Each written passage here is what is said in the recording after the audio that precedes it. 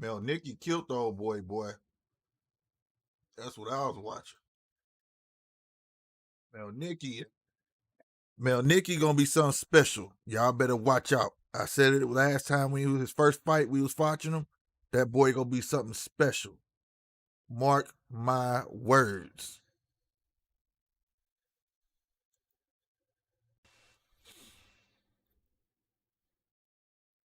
What's good? What's good? Polo J in the motherfucking crib. Motherfuckers want to get in over here. Y'all can get in. It don't matter.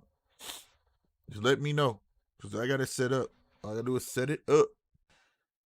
Put the link in. Y'all can get in. Matter of fact, I'm going to set it up anyway. Just in case. Boom. Boom, boom, boom. StreamYard.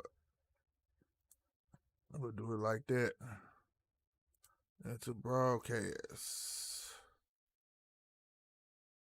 Well, yeah, Mel Nicky gonna be the truth, y'all. Hey, no lie. Add the stream, invite, copy clipboard.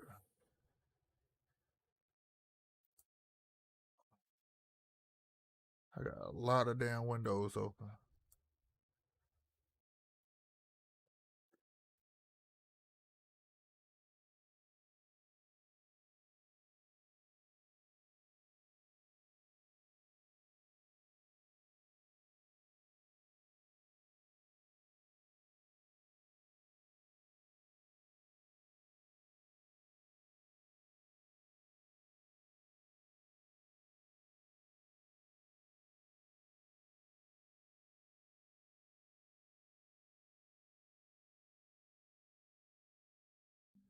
I'm gonna pin it to the top for anybody who want to come in.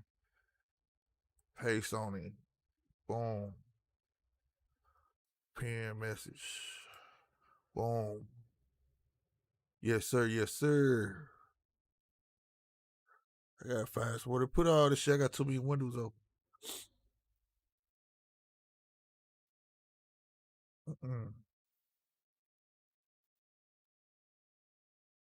Let's do it like that. There we go. We'll do it like that. No, that ain't gonna work, is it? It will when it's time. Shit, fuck it.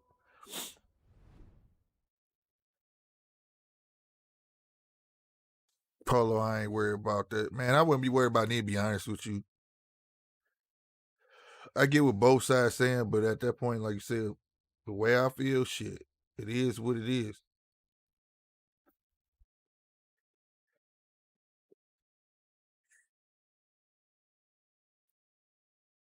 Well, what's going on? What? What's up with bruh? Nothing. Let me do this shit the right way right now. Okay. Who you got, Slay? Shit, I got Andre. Shit, I'm hoping he come back. He is 36, and I hope you know what I'm saying he do right. But you know how that go. Yeah. Got Polo jumping in too. Polo. Hey, I was defending you in the whole thing. That's my counsel right there. That's my counsel. Appreciate that, bro. Hey, bro, it's a whole lot of stuff I could have said. You know, I ain't tripping. You know, but that's something else. This is something completely different. Yeah, this is about boxing over here, man. It's boxing. It's slick. You know what I'm saying? Yeah. GMT boxing. Damn right. Damn right. But shit. Yes, sir. Yeah, I see you pop up on the thing. I was like, oh, bro, live. I'm like, I'm about to go I'm chill with y'all over there, man. But I'm like, yeah, bro. It's a. We'll talk about that later. We talk about that later. Talk about it's weird. Everybody gonna have their own opinion about it. It's one of those things. You know what I'm saying? Yeah. That's why I had to jump in because you can't really just judge somebody's character based off something that's not even real life right now. Bruh. I was just like, man, I was just falling back listening, and I was just like, okay, well, I'm right on some points, but you know, it's a lot of stuff that you know they ain't addressing. Yeah, so it is what it is. Right. Somebody sitting right next to their TV. Oh, that's me. I'm trying to move it away. Oh. Trying to move it away. I'm trying. Okay. You give me a second. I know. I'm not trying to. Right, because I just got free, nigga. I just got free. I'm like, shit.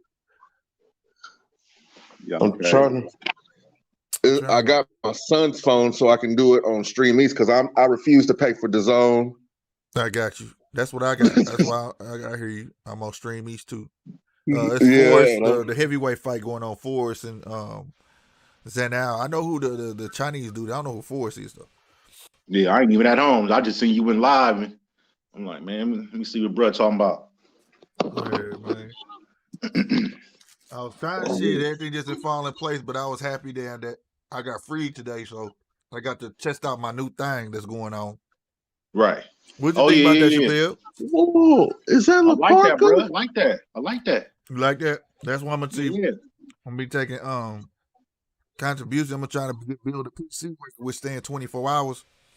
Okay. And therefore, like that'll be playing in between my shows.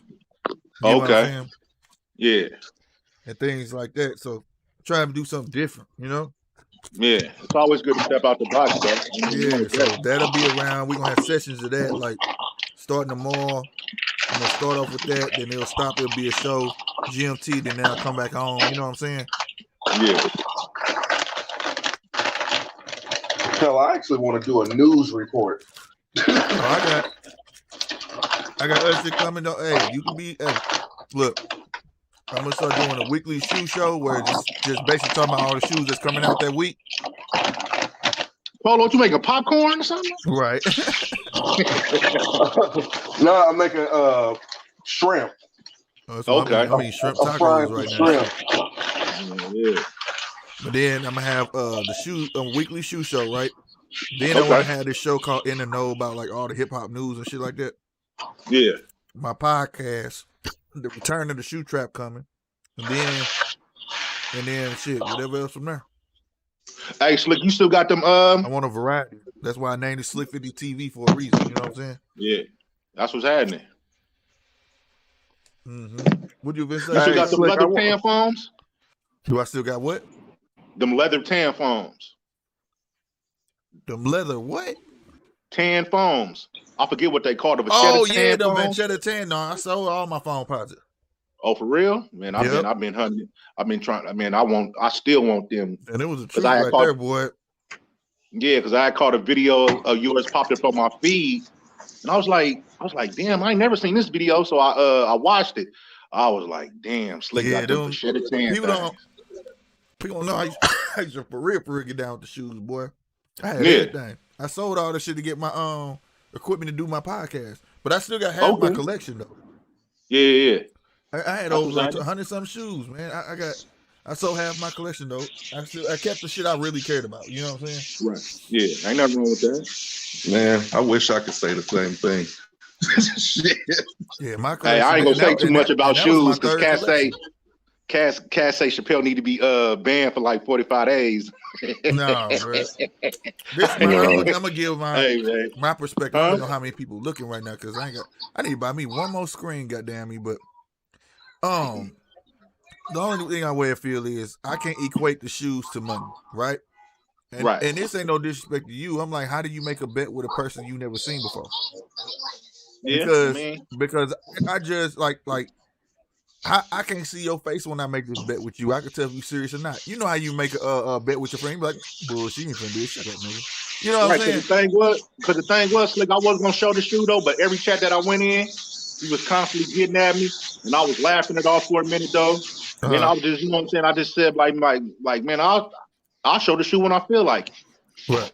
And then I just ran with it at that though. But did it take me a long time, you know what I'm saying, to show the shoe?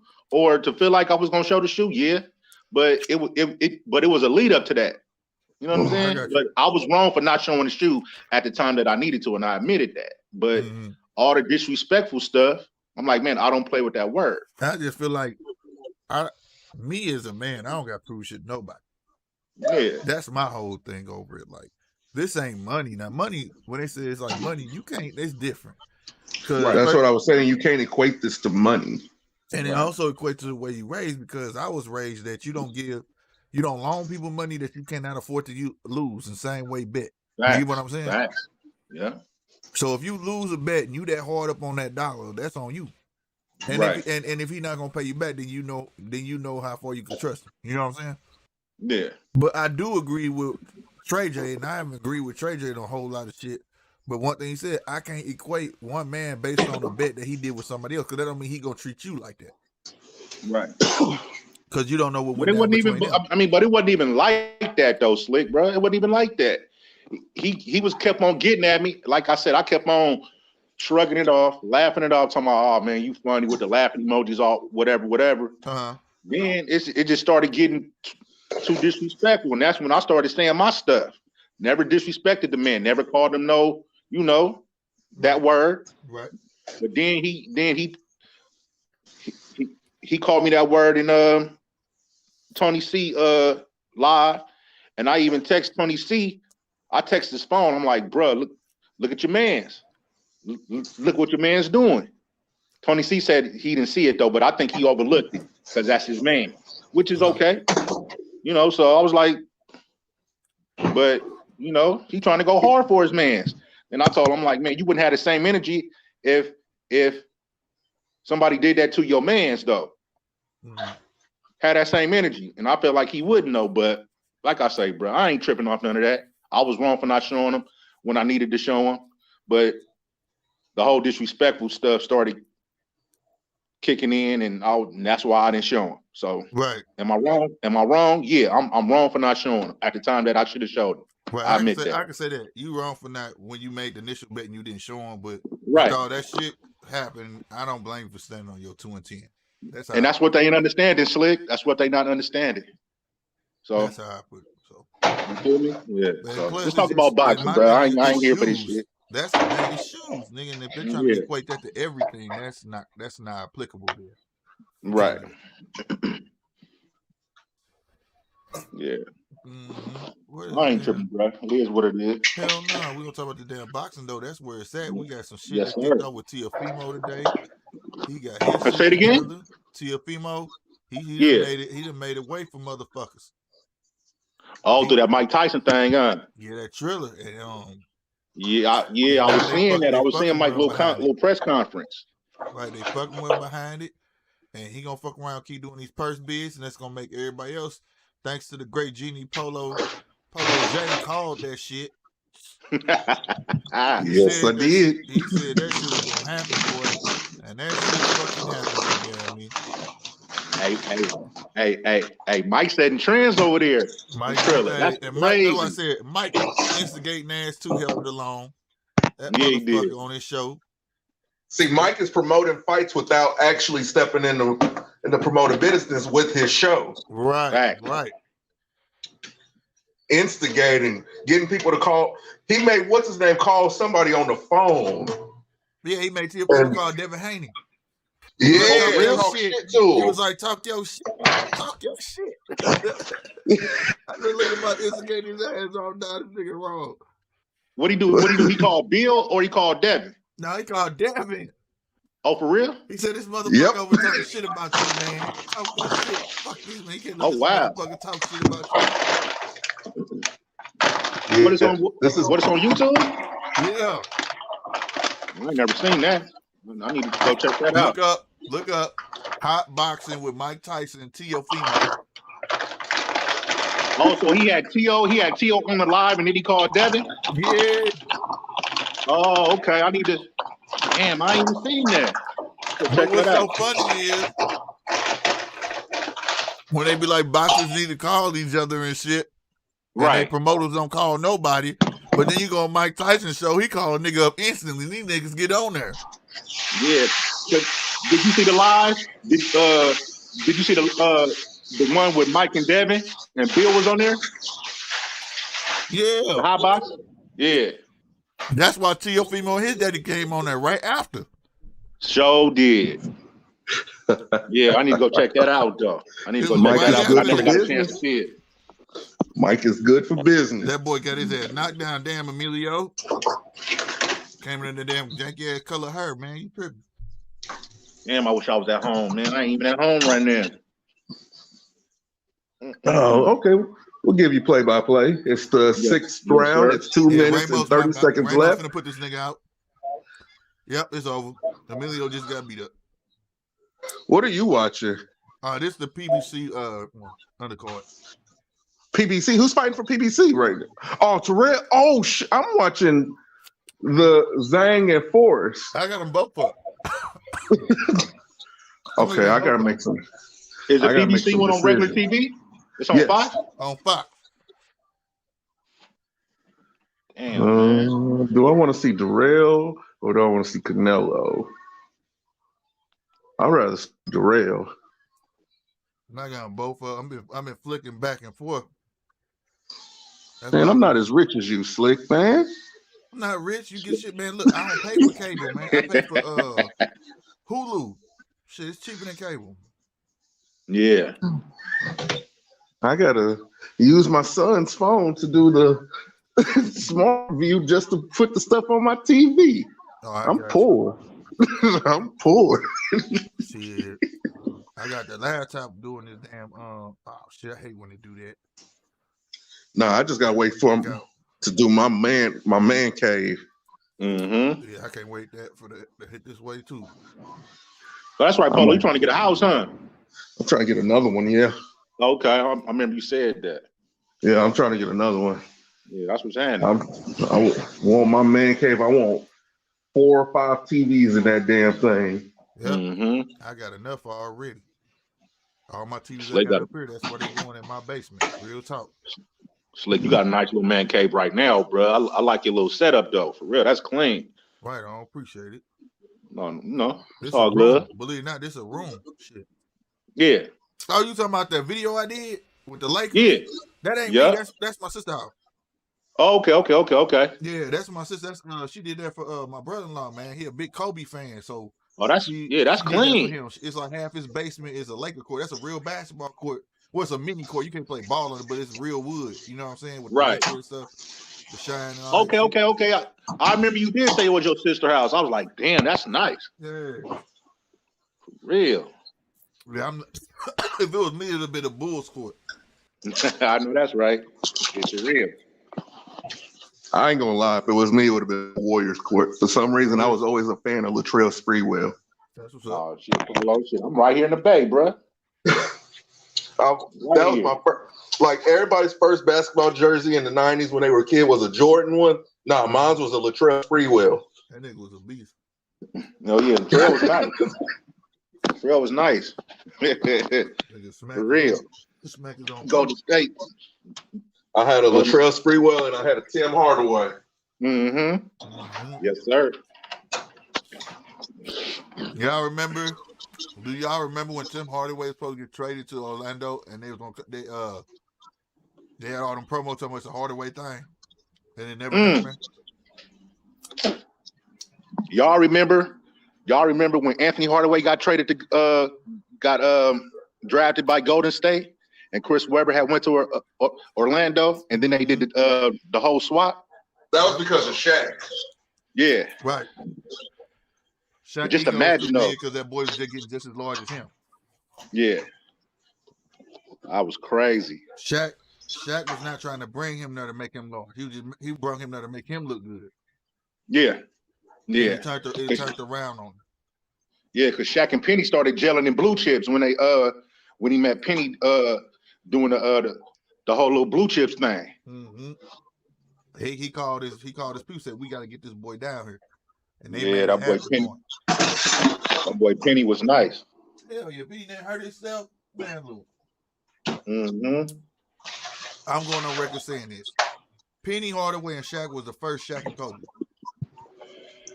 It's like I be telling cats that all the time. They're the first Shaq and Kobe. Man. Yeah. They just needed more help around them. That's all. Yeah, they who they have on that squad? They had Nick Anderson, Dennis Scott, Horace Grant. Yep, Horace Grant, Ho Grant. Yeah, that's what messed him up. Let me tell you something. That's what messed him up, believing in him. Traitor ass motherfucker thought he was gonna leave because he hated Jordan and he gonna do some shit. He did. He was talking shit. Oh, it is an interview with Horace Grant talking shit about Jordan. Yeah, that's why he didn't want to be there. He was mad because Jordan getting his ass. Him and Craig Hodges. Yeah, but Craig Hodges was the truth though. 3-point king, that motherfucker was the truth, bro. He got blackballed out the league. Yeah, because what he gave one of the presidents a letter or something. Not the president, he gave the assistant the letter. He didn't even touch the president. He gave the assistant to the letter, and he got blackballed. That shows you that George Bush didn't like niggas. Yeah. What he gave the junior or senior? He gave the senior. Yeah. That's crazy. And blackball, because think about it. The nigga was the all 3-time what? 3-point champ, 3.3 champ. He just came off a championship. Not to mention he won the All-Star game shit. Always won the All-Star game shit. Who wasn't gonna take this motherfucker? Facts. Who wasn't gonna take this man? Any team would have took him at that time. Craig Hodges was shooting the gym out for real. Tell motherfuckers, don't ever tell me about in my era. You got motherfuckers who came up and really gave a fuck about the cause. Like, oh boy, what's his name? Abdul Rauf. Oh yeah, he played with Denver, right? Real motherfucker. He stood up for the cause. Nigga, he got fired every day because he was gonna pray regardless. Fuck y'all. Right. You not finna make. How you gonna try to change my faith? People forget about shit like this. Craig Hodges did what he did to give a letter to the president because a poor kid's in the hood and needs to be helped. He tried to blackball him. These niggas who lost millions. Yeah. For the cause. And y'all try to tell me Brian done what for the cause? Because he put a t-shirt on? Man, get the fuck out of here, nigga. I don't respect LeBron off the court because majority of shit that he does is just a tax write-off. Man, not that, and also just to get him exposure. He like the attention. Because you don't see him doing this shit nowhere else, bro. Right, that's real. That's real. He don't do it nowhere else. And then on top of that, the only team in the NBA that really did something, that tried to do something, was Milwaukee Bucks. And who they played? Them niggas said, we ain't playing today, nigga. Fuck. Yeah, when they protested. And they waited. They waited till the time of the game to start to tell somebody. You see what I'm saying? Mm-hmm. LeBron saw them do it to oh, we ain't gonna play neither. Man, shut the fuck up, nigga. That was your off day. You went and told them on your off day, we not playing tomorrow. These niggas waited till the time. Made them niggas lose money. You hear me? They lost money. Man, fuck that shit. That's why people say, man, look, Brian just need. I hate to say it like that white lady said, but shut play ball. Quit trying to be something your ass ain't. You're not a martyr. You're not what you're trying to be, nigga. You're not for the people, bro. Yeah, man. You're not a martyr unless you lose pay. Huh? Facts. I said you're not a martyr unless you lose pay. Thank you. I ain't gonna do that.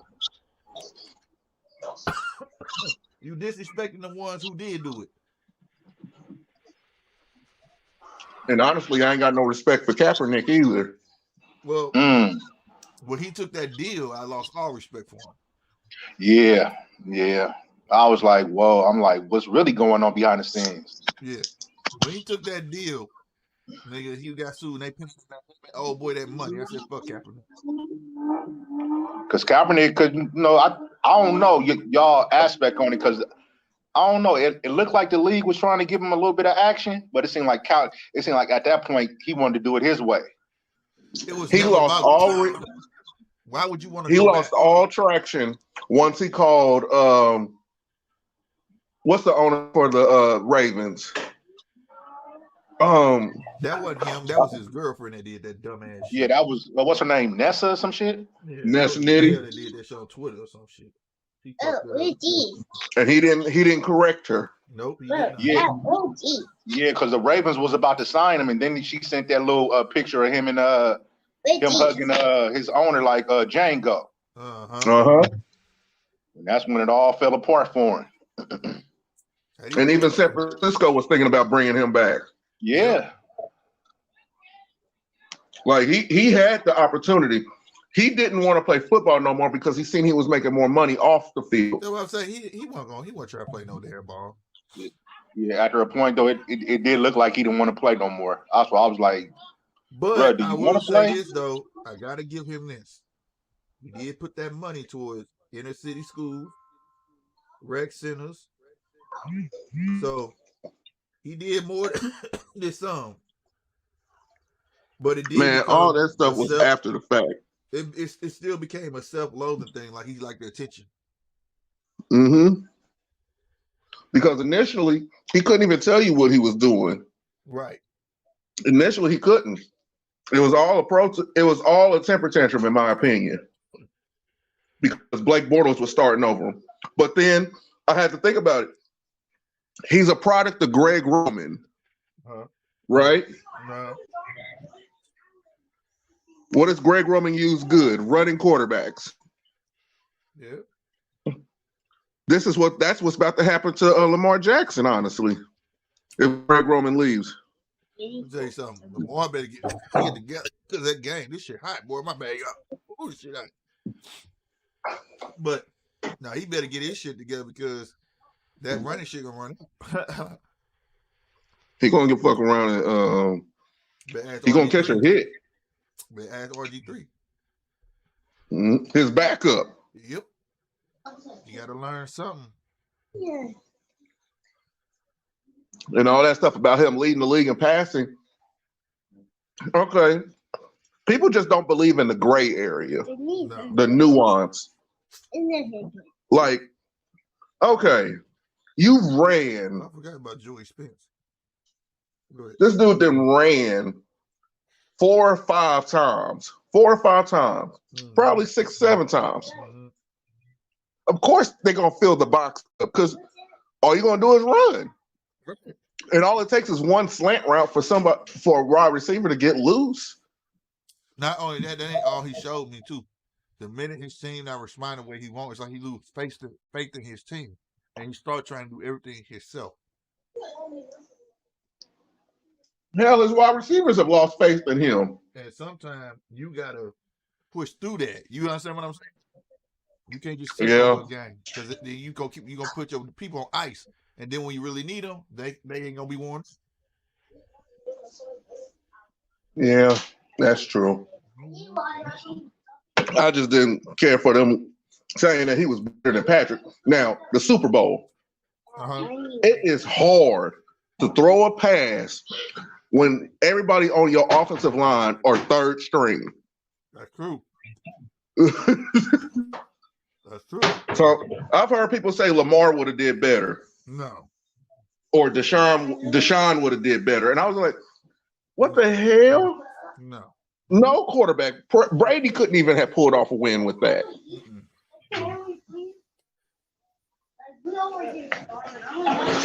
I full shit. That defense was field goal. Big. The defense was too big, man. And like you said, he was out there playing with third string. Well, yeah, on the record it's gonna count, but then I look at it like, man, no quarterback could have won that game. No quarterback. Nah, man, look. If they didn't have John Pierre-Paul, if they didn't have Nick Adamasu and that other motherfucker, it would have been a different story. Them 3 big motherfuckers in the front made a world of a difference, man. Yeah. That man he didn't have time to throw. You know what I'm saying? As soon as he said hike, they were in the backfield. For real. That's what they did to us. Shit. And y'all was missing linemen. Shit, them motherfuckers just big. You know what I'm saying? No, y'all was missing linemen too. Oh, heck yeah, we was. But the fact of the matter, them niggas are just huge. You know what I'm saying? They're different makers. Like, cause I look at it. When we had our whole offensive line, the first time they played, it was 21, 28, nothing in the first quarter. Right. Out an offensive line, no quarterback is going to look good. You ain't lying. And I've been trying to tell people that, like, I hate trying to relive that damn game, but nobody wants to tell the truth. Right. And plus, hell, Pat's head wasn't in it anyway. Hell, his fiance was about to be induced in labor. Oh, for real? Yeah. Wow. I didn't know that. Hell, and Andy Reid's son had just killed a woman. Yeah.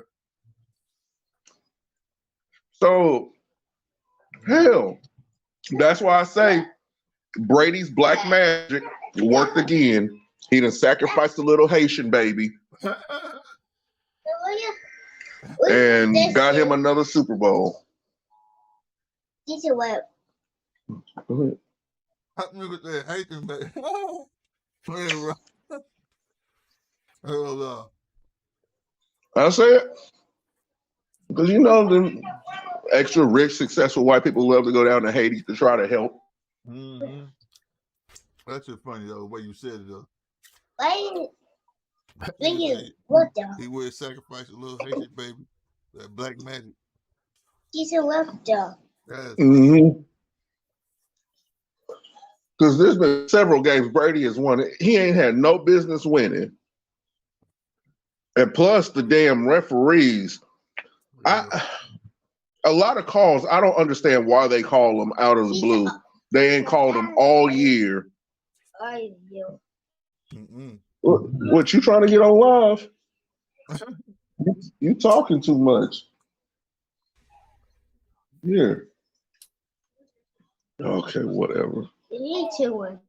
Okay, go ahead. Sorry. Jeez. Damn kids. Heavyweight fight. Probably Zane. That's a big boy. His stamina ain't the way it should be. Shit, that big his ass is. I can't wait for him to fight Fury. This is a 10th round fight. We're all just spicy. We're all just spicy. Go in the kitchen, son. Zane. Yeah, I want to see Zane go up against Fury. Yeah, think this because it's height. Yep. Yep. Somebody his height to fuck with. And he got a gas tank on him. Mm-hmm. Oh shit! It's getting hot. Sure it's crazy. Okay. It's crazy. I'm hot, and it's like. God, kids.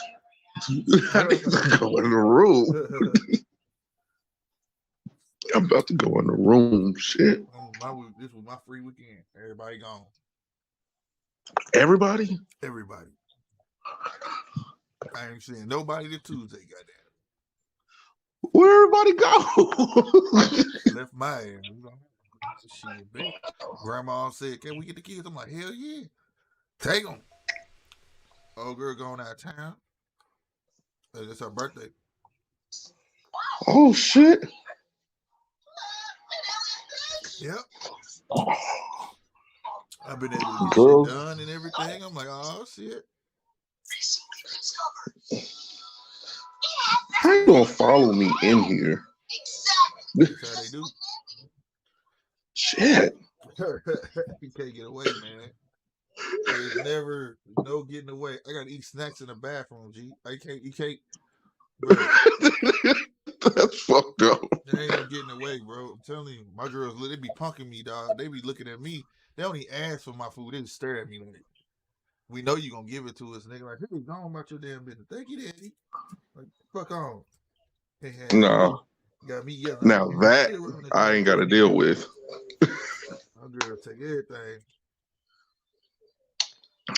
My daughter, she's about the only one that will try that.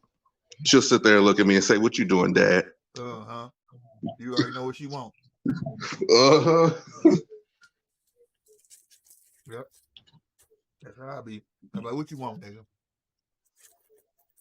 And then her ass she'll take 2 or 3 bites of it. I'll be like, okay, you like it? You want some more? She's like, no, I didn't like it. So why was you right here, Bob? I showed me something with big. I love when I got something hot. I'm like, yeah, here, eat that, nigga. Oh, it's hot. I'm like, oh yeah. The hell you get? Oh, that's my shit. I can't do that.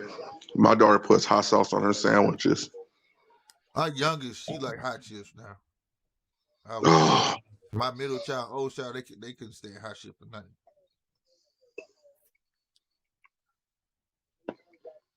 I don't know how these kids eat this hot stuff. I didn't start eating hot stuff until I was a teenager, really.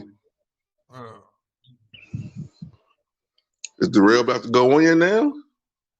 It looked like it. He talking about he was in a car accident. Tore his knee up. That's why he been gone.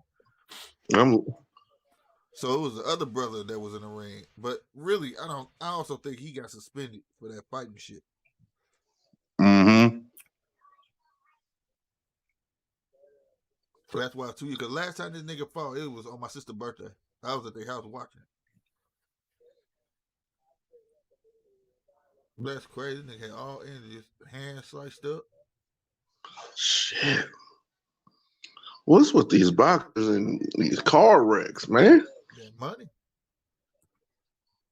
That money. And this looked like it was an SUV or a van or a minivan or something. They keep showing the back end of it. So he must have been sitting in the back. Ah, damn. Motherfuckers just don't know how to keep their ass still. Bruh, you are the money maker. Like, why aren't you taking care of yourself? You know what I'm saying? Like, really? I know if I was in that position, I mean, damn. Like, I wouldn't even want to go nowhere. No. I don't know if he has a family or not, but shit. Even especially with a family, I wouldn't even want to go nowhere because hell, I am the income. That's what I'm saying. Fuck that. I remember that nigga got his whole up top of his eye split, boy. That nigga was a warrior in that fight.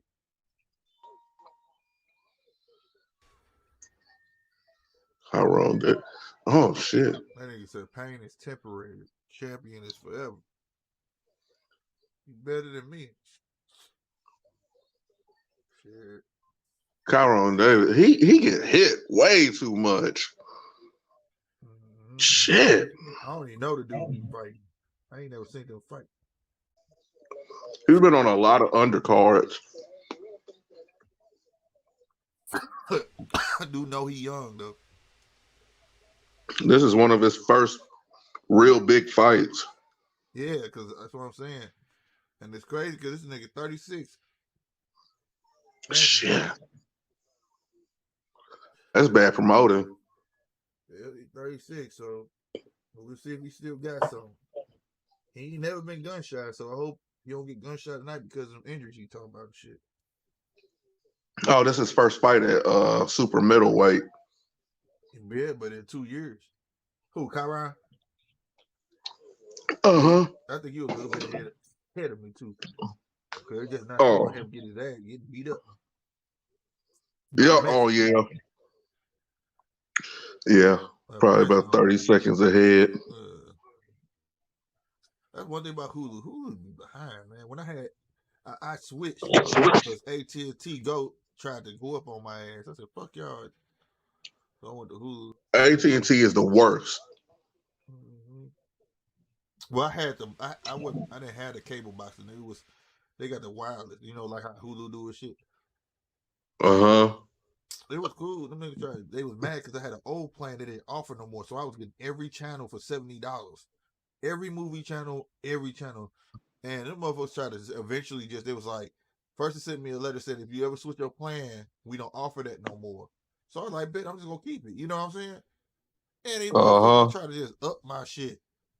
Your plan is going up by $25. And I was like, well, that's what the fuck the new plan is.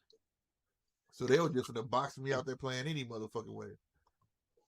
So I went to Hulu. I'm paying $73, and I get Disney Plus, ESPN Plus, and HBO. Wait, you get Disney Plus for free with the Hulu? Yeah, yeah.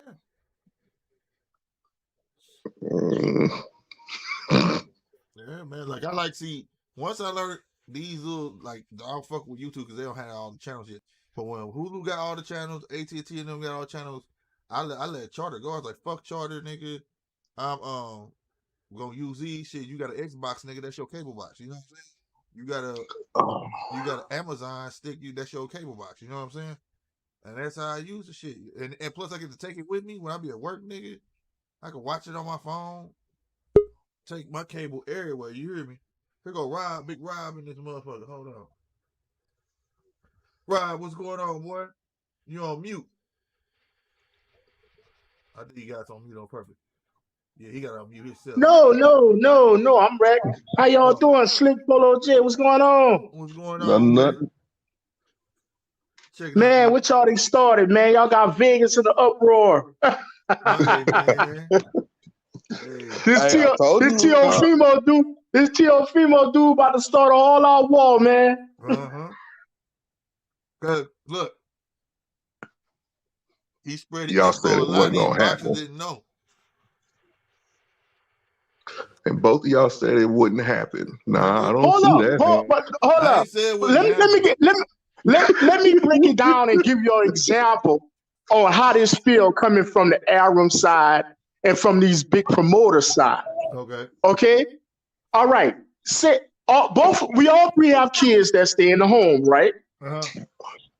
And we all know to spank our children is against the law, or frowned upon against the law, right? Right. Mm-hmm. And we tell and your kid goes and does something they know that's going to get them spanked, and we say, "Oh, you know what?" No, they tell us, "Well, Dad, I just called 911 on him." Right? And we like, "Oh, it's all good. Go ahead." But what's going to happen when they leave? You get what I'm saying? Now, Aaron feel like his child has been disrespected. So he gonna have to get spanked. Once you had your little fun with your purse bid, because I'm gonna tell you, if Slick did it perfectly, and I know Polo J knows the rules as well. The only way you can do a purse bid is you have to be champion. Right? Now you gotta be champion. And you got to fight the mandatory or something, right? They always got to be a mandatory. All right. What happens when you're not champion anymore? Right. And who still has that 3.5-year contract? Now, this is what I see, and I would love y'all opinion on this. Do y'all see a T.O. Lomo 2 coming? Yep. That's going to go to a decision? And it's going to be fixed like a motherfucker. Didn't I say how Aram is hooked up with Nevada? But that's why you think now Teofimo said he ain't coming back. He trying to figure a way how to get from over there. He know the fix is gonna be on his Bob and be on him. He knows that already. That's why he's trying to get this money with Triller so he can buy himself out. Right, and he fucking up Bob's relationship with ESPN. Let me give y'all a little tidbit. Somebody that we all know really well has been trying to buy himself out, and it's in what they call that? Oh my God! In arbitration. You know, Bob's an attorney, right? Yeah. We know a champion right now that's trying to get a big fight. Quiet as kept, and this is what I heard. He's been trying to buy himself off from Bob, but Bob don't flinch, home. And that person we talk about is Bud Crawford. He's been trying to buy himself out for the last 18 months. Well, this is about to go to litigation. What I was saying is, like, this is going to go to litigation, and TL's going to have to. They're going to have to come to some kind of agreement. Oh no! Let me show you how Bob beats that, Polo. You ever heard of continuance? Every time you go to court, I don't know if you ever been in trouble before, but every time you go to court, Judge, can we get a continuance? Of course. How long does he want to spread this fight out? I understand what you're saying, Polo J. But that doesn't stop Teofimo from getting his money, though. No. Like I said, you're going to eat one time. No, not this time. I'm saying peep it. He can get fights. Because Bob said this is a trick bag. Also, you got to look at it like this. Bob Arm is kind of in the trick bag because he has his relationship with ESPN. ESPN wants the champions on them nights. You understand? They ain't gonna keep selling for these Rudy Poop motherfuckers. They gonna want people to make them come watch a station, which you gonna need a Teofimo. You gonna need. So say he go to do his person bid, right? He gonna need a Teofimo to get on that station. If he don't like what he getting paid to get, it's gonna go to another person bid. Now at that time, but like I said, or you understand what I'm saying? Mm-hmm. But this is the thing though, Slick. He lose that belt, it don't even matter no more. Exactly. That's why he got to get the fuck away from Top Rank. Now he done said this shit. Yeah. Yes.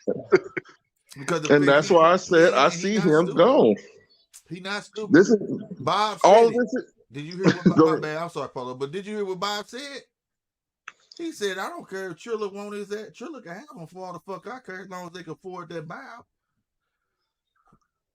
Yeah, afford the bow. You know the bow gonna be astronomical, right? Hell yeah. And it's probably really be the minimum, but you know he gonna bust their head wide open. Of course. I don't see why anybody would sign with Bob. You gotta sign with Bob Polo J. He putting you on ESPN. He the gatekeeper. Do you know that everybody on Golden Boy was with Top Rank once upon a time? Do you realize like that everybody took like because Top Rank legendary, he still shake hands with the right people. It's just a matter that he know he's the devil and he controls everything. You get what I'm saying? I mean, then it just boils down: are you willing to sell your soul? They're right. And usually the little fellas don't, but them heavyweights will. See, like honestly, all this has done is give Tio motivation to keep them belts. All it's done is that. And the beautiful thing, like I was telling Slick, the commission can't do nothing about this either. No, not at all. Not at all. Nope, but I'm gonna tell you one thing, those Polo. He has to keep those belts. There's no he lose those belts, his career is over. Honestly, I think he just needs to keep the franchise. I don't know. You know, well, I'm not gonna say that. You know why? WBC. Hold on, let me take this one. The WBC is crooked for one. So they ain't just taking the money. You know, you gotta pay sanction fees to keep them belts. They ain't just taking shit for promoters and everybody. So say Bob want that nigga not to have that belt no more. What you doing? Go ahead. He gonna talk. Who you think he'll call? He'll call Mauricio Suleiman. Hey yo, we need to make some shit happen, partner. This ain't working. Man, I'm gonna tell you, Bob gonna hook that up with refs. Bob gonna hook that up with judges. Bob gonna hook that up every which week he could. Take that belt from that boy. And that's what's fucked up about boxing. But the best. And you don't think the other boxers are gonna see that? What can you do, Polo? This man is 20, 30 years in the game. That's gonna that's what's gonna make the revolution happen. Hold up. Okay, I'm gonna let you finish, and I got a great example for you of something that happened. Go ahead. I'm gonna let you finish. Like Slick was, me and Slick was talking about this earlier. Teofimo's the Moses of this right now. Some shit. And like he said, hey, Pharaoh, let my people go. It's gonna be a look for a quote unquote 7 plays to start hitting. If he does something to that boy. Because all it's gonna take, look, we can say this all right now, this, that, and the third, right? But as soon as this if that nigga Teofimo have a good night over there on Triller, oh my nigga. Bob gonna be trying to keep him. Triller gonna be trying to steal him because it paid off for Triller. So Triller gonna be like, maybe we can jump in this boxing game. You understand what I'm saying? Now, by Triller jumping in this boxing game, that could be a two-way street. That could fuck boxing up or it could liberate boxing. Because at that moment, right there. If Teofimo have a great night, we talking about boxers talking behind the scenes now. We're talking about a Bud Crawford actually hearing what Earl has to say, and Earl saying, "Hey, look, did you see what Teofimo got, bro? Let's go holler at Triller, and when you're done with your contract, let's go on over there and see what we can get for this fight, nigga." Dude, I see this bigger. I see this bigger. What is boxing missing? Shit, boxers standing up for themselves. It's missing a union. Man, that union, but see that they tried that before. I remember that would limit sanctioning bodies, and they ain't gonna have it. I see this happen with Triller in the mix. If they back it, and yeah, Triller, but see, Triller wouldn't be the union. Triller would be the guys here. So, like it's like to use the same analogy Robert said. When you don't get along with your parents, they whoop your motherfucking ass. But you had that one auntie that baby you, right? And you be like, I go to my auntie house. I'm going to my grandma's house. Triller gonna be everybody's grandmama. Right.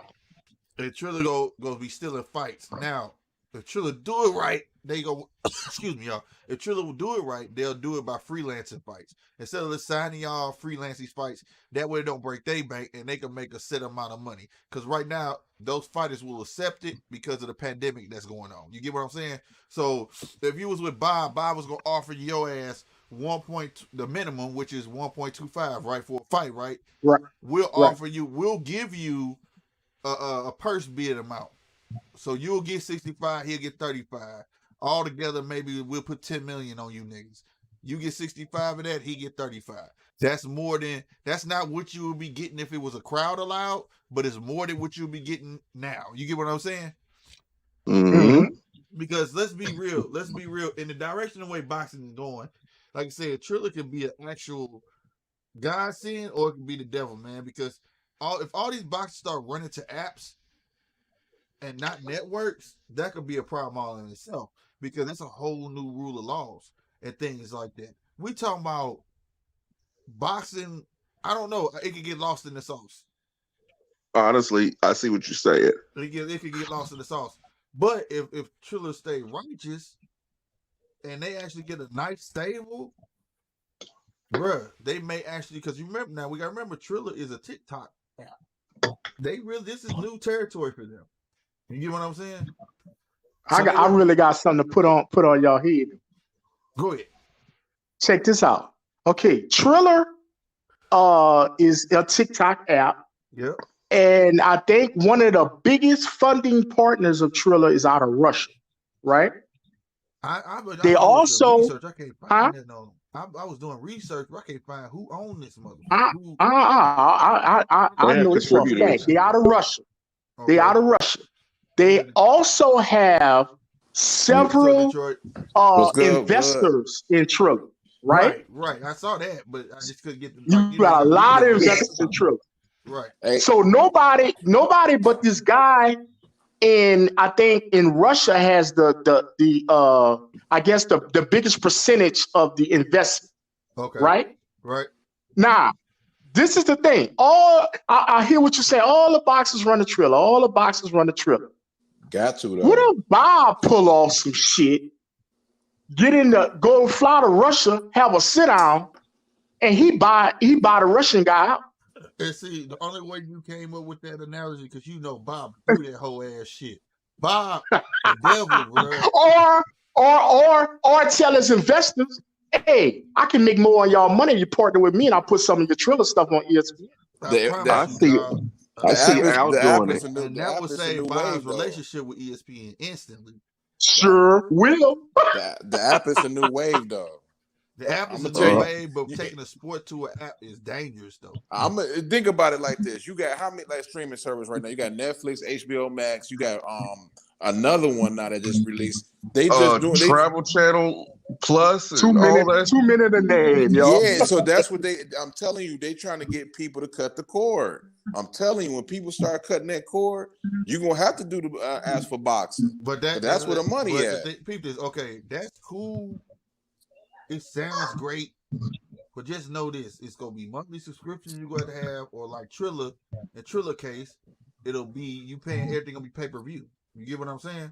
ESPN Plus. Look at ESPN Plus. No, ESPN not necessarily true. No, I'm talking about ESPN Plus is $5, man. Yeah, it is. Right. You might could get it free when they are the only one that has kept their promise.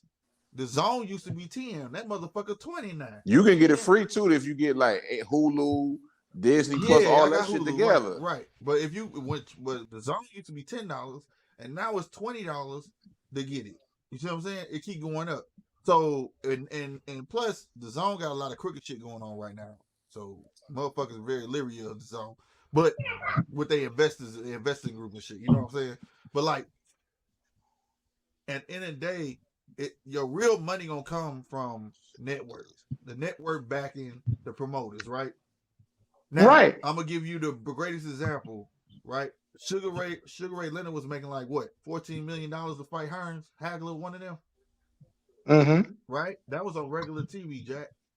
You can't get a fighter today and pay him that to fight on regular TV. They're not gonna give him that.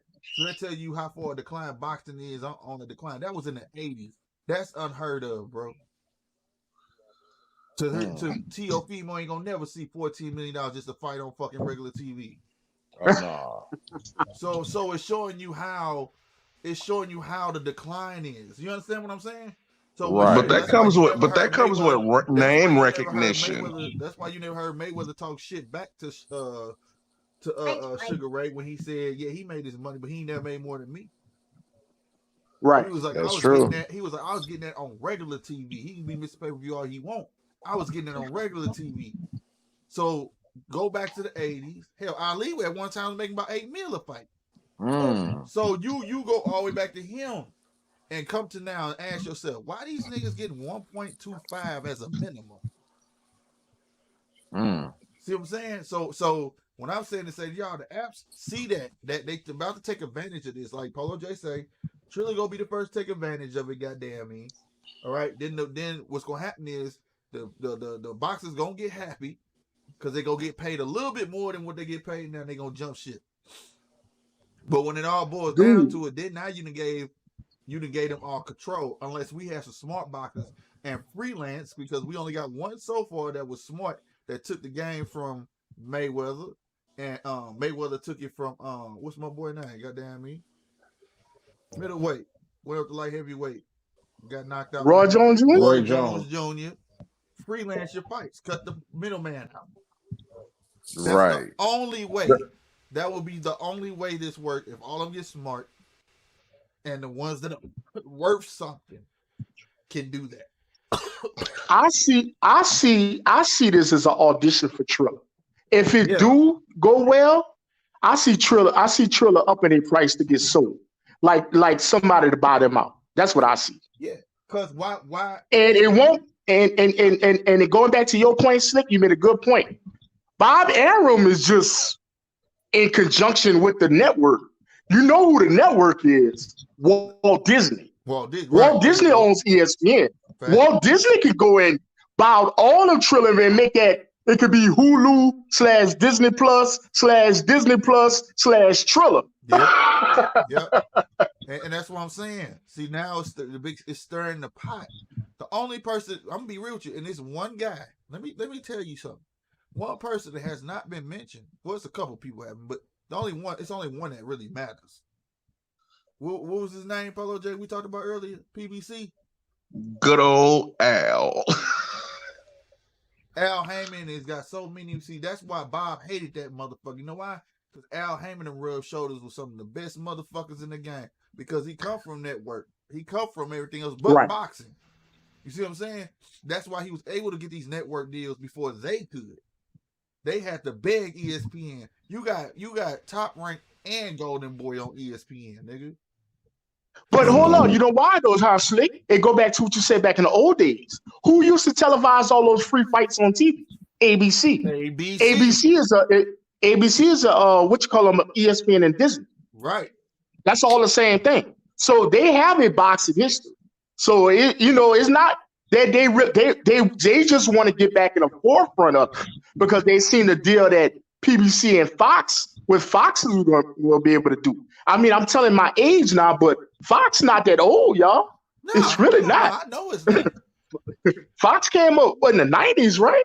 I remember when Fox. Yeah, UPN. Remember how they tried? UPN, yeah, when they had Moesha and all that. Oh, that shit. I know all. Yeah. Yeah, Fox. I still got shit. Yeah.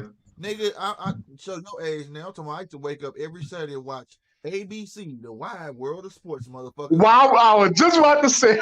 With the little yellow coat. With Pat Summerall. With the yellow coats. And they nigga, I remember. Not Pat Summerall. Pat Summerall was on Channel 4. I mean, with CBS. I'm sorry. I remember Michigan State football team was playing, and it was like the Super Bowl to them some bitches.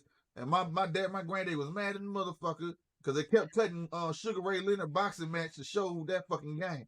But all the sports was on ABC. They would do that shit. ABC. And ABC brought ESPN, and ABC was brought by Walt Disney. Yes, sir. But the Walt Disney about that bitch. But see, Al Heyman, like we talking about top rank old Bob Arm go over there and talk shit to that Russian motherfucker. Al Heyman be already done it. And then next thing you know, Triller be aligned with Fox. And that's gonna make Al Heyman contract more lucrative with Fox. Yep. For Fox, I should say. And then guess what? Motherfucker Bob Arm be talking about Monopoly. Sue this nigga. Like they tried to do before. Because Al Heyman, one thing about Al Heyman, he's the only one that does what he's supposed to do. He hired people to do the boxing shit. Just let me handle the business. That's what he's good at. That's such a beautiful thing. He's good at the numbers. He's good at the numbers and business. That's it. Y'all figure the other shit out. See, man, I knew a shitstorm was coming. I just knew it was. And just watch. I may be wrong, but hell, I say sometime in November, right after October 16th, Bud's gonna have a fight announced on Triller. Man, I'm telling you, when I saw that, because what fucked me up, I saw the purse bid and it said Triller. I said, what the fuck? And Bob and them was like, what the fuck going on? You know what I'm saying? Who said they can get in here? They don't do boxing. I know, Bob was mad. Right. No, wait. I got a question, y'all. And I would like y'all's opinion on this. Okay. T.O. went to Triller, right? He's fighting Gambosa or whoever. Who else is on that card? Who? Tyson and Holyfield. Yeah. Okay. Let me. Teofimo? Yeah. Yes, sir. Teofimo actually the undercard fight. That's the crazy part. He getting that money to be an undercard. Okay, now let me ask y'all a question. And this sets up for a great question. If Tyson and Holyfield wasn't on that card, would you buy that? Because I wouldn't. No, but I don't know. That's an ESPN fight to me. Point of it. Yeah, you're missing the point of it. Either I said this to Paul J or I said it on the video. They already demonstrated you gonna have fun watching. You know why? Motherfucker, you gonna because of the concert. You gonna get concerts, all sorts of shit. It's like a circus. You don't know. You don't like elephants, bitch. We got giraffes too. You know what I'm saying? Slick. Huh? The question is, without the concerts, without the Tyson Holyfield, would you buy that fight? I mean, but you can't go for a hypothetical like that because we've already had the Triller experience. But if we didn't, I'll tell you, nah. I'm just saying if Triller would switch up on us and they can't get this artist, they can't do the concert thing. Just giving you boxing, because you're saying that Triller's going to try to step into a promoter or boxing realm, right? Without all the theatrics. If they're just giving you a boxing, would you buy it? Teofimo Gambosa. I wouldn't buy that. I wouldn't buy it. I wouldn't buy that one. But just simply because it isn't T.O. name. It's not Teofimo name. Now you asking the wrong person. I'm not going to say he was going to become a Chico. People told me I was crazy. I had been found to take T.O. already. He's fundamentally sound. I knew he was going to do it. It's because he's fighting Gambosa. I was just saying. I just told Polo he should knock this boy out. Now, say he knocked this man out. That's a whole new life for Teofimo right there. Even though this man's a nobody. If Teofimo will go in there and knock him out, and immediately assume the role as the bad guy, he gonna move up. He gonna get the fights he want. He gonna get the fights he want. He gonna get the money he want. Because I see this as a win-win situation for Triller. It's a win-win. They're not losing in the least bit with this. Even if the fight is dud, they're not losing. Nah, like I said, they already set up the people, because like I said, all the talk and rave about the first pay-per-view came after the fight. Like, you didn't know you was gonna have concerts. You didn't know that Nate was gonna get his ass knocked out. You didn't know. Everybody had a show, and it did better than all the pay-per-view. I don't give a fuck what they talking about. Earl, Bud Crawford pay-per-view numbers. Triller, old ass Mike Tyson, outsold all them niggas. And I don't want because Tyson is a superstar, y'all. Right, but think about it though. And then people talk, well, that's because they had Nate. No, didn't nobody know that shit was gonna happen. Nobody was worried about Nate. Nobody knew that was gonna happen. That was straight off Roy Jones and Mike Tyson. Right. All these youngsters. See, this is beautiful. Mike finna be on her again. Fighting holy. This is beautiful because, okay, from the last experience, people are going to want to check this out. Yep. So like I said, even if the fight is a dud, T.O. still gets paid. Right. Oh, the person's guaranteed. Yeah, the person's guaranteed. He still gets paid. So that's why I said look for in November for Bud to start, talking. Triller ain't gonna be in the man. Let this be a success. Let this be a success. They would be a fool not to send somebody, send a headhunter and say, hey, have you talked to Earl yet? If we talk to Earl, we would like to pay you guys. You know what I'm saying? And Earl is a name, so is Bud. Bud's a name. Right. and people all across YouTube who are, synonymous with boxing, they talk Bud. They talk Spence. They talk Bud and they talk Spence. And the only person that's against the fight is fucking Bob Arm. I don't see no money in this. Man, shut your ass up. Exactly. So because he's saying that for a reason, y'all. He's saying that because he knows T.O. needs to build a bigger name. We watch boxing. We know T.O. But I think it was a example that I think Polo J used about a week or so ago when he said, if I go down to my local grocery store and ask him who Teofimo is, she's not gonna know. Oh, true. Now, if I ask her who is Mike Tyson, oh yeah, I know Mike Tyson. My dad and I used to watch him when I was a kid. Oh well, by the way, he's fighting on. He's fighting on what's called. But that's what this is. That's going to bring in this new wave of boxing fans, because motherfuckers love music, and anytime you could catch a live concert, man, while watching a fight, that's bringing it in. Yeah, and plus, Mike Tyson is a bad example because that goes back decades, 30 years. Answer this. Goddamn me, if Teofimo knocked this boy out with the 4 rounds, tell me that they ain't gonna be showing on every news outlet the next day. True. Yeah, it's gonna be boxing news for sure. He needs to win in a that extension. I'm talking about to the point where he got to make motherfuckers talk about him. Right afterwards, he do it. Start talking shit like he been talking because now it's valid. You feel what I'm saying? Now it's valid, nigga. You go fight me when I want to fight you and give me my $10 million, bitch. Start talking that shit. He'll be on every outlet. Hey, Rob, what you think about it? Because I was telling Slick this earlier. If he wins in impressive fashion in the first 4 rounds, let him get on Instagram Live and start talking shit to all the dudes, all Haney, all of them. And say, oh, y'all got to wait for y'all daddy to sign y'all paperwork. For real. Don't you think that was... That will get some stuff started, but I just think T.O. just don't have that name. He don't have that gravitational pull. Want to say what T.O. got? That's why I said it's based on this fight. If he get in the ring and go 12 rounds with a person we know he should whoop his ass, that don't look good. If he puts him away in 4, that's good. If he puts him away in 2, that's better. Okay, understood. Now check this out. He's still the undercard, y'all. If Mike Tyson breaks Evander's jaw, everybody's gonna talk about what Tyson did to Evander. Well, but man, think about it. It shows you how much faith they got in Mike Tyson Holyfield, though. Roy was a bigger draw than Holyfield. You know what I'm saying? Right. So they had to. That's why they went after this person. To be honest with you, and also it's intentional. Right. Also, you got to remember one was a dream fight.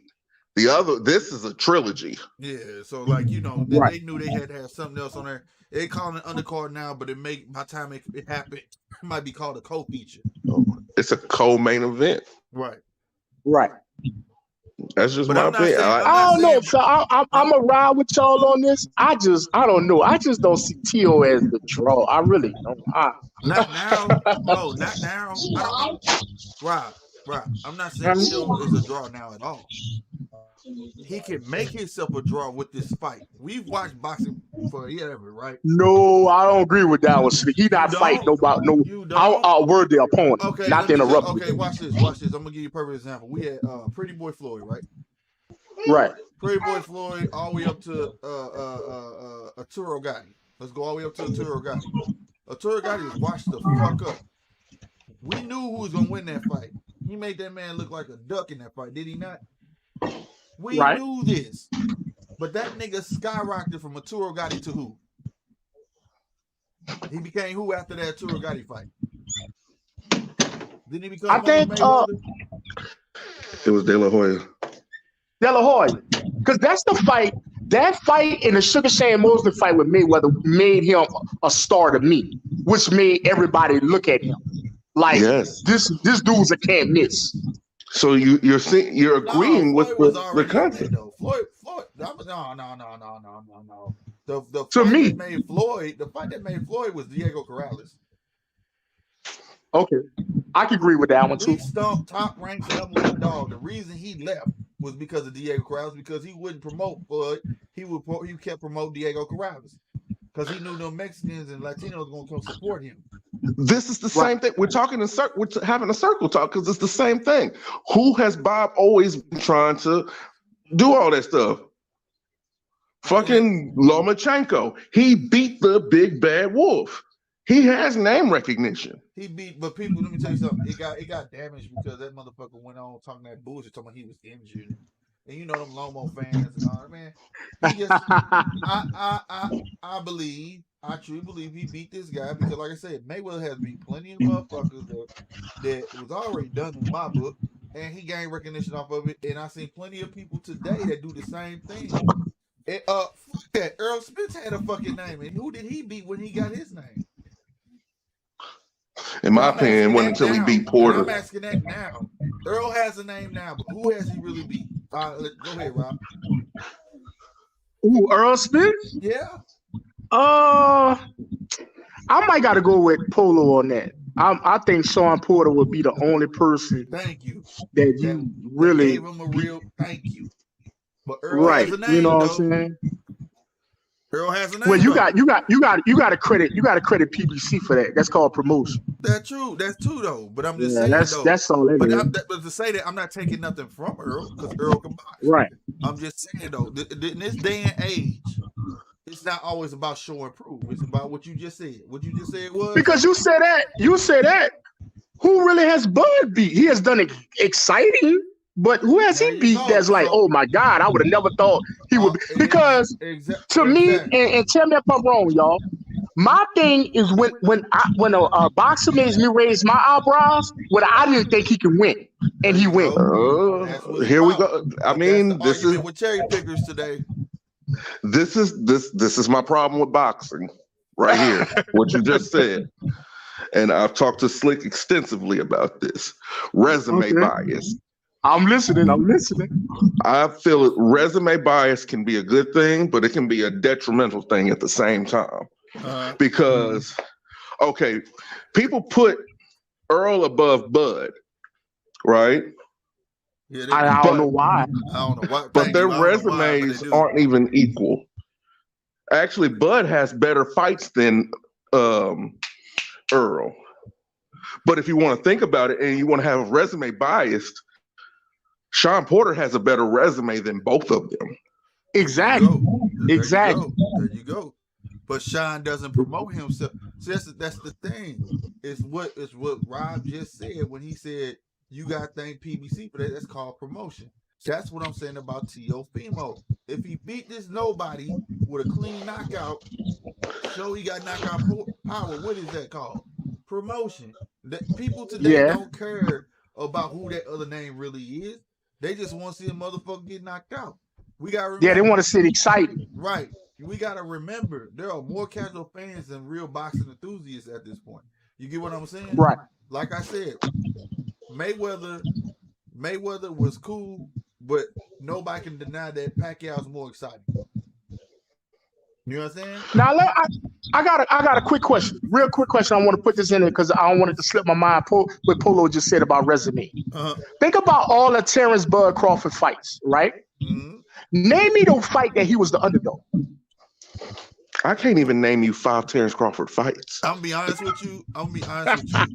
Victor Postal was supposed to give him more of a shot, more of a challenge than that. And that was the one I was like, okay. He adjusted to that man a little too quick. Like, work the fuck out of Victor Postal. You know what I'm saying?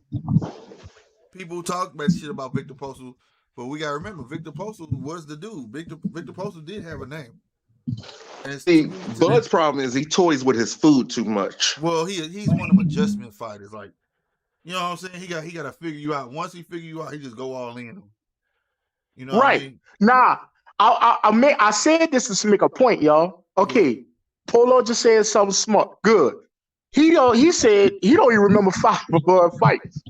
Okay, I asked y'all a question. Nobody could tell me a fight that he was the underdog going into it, and he overcame the opponent, right?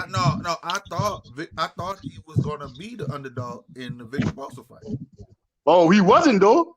No, he wasn't. Fuck no, because he adjusted too quick. That's why I'm saying, because Victor Postal hadn't been knocked down at all until he got the Bud. Okay, now this is the thing. Now this is the point I'm trying to make. Now y'all see why Pacquiao don't want to fight. Okay, that's why he want all that fucking money, because he's like, I get my ass whooped, you paying me. That's why. And me and Polo said the same thing, didn't I, Polo? I said that's why he never mentioned Bud Crawford. Bud Crawford, he got every reason to fight Bud Crawford. Bud Crawford been calling him out since he got on ESPN and got that belt from old boy Jeff Horn.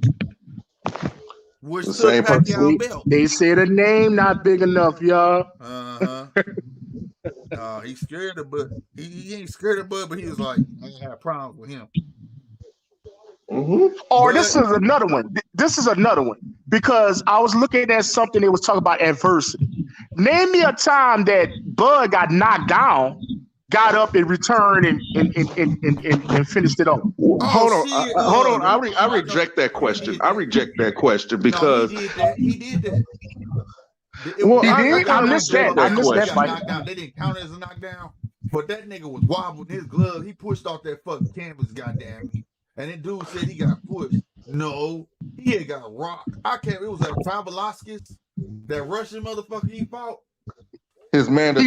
He knocked him down? No, he didn't fall on his ass, but he wobbled him and he just touched the ground. And he pushed off the canvas. And he was, Slick. I'm gonna go back to one of your favorite fighters, Tommy Hearns. I'm talking about when he hit his ass and got back up. And he punished it when he got it. No, he did that, but he got they saved him on ESPN because I was like, Bud touched that fucking canvas. You know what I'm saying?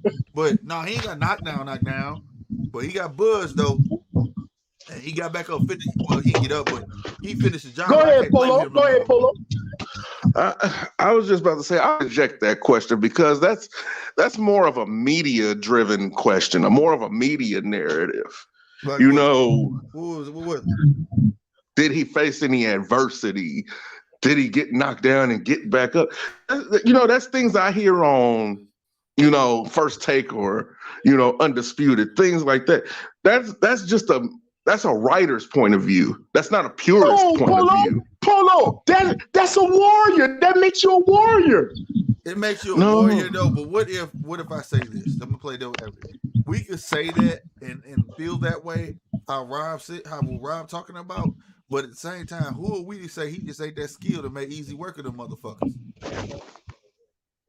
Well, who's to say he gets in the ring with Earl and make it look the same way he been doing everybody else? What people gonna say Earl because of the accident he was shot?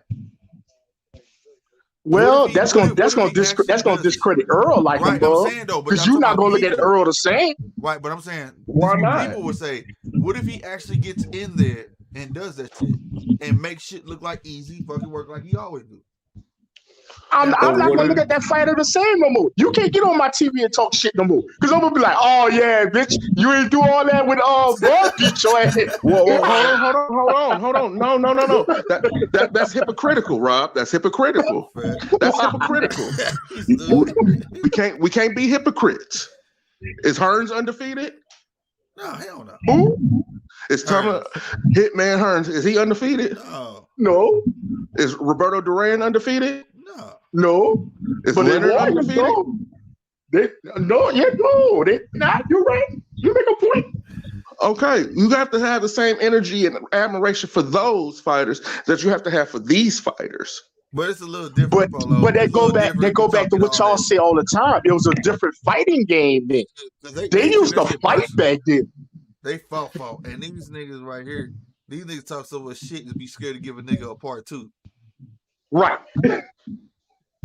So it's a little bit different, Polo. Like, think about it. If you talk so much shit, your ass lose. Because what if? Okay, I'm gonna use Tony Harrison. Tony Harrison won that fucking battle fair and fucking square. But if Tony Harrison would have gave that nigga a part 2, they'd be like, Tony Harrison, you a bitch. But see, Tony Harrison did that shit. But I bet you, if Charlo would have won, he wouldn't have gave Tony Harrison another shot. He wouldn't have. But he expected Tony Harrison to give him a second one. You get what I'm saying? He automatically expected Tony Harrison to give him a second one. Did he not? He said it before he left the ring. You're right. I mean, back in the day, it was like damn near automatic. It didn't even have to be in the fucking contract. Before the fight was over, you already knew it was going to be a rematch. And back in the day, another thing, they fought, and another thing. If they said they was gonna get into it with each other, they got into it with each other. Oh hell yeah! It wasn't no Sugar Ray running from Hagler, no Hagler running away from Hearns. Nope. Them boys got to it more than once. Yes. Nobody running from nobody, nigga. Period. If Hagler opened his mouth, it was what would they say? Word is bond, nigga. Right. I guess maybe I'm too much of a purist. Maybe I need to level down a little bit. No, don't level down. Don't level down. It's just you gotta look at these cats today like these motherfuckers for real. They talk shit. It's only certain ones still got old school qualities. And right now, the only motherfucker I see really with old school qualities, well, not the only one. I'm gonna count 3. It's Earl, all right, Bud, and Sean Porter. And Sean Porter in the midst because he'll fight anybody, everybody. He don't take no fight personal. To him, this is really a sport that he loves. You know somebody else? You know somebody else you need to throw on that list? Who? On the real? Who? Tyson Fury. Oh yeah, Tyson Fury. Yeah. Tyson Fury said he wants you. He come and get you. Yeah. And he believe in his skill first before his mouth.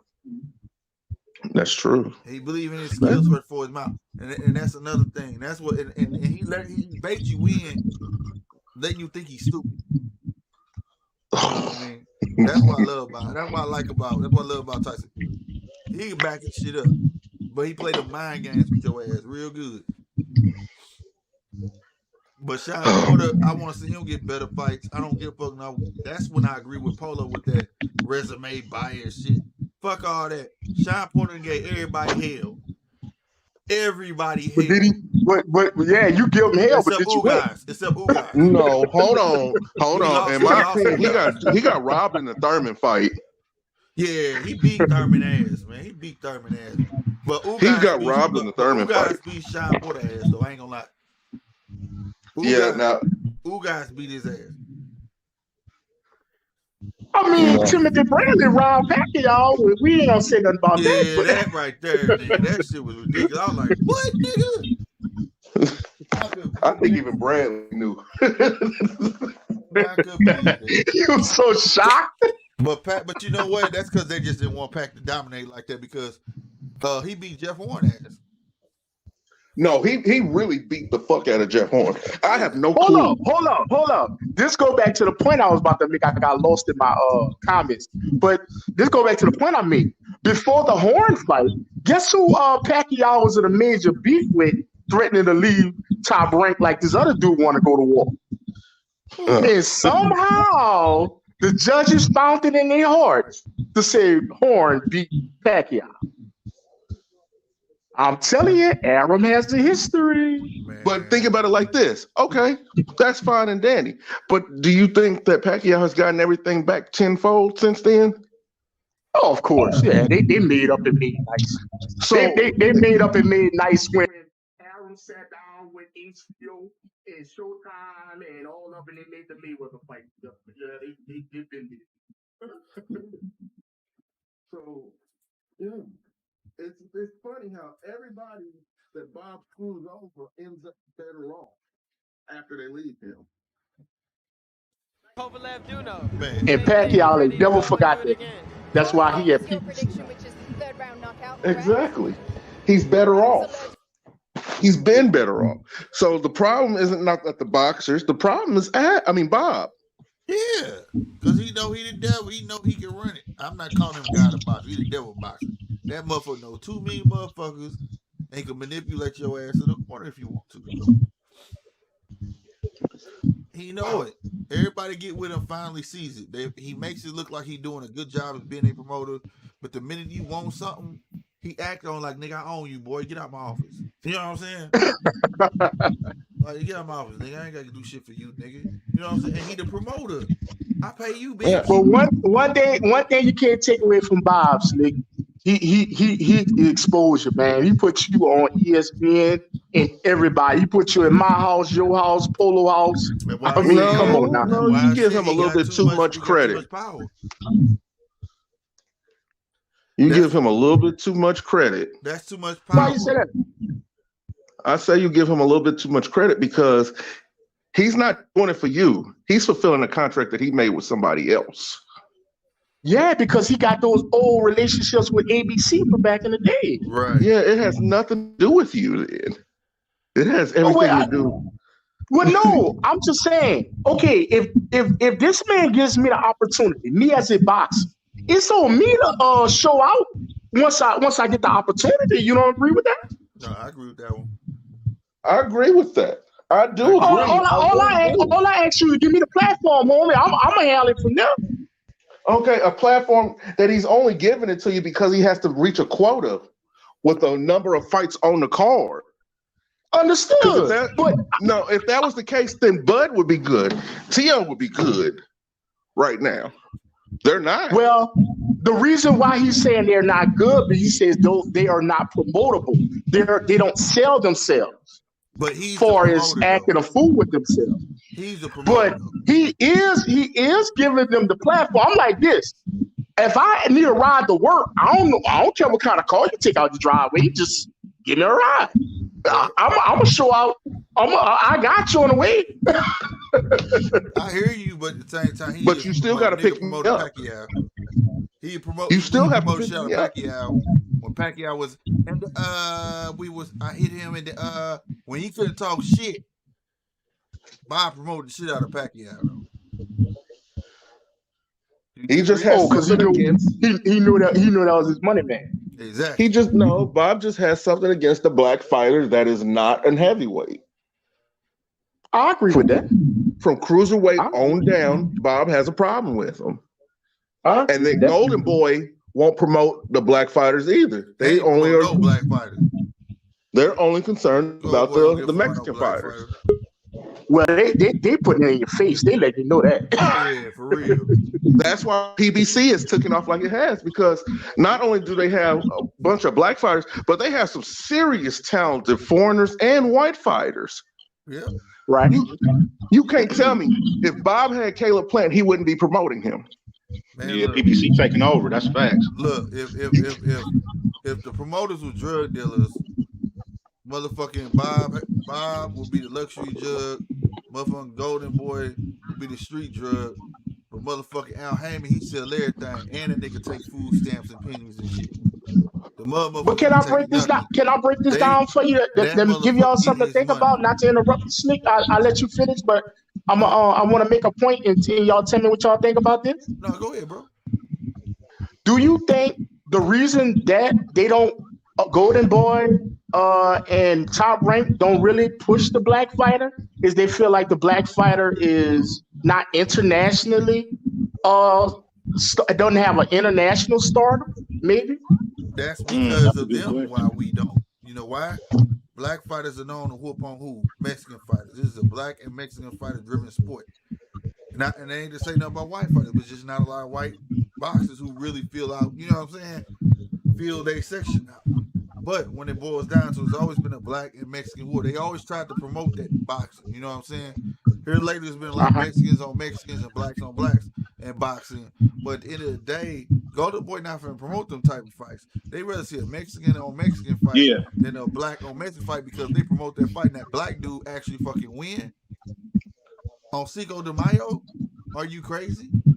Why you think about it? Why you think Floyd used to take Cinco de Mayo? Yeah, he would take it away from their ass.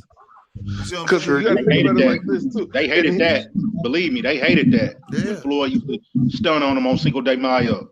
They hated it. And this goes back even farther. Think about it like this in history. You've always heard about the Mexican warrior. Oh, he's a warrior. Look at him. He's a Mexican warrior. Chavez. Right. Yeah. And then on the other side. And Pernell Whitaker. And then on the other side, here comes the Great White Hope. The Great White. What have they ever given the black man as a nickname, far as being a savior to the sport? Facts. Like Pernell, Sweet Pea. They never hyped up Sweet Pea like that. He's just a great fighter. He's a great he's one of the best black fighters I've ever seen. Never. That's what they say. I ain't never heard that. They didn't give the black man no praise. I think we're gonna get that in all. We got that in all sports. Yeah. No. Yeah.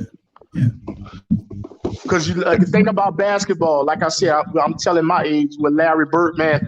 Larry Bird could do nothing wrong if it was either him or Magic. Right. But Larry, right. Have you ever seen that documentary? It's called I seen it. I know Shut Up and 30 Dribble. for 30. Shut Up and Dribble. Oh, the Shut Up and man. Have you seen that? Have you? No. I don't care about shit that got LeBron James in it. No. They did like a little part in there when Magic Johnson played for Michigan State and Larry Bird played for Indiana State or whatever school he played. State. They hyped that up all the way to the league. Yeah, they did. And then because Boston was an all-white boy team. Yeah. And then when Isaiah Thomas said the whole thing about, y'all put Larry Bird on a different pedestal than y'all do us, and Isaiah made, if he was black, he'd just be a all right player. But now since he's white, he's great and all this and all that. That right there when he said that though. The only problem I had when Isaiah said that shit, that was one of the moments where I wish I could have been there. I would have told him to say, duh. There's more black people here, so you get a white boy who can actually fucking ball. It's like, damn, that white boy can ball. Yeah, Larry Bird played him. He's gonna stick out like a sore thumb. He's gonna. No, my problem was he said the shit after losing.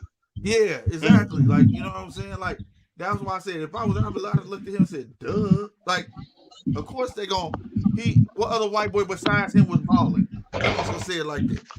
Like the way he was. Don't say Cassell, don't say I'm talking about who besides him at that time was balling like that, had a bad back, come in like he was Jesus and win the game. Bird? They can't find nobody else back then doing that shit. That was white. I was about to say Sam Bowie. So I'm just saying. I tell y'all one thing. We got one coming in the NFL. So I'm gonna get y'all ready for him now. He played for my New Orleans Saints. Taysom Hill. He's gonna be the next Lamar Jackson. Watch what I tell you. Okay. Is that a good thing? That's not a good thing. No, it's not. It's not. But they about to blow him up. It's not. Taysom Hill. Ain't that the white boy? Yes, sir. He better know how to throw just as well as he can run. Huh? He better know how to throw just as much as you know how to run. If you say he playing like Lamar, because Lamar ain't nothing to brag about. He ain't. I mean, to be honest. Well, no, you have so many people, especially on these talk shows. Oh, I never seen nothing like him there. Michael Vick, he was good, but not like him. They believe in And even it. before Michael Vick, though, you had the first Vic that don't get his credit. The first Vic though that don't get his credit is Randall Cunningham. Even though I can't stand Randall, and Randall gave the Cowboys fits, and I'm a Cowboy fan. Randall was that dude. Right. I still ain't seen a Michael Vick yet. Yeah, Michael Vick, and even before that, another niggas be running and all that shit, but I ain't seen the fast motherfucker like Michael Vick since Michael Vick left. Randall was on big level slip.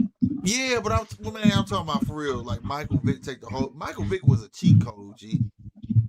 Randall had that gun. Randall had gun. Michael Vick had a gun. Hold on now. I think Randall was a little bit better with the pass. Probably so with the passing, but let me tell you something. I think he had him by height too, though. That's why. Yeah. Randall was like what 6'3", 6'4"? Right, but I would say this though. Vic came back in the league and he was down there like Vic. He still was faster than most of these niggas that call themselves runners. Facts. That's real. Vic had a speed over Randall. But I say like I never forget that nigga was running down the field about to run in the end zone. Them niggas, two motherfuckers, I forgot who they was playing. One on one side, Minnesota, and they crushed his ass. Wow. And they fucked his ribs up. You think that was by accident? Fuck no. They got tired of chasing this motherfucking ass. Right. They hurt that man again. See, but the thing is, the thing about all these quarterbacks that y'all naming is they look to throw before they look to run. Yeah. Lamar only gets to his second option and then takes the fuck off. Yeah, well, hey, let me ask you the same thing with Taysom Hill. let me ask you a question. All right, so who's like the number one quarterback, black quarterback to y'all? Like Warren Moon ever. Warren Moon. Moon was the truth. Doug Williams. Warren Moon. Okay. Warren Moon. Doug Williams. Okay, let me put it like this: Who is y'all Mount Rushmore of black quarterbacks? I can't even name. To be honest with you. A Mount Rushmore of black quarterbacks? Yeah. Doug Williams. I got Warren Moon, Donovan McNabb. Who else? It's only 4. That damn, he ain't many, and I'm blank, nigga. I'm be honest. Yeah, that many. I'll put Dante Culpepper in there. Oh yeah. Dante was nice. Dante was nice.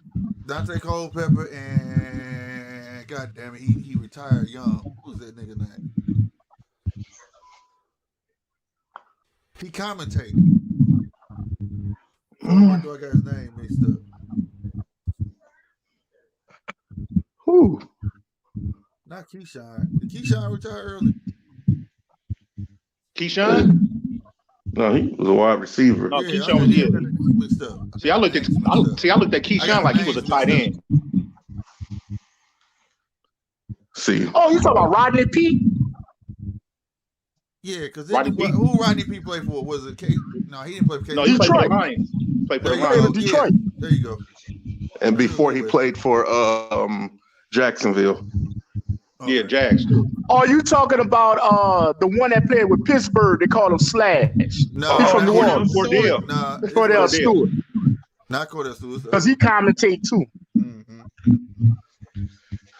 Shit, it ain't many. It ain't. No, it ain't many.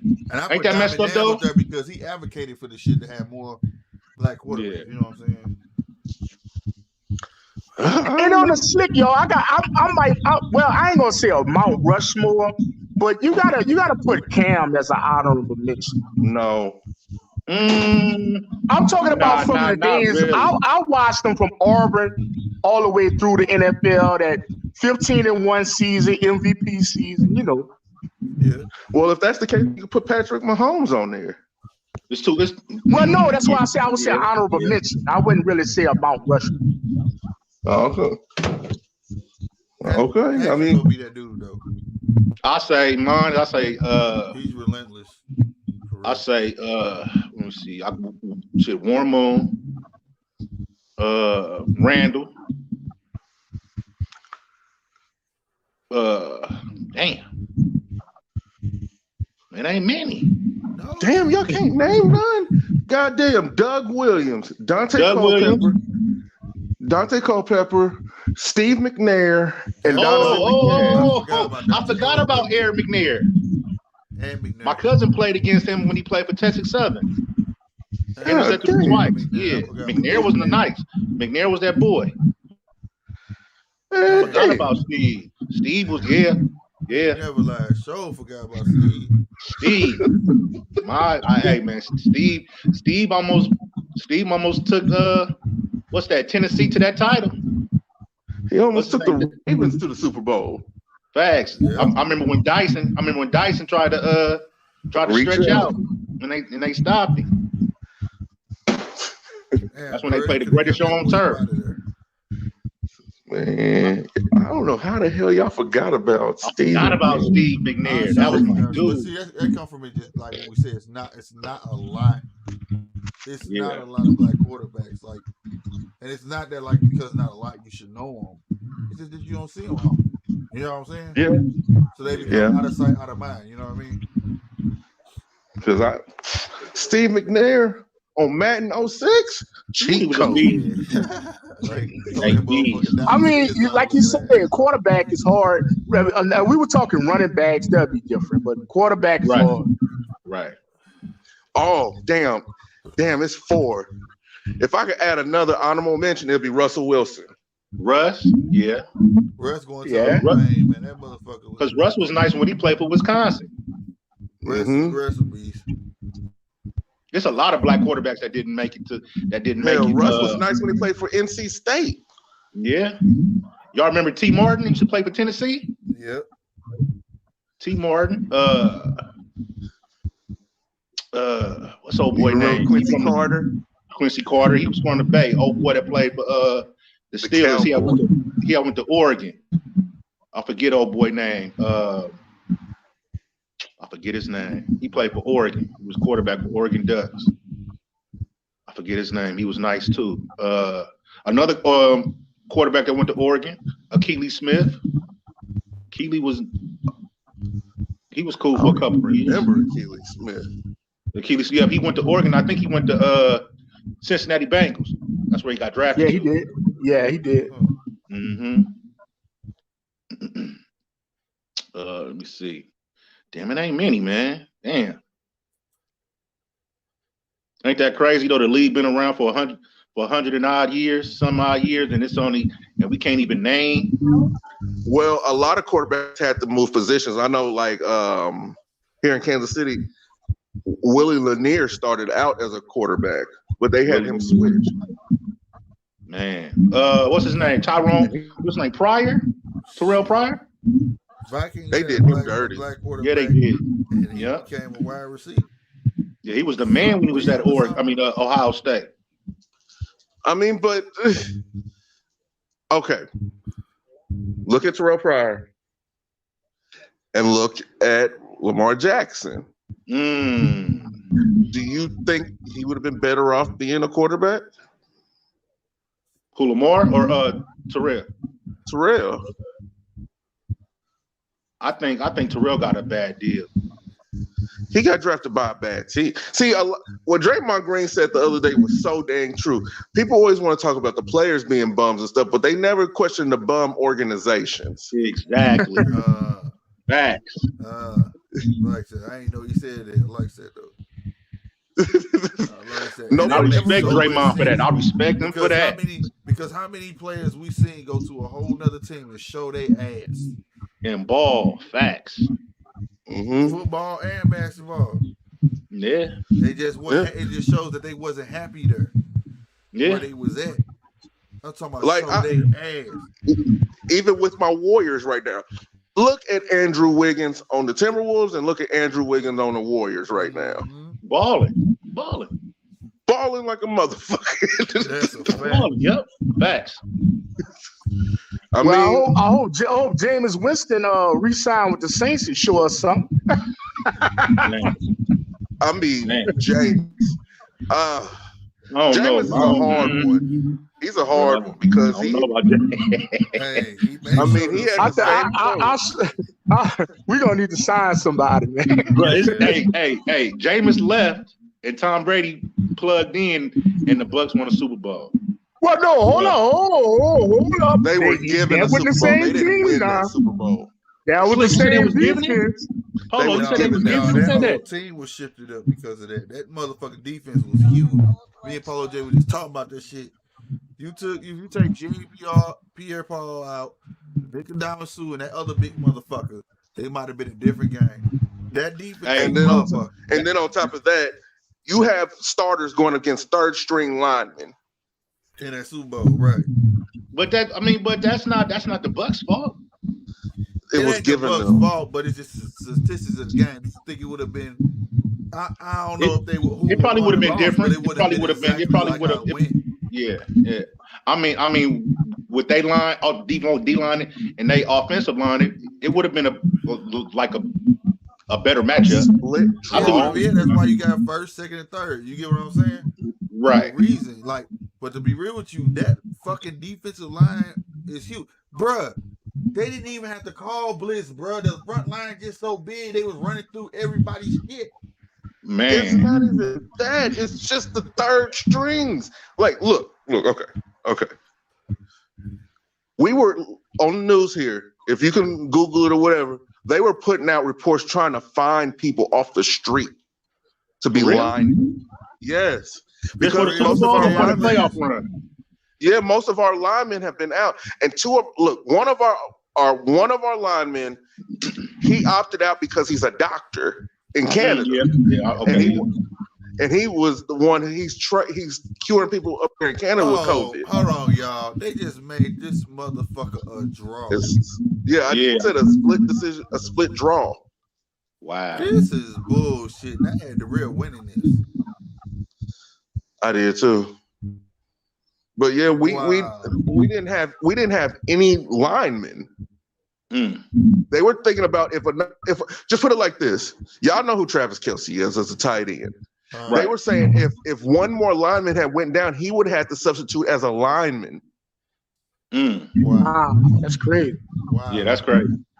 We didn't have any linemen, and plus, like I was telling Slick, Patrick Mahomes' baby, his wife, they were trying to stop her from going into labor during the game and stuff. Oh, for real? They didn't say that. I didn't hear about that. Yeah, and then Andy Reid's son, just 2 days before the game, he had killed a woman. He had killed a woman, and her daughter is in intensive care. Right now, she's just now breathing on her own. Just now. Damn. It was a lot of stuff going on, but the sportscasters won't tell you that stuff. Yeah. That's crazy. And that Canelo fight starting. Well, don't worry, Polo. There's nobody in the AFC can stop y'all, so y'all will be back next year. But you can't take nothing away from that Tampa Bay defense. They did show up. No, it's the same defense. I'll put it to you like this: when we had at least 75% of our offensive line, it was 21-0 in the second quarter. Right, because y'all played them earlier in the season, right? Yes. Okay. And put it in coach mode. Old boy did the backflip into the end zone. Yes. And I be trying to tell people, y'all got to look at the gray area. Y'all got to look at this stuff because things ain't always what they seem. Facts. People just seen the game. People who aren't in Kansas City or are not familiar with Kansas City sports, they just seen the game and they just seen Patrick Mahomes running around, not looking like he doesn't know what the hell to do. I wouldn't be mad. Y'all was there the year before. He went this year. Y'all going back next year. Oh no, it's gonna fucking rematch. Y'all going back next year. And then plus the lineman that's in Canada that said that he was treating COVID, he said he's coming back. And plus another one of our offensive linemen, he went down with a torn ACL against Buffalo. So yeah, and he was a backup. I don't know about no rematch, Polo, but I can see Kansas City going back. Yeah, Kansas City going back.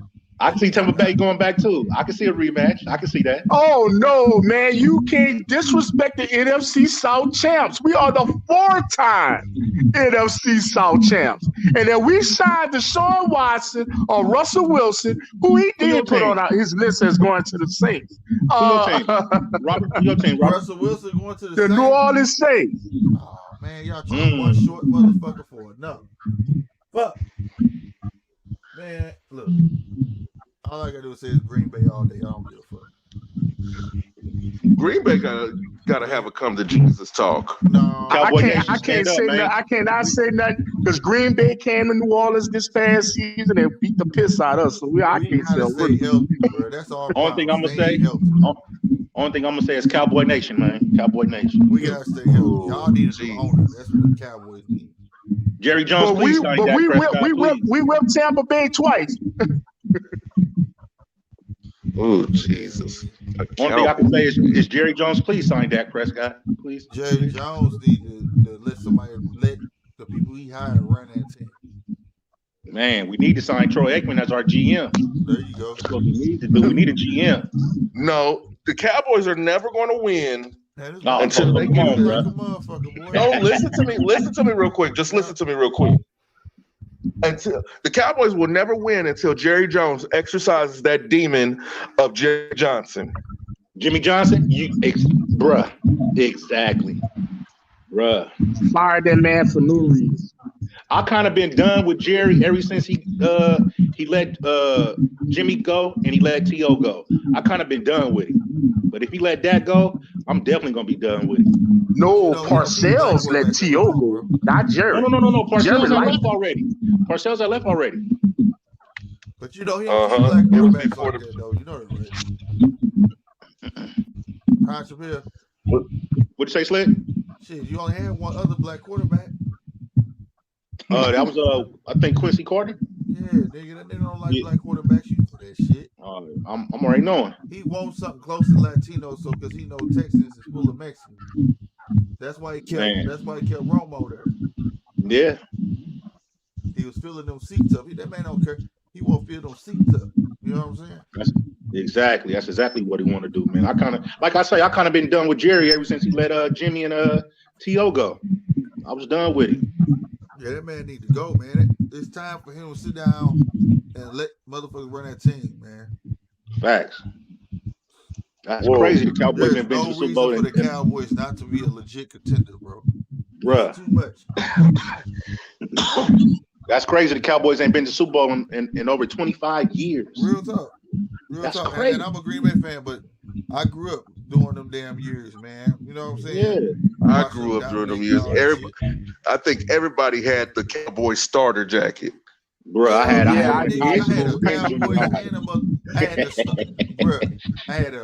Raiders starter jacket. I had a Green Bay starter jacket, and I had a Cowboys trench coat starter jacket. Nigga, I had a Cowboys half zip. Oh, I didn't talk about with the pouch in the front. With the pouch in the front. I had that motherfucker that had the big ass starter on the sleeve, and it was with the white sleeves and the blue star. Yep. I had that motherfucker, and I had my Chiefs on. Boy, that shit was tough. I remember I begged my mama to give me a Cowboy starter. I begged it. What? I had got me a Cowboy. I had a choice.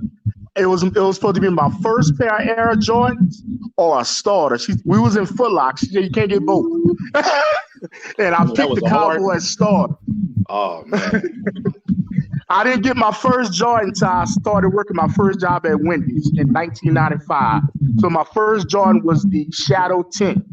Okay. That was a good pick though, Shadow 10. Yeah. That was a good pick. Damn.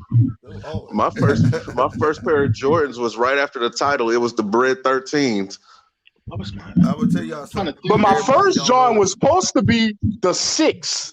It was supposed to be the Bread 6. I could have got the Bread 6 or that Cowboy starter, either one. I wasn't a Jordan shoe fan. I always was a Jordan fan, but I always wanted to be different. Everybody was wanting J's, so I was rocking KJs, Larry Johnsons, and shit okay.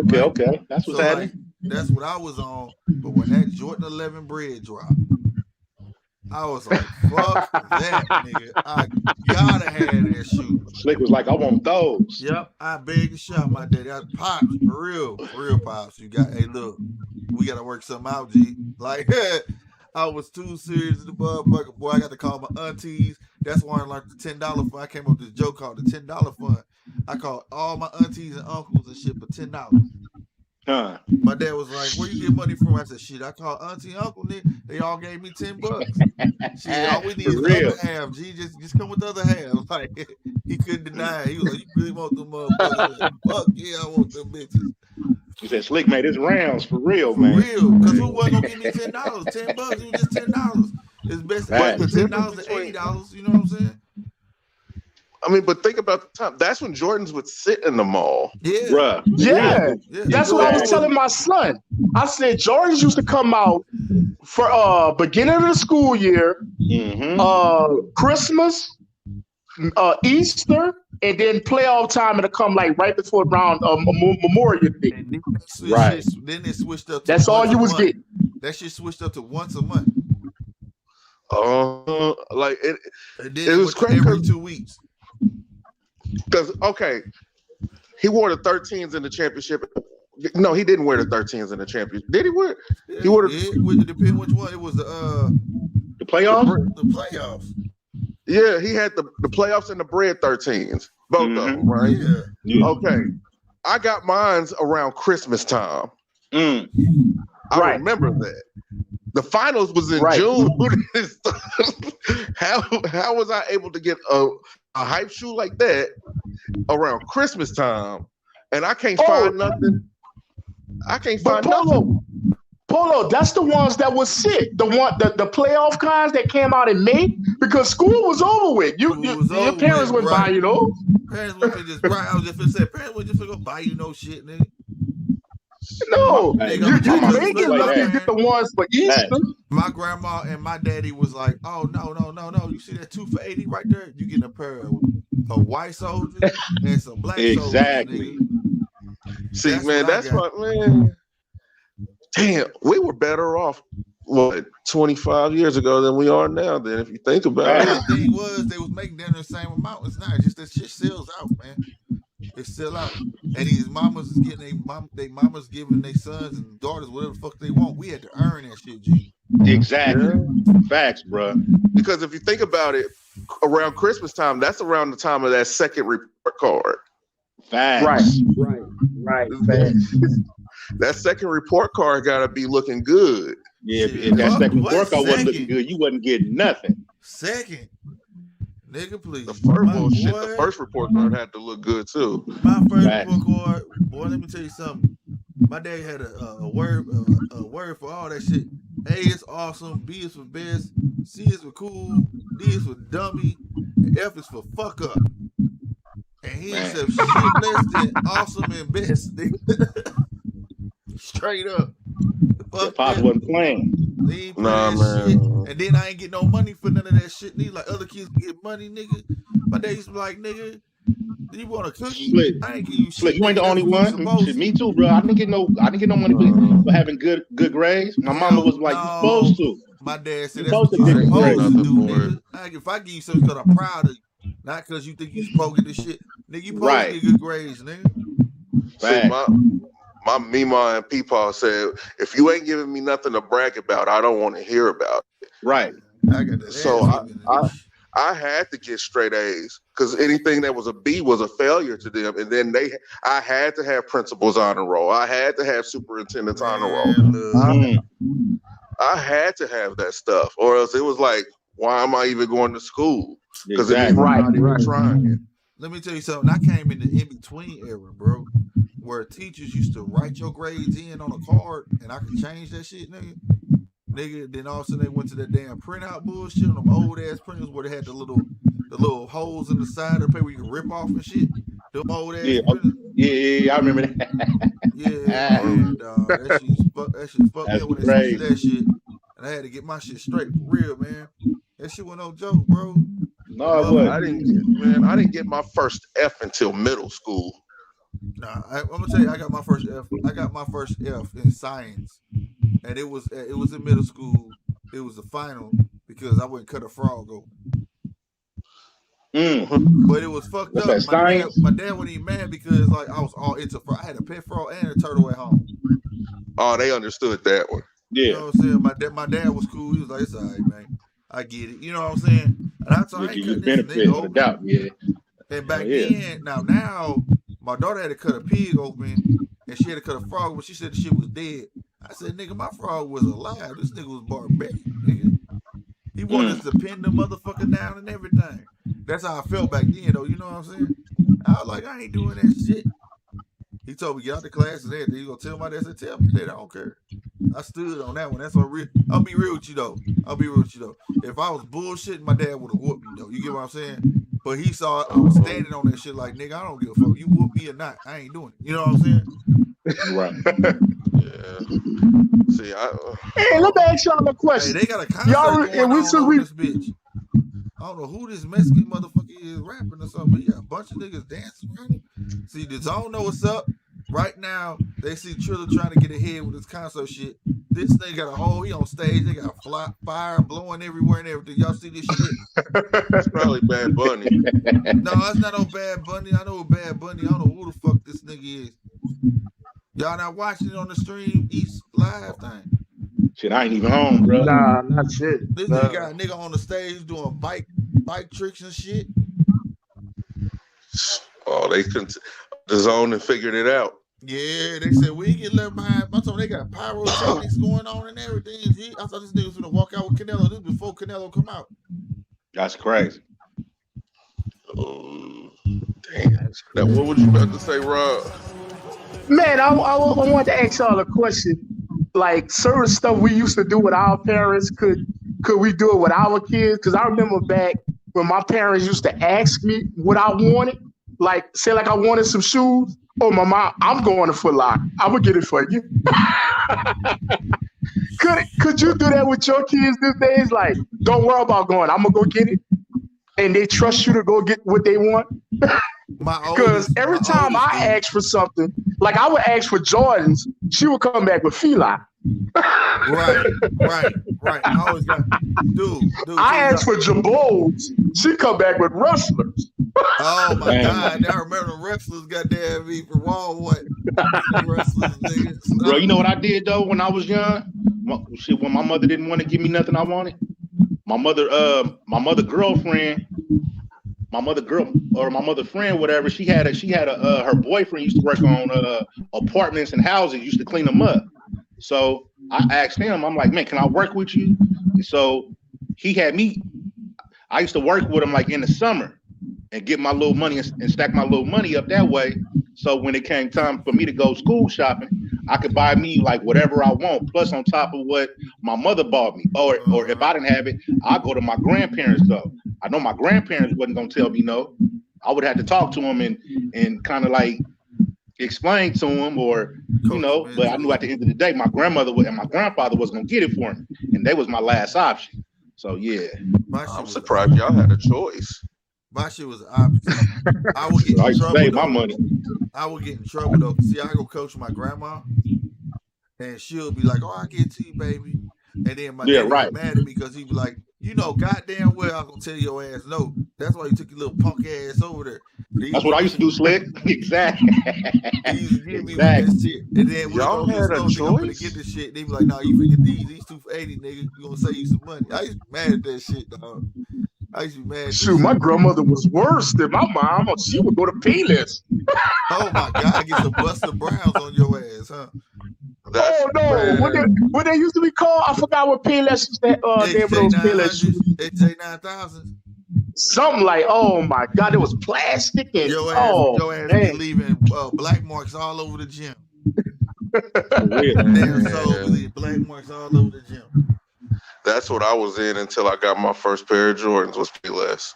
When I got older, my first real pair of shoes, I wanted so bad. My dad made me shovel rocks and dirt around the house because we had a basement leak.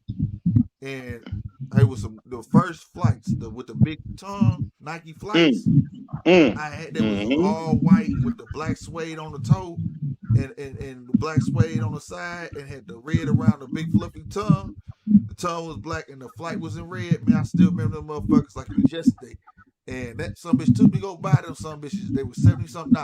I never forget. And he go hand me the box, right? The nigga handed me the box and I opened up, had one shoe in that bitch. I said, what other shoe? He said, you shovel them rocks and shit, you get the other motherfucking shoe. And that was the first sneaker. And I earned it. Wow. I'm telling you, that sneaker, man, was so clean for about 8 months, nigga. That was the difference. When you earn some shit, nigga, oh my God, you gonna take care of it. You telling the truth, Slick, because man, all I wanted, my first check, all I wanted was that Foot Locker bag. I wanted that referee bag, man. That's all I wanted. With the stripes on it, hell yeah. With the stripes, that's all I wanted. Man, so that was the first pair of shoes you bought yourself? No, that was with my dad. Like my dad actually got me something I wanted. Shit. Like he would take me go get some shit, but every time we get there, he'll see something cheaper. Well, I'll get you these and go to them. You know what I'm saying? Type shit. But this time I was like, when I said I want these nice plates, he was like, yeah, we can get on. Like, what? And we actually went and got them bitches. I was like, damn, what the fuck? Did dad hit the lottery or some shit? What the fuck going on? Nah, it was a setup. It was a setup from there on. You know what I'm saying? But like after that, I started getting my KJs and my Larry Johnsons and things like that with no problem. You know what I'm saying? I was happy with that shit because it was what I wanted. Because in high school, I didn't want to look like nobody. You know what I'm saying? So I was happy and content with what I had. Because, you know, during them times, and purple was one of my favorite colors. You know, back then, Converse main color was purple and that damn green like that's on the screen. You know what I'm saying? So, like, it was right with my wardrobe. Plus, they was the new shit because React Juice had just popped off. Remember? Converse, Larry Johnson, and all that shit. So I was cool. I had 2 kids at Larry Johnson's, at the KJ's, some pumps, shit like that. Cool. But it wasn't to them. I didn't get the Jordan bug until them 11s. G, I promise you. When Jordan 11s came, I was like, pop. I was with my daddy every day to that Friday. Every fucking day. And I earned them some y'all bitches niggas too. So much older than me. Shit. I earned them some bitches too, man. I promise you, he gave them to me, but he was like, "Let my grass get too tall, and I gotta tell you, you gotta cut the grass, see what happens." Oh yeah, I had yours now. Don't get it twisted. I had yours. Yeah, oh my God, y'all so much older than me. I can't even relate with most of this stuff. I'm just saying, bro. Nigga, I was cutting the grass every 3 days. You hear me? Just to make sure it didn't get too tall, because he would have took my shit.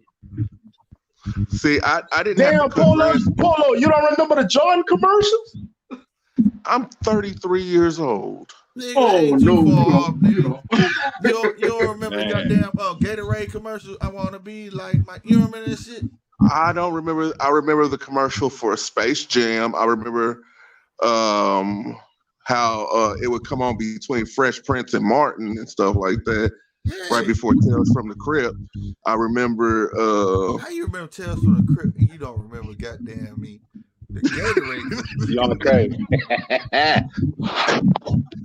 I remember Tales from the Crypt because he used to scare the shit out of me when I was in my onesie pajamas. I would run out the room. You know that was a black dude that played that nigga voice too. That nigga fucked me up. The Crypt Keeper? Yep. Sometimes I want to watch that shit just to see if it'll scare my kids now. Hey, I do, nigga. I got my kids. Do y'all know what Goosebumps is? Yeah, I know. My kids can't handle the original Goosebumps. Bro, I'm gonna show y'all on my phone. Where the fuck my phone at? My homie got a Slappy dumb. I got my kids scared of fuck a Slappy. You got Slappy? Nigga, he paid $3. My homie paid $300 for his damn dummy, nigga. Nigga, motherfucker just like Slappy. Nigga, it's an actual dummy. Man, my daughter's scared as fuck of that motherfucker now. She always trying to be tough. My 7-year-old, where that motherfucker? I'm gonna cut the thing. I'm gonna show you how where that motherfucker is. Oh man, yeah, Slappy ain't no joke. I'm gonna buy me one. Look at this shit. I'm gonna see if I can find a Slappy. That shit real, bro. Watch this shit. I'm gonna cut my Don't look at me like that. My daughter looking at me soon because she knows what Slappy is. She's like, Daddy, you tripping? Daddy, you tripping? Y'all not on YouTube, is you? Damn. Hey, y'all know you scared the shit out of me? Chucky and Freddy. Man, he got one of them. He got a real life movie replica of the Good Guy doll in the box. Oh, my uncle. Yeah. My uncle has the original Chucky prop. He paid over $4,000 for it. He has the original. One of the, you remember when they were in the first one when they were in the factory with all the ones in the boxes? Yeah, the Good Guy dolls and shit. Yeah, he has one of those. That's crazy. That is crazy. Because you can't. He was like, he's never selling it because you're never gonna find one like that. It's in the box and the whole wrapping and everything. It's original box and everything. Oh, that's what's up. Wow, yeah, that's clean. 4,000. He paid $4,000. Oh yeah, man. But yeah, Polo, I remember the original Air Nike Air commercials with Jordan, all that, man. I remember the Grandmama commercials. Y'all remember the old school Jackson commercials? Bo knows? Yeah, those and who else had commercials? Charles Barkley. Yeah, I should know the Bo knows. I'm not a role model. Yeah. Yeah. I should know the Bo Knows commercial living here in Kansas City. I should know that since he played for the Royals and shit. I should. Yep. But you know, I was born in 87. So that's when Bo was rolling. 87 through 89, 90. Facts. You know, I can't remember that much being 3 and 4 years old. Yeah, that's understood. That's understood. Like that's why I said my first pair of Jordans was the Bread 13s. hey, was it me or who cried when Mike Tyson got knocked out by Buster Douglas? I didn't cry. I was shocked. I was a youngster, bro. And I love Mike. When Mike got knocked out by Buster, bro. Polo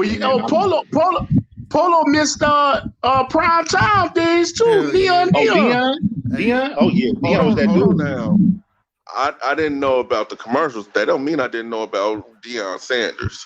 In the Nikes. I remember. I think it was the Diamond Turfs.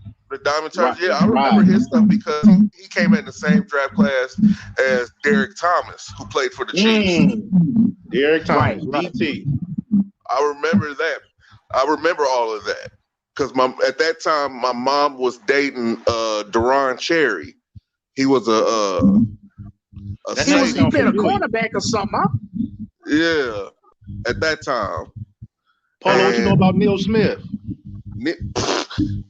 Well, don't get me started on his super emotional ass. The real Christian Okoye. What about Christian Okoye? I don't remember too much about Christian Okoye. I just remember that the stadium was turf then. It wasn't grass. Right. Because we had Jaws as our quarterback. Ron Jaworski that worked for ESPN. Okay. He was the quarterback. I thought Steve I go back with Kansas City with Steve the Bird. I thought it was Steve the Bird. Yeah. Steve the Bird, then it was Blackledge, and then it was because he was a backup. Okay. It was It was right when Marty had got there. Schottenheimer. Right. Yeah, because I think Bill Cowher was on the staff also. And then y'all got Joe Montana. Joe Montana and Marcus Allen. That's what. Now I'm talking about a bunch of stuff that I do remember. That's my name right there. Marcus was that dude. Hell yeah, he was. That was 92 going into 93 because I remember that because we had to move because we had a big flood here. And our the place that I was staying with my mom before I had to go stay with my grandparents, it had flooded all the way up to the second floor. Okay. So yeah, I remember that. Yeah, they kept y'all on NBC every Sunday. It was either the Chiefs or the Raiders. Facts. Really? Yeah. Yeah, every Sunday on NBC. The Raiders was a truth, boy. Yeah, that's when they had Bo Jackson, Howie Long. Who was that quarterback? Tim Brown. Hey, Tim Brown. Jay Schrader. Was so dope. Them niggas was high. Them niggas was coked up doing Super Bowl. That's how good it was, bro. Yeah. Hey, a lot of people don't know, but Joe Montana was coked up too. Yeah, man. All them niggas was getting coked up, man. But yeah. Old boy that through the party came out, snitched on there. It was like them niggas was coked the fuck up that night. And I remember at night on the nightly news, them being in the locker rooms. Joe Montana would have on like a little fishing hat with a cigarette in his mouth. Man, Joe Cool, huh? Yeah. The Raiders are the first team to have an actual music video, G. I thought it was the Bears. No, that motherfucking it was a music video the Raiders had. Official, you could buy the shit. Oh, for real? Yeah. Wow. The Raiders the first organization struck a deal with a rap group called NWA. They was getting a percentage of that for wearing I thought it was the Bears. It might have been, but I'm talking about to buy. Like it was on album. Oh, you could buy okay. I see what you're saying. Not that's like crazy. they just made a video. No, you was buying that shit. Man, the AFC West was tough back then, but early '90s. With Raiders, John Elway in the Broncos. Man, that AFC West was tough. Was a motherfucker. And they had the Seattle Seahawks was in the AFC West too. Facts. It was the only division that had 5 teams. I remember that. That's crazy. Yep. Damn. That shit was the truth, boy. Man. Ooh, this nigga getting in this boy ass, man. Who Canelo is? Yeah, he is. But we all knew this was gonna happen. We all knew this was gonna happen. Yeah. That's why I wasn't even interested in watching it, because Canelo's cherry picking. Yeah, with that belt, he got the franchise big fight. Fuck, he wanna fight. He should fight one of them Charlo boys. And on That's top what of he that, should it do. don't matter. And see, this is the thing. That's what I'm telling you. These apps can be the downfall of boxing. They didn't pay this man, what was it, $80 million for 3 fucking fights, something like that. I could be wrong, but it was a lot of fucking money. He already got his fucking money, so he can fight whoever fuck he want. Hey, have y'all seen John Ruiz? So why fight a Charles? Why fight a Charlo when I'm already getting big dollars to fight anyway? Right. John Ruiz. That boy looked lost good. that weight, huh? Yeah, he shed he that boy that slimmed down. He looking good. You talking about Andy? I mean Andy Ruiz, my bad. Yeah, I knew he was talking about. John. I knew he was talking about. Yeah. That boy Andy looking good, bro. Yeah. They're avoiding Andy right now. Huh? What'd you say, Polo? They're avoiding Andy. I would love to see Andy fight Deontay right now. That would go. Yeah. Wilder ain't gonna fight that man. Nope. Man. Go back to what Slick said. They're running these new age fighters. Yeah. Man. I would love that. Love to see him fight Andy. Back in the day, the best fought the best. G. Yeah. But they did get their money in between though. Don't get it twisted. They built the fights up. Right, they built it up. See, they don't build them up these days. Yeah, they had no shame of saying that, we gonna fight. They would tell you, we gonna fight. You know what I'm saying? But I got my mandatory and whatever the fuck I'm gonna do. But we gonna fight. Today, these niggas playing games like, nah, we ain't gonna fight, or it's a money thing, or this is that and third. Other side of the fence. Other side of the fence type shit, right. See, Niggas don't care about legacy no more, man. You know what I'm saying? They just don't. Well, you gotta think about this. Slick, these are Floyd's kids. Shit. Hey, I'm gonna tell you something right now. I'm watching the kid that Floyd gave birth to right now. He the only one to learn from it. He's the only one that learned from him. The rest of these kids Canelo is Alvarez. He the only one that learned from that shit. Because these are Floyd's kids, and all your children. You know who's going to be the one who make it, and you know which one is going to be the one that does it. Let's be real. We're parents. After 2 months. Let's be real. We parents. Canelo's the only one who listened to his daddy. Damn right, he had to learn some shit. Daddy whooped his daddy ass. Oscar? Whooped his ass and turned to a boxer. And the son watched his daddy move, and how he moved made it beneficial for both of them. I'm sorry, that was one of the coldest 2 pieces I've ever seen, nigga. Y'all go see it. If y'all ain't watching, y'all go see it on replay tomorrow. He got Yildirim one of the coldest two pieces I ever seen. What'd he do? A shoulder roll into it? Man, he let Yildirim. He didn't even draw him in. It was like Yildirim got greedy, and he just counted the fuck out of him. He thought it was just that one punch gonna come, and another came right behind and laid his ass out. He trying to finish him now, but Yildirim got right up though. He ain't got no time to get right up. I don't think he gonna finish him off though. But that was just it was a cold two piece. He just didn't expect him to come with two punches put together like that. You know what I mean? It's beautiful. Now, I'm not saying that Canelo's a bad fighter. He's a beautiful boxer. He's a boxer now. Yeah, he's a boxer now. He's a beautiful boxer. His skills are beautiful. It's art watching him fight. Like it was art watching. We gotta get him in the ring with some niggas. Don't fight Charlo. Hell, I don't care, man. But fight somebody other than for real Arabic and Mexican motherfucker. Like I think he's gonna beat Caleb Plant. I really do. I don't know. Caleb, motherfucker. Caleb is gonna give him problems. He's gonna give him problems, man. Caleb, I love Caleb. I ain't gonna stunt. He the white chocolate of Roy Jones, nigga. Fucking me up. He's the blackest white boy I've ever seen. That's Tommy for real. That boy Plant nice. He is nice. But I don't think he could beat Canelo. I think Canelo is gonna unify, get all the belts, and he's gonna retire. Man, I can see that go. I can see that happen. Yep. Canelo, and the only way he'll come back is for a payday with Pacquiao. Lost to the man, and he lost to him young, so it's not too much of a blemish. You know what I'm saying? Yeah, for real. Because to be real with you, he had no business fighting Floyd. Floyd didn't think that he had any business fighting him. That was Golden Boy. That was De La Hoya trying to get revenge. That's why I say that that was the best thing that ever happened to Canelo. Yep. The best thing that ever happened in his career. Yep. He has not lost since. Nope. No, his skills just got better and better. He's been giving everybody the business ever since. Well, he did have a draw. Yeah. But a draw's not a loss. I'm not even just talking about the boxing. I'm talking about his business sense and everything.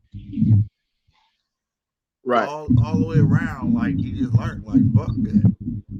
Take all this punishment, y'all give me peanut. This motherfucker, don't forget, even though the zone couldn't hold up the end of the bargain, but it did try to give him that $383 million. Remember that? Shit. Wait. I want to see. Oh shit! They stopped the fight, bro. This corner threw the towel in.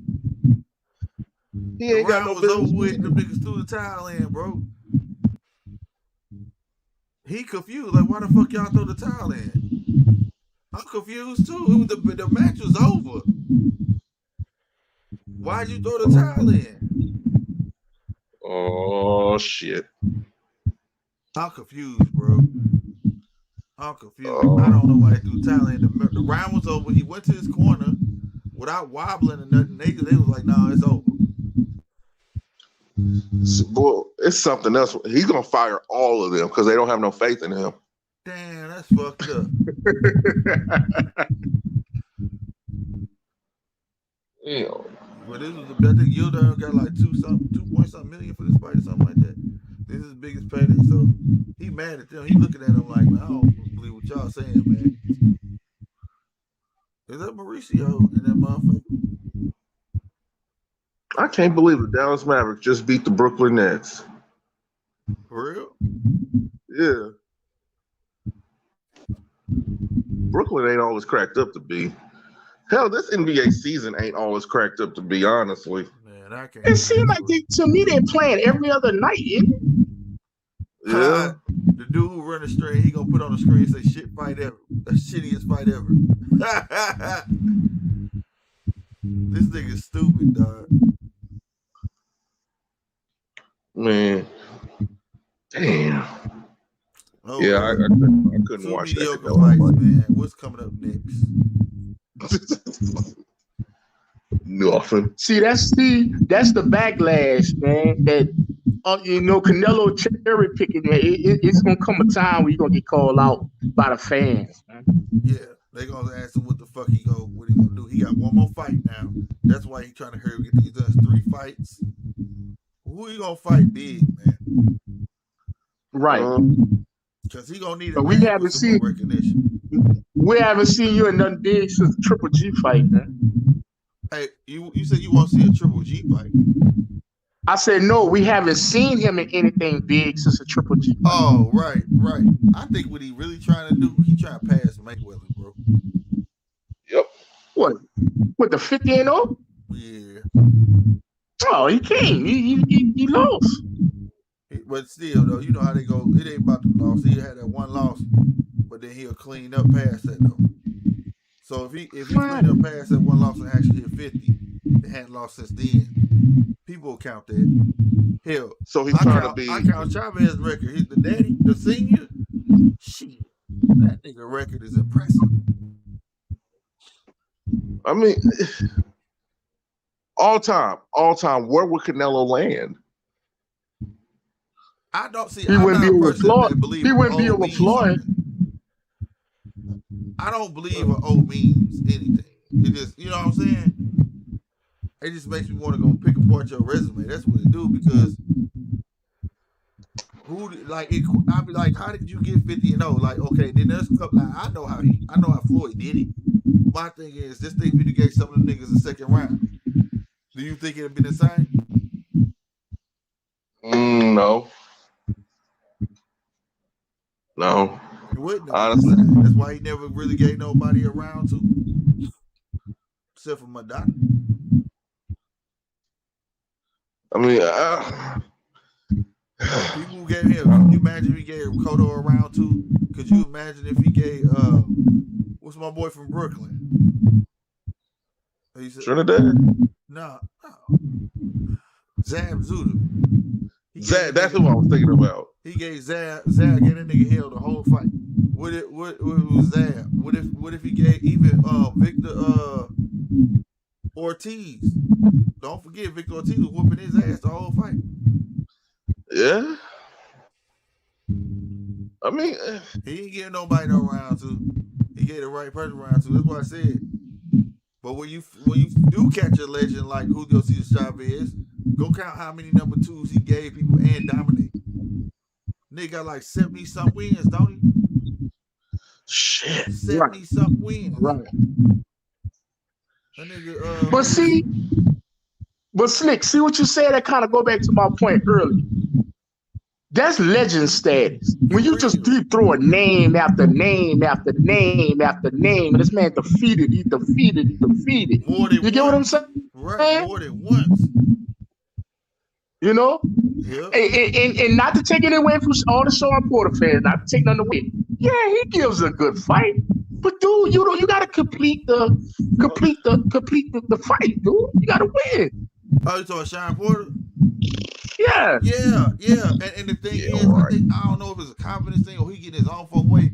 Because if he didn't get knocked down in that Earl Smith fight, he had a good chance. That was a 50-50 right there. But I was looking at an interview they did with Devin Haney. Devin Haney said something about Sean Porter that really y'all can chime in and compliment.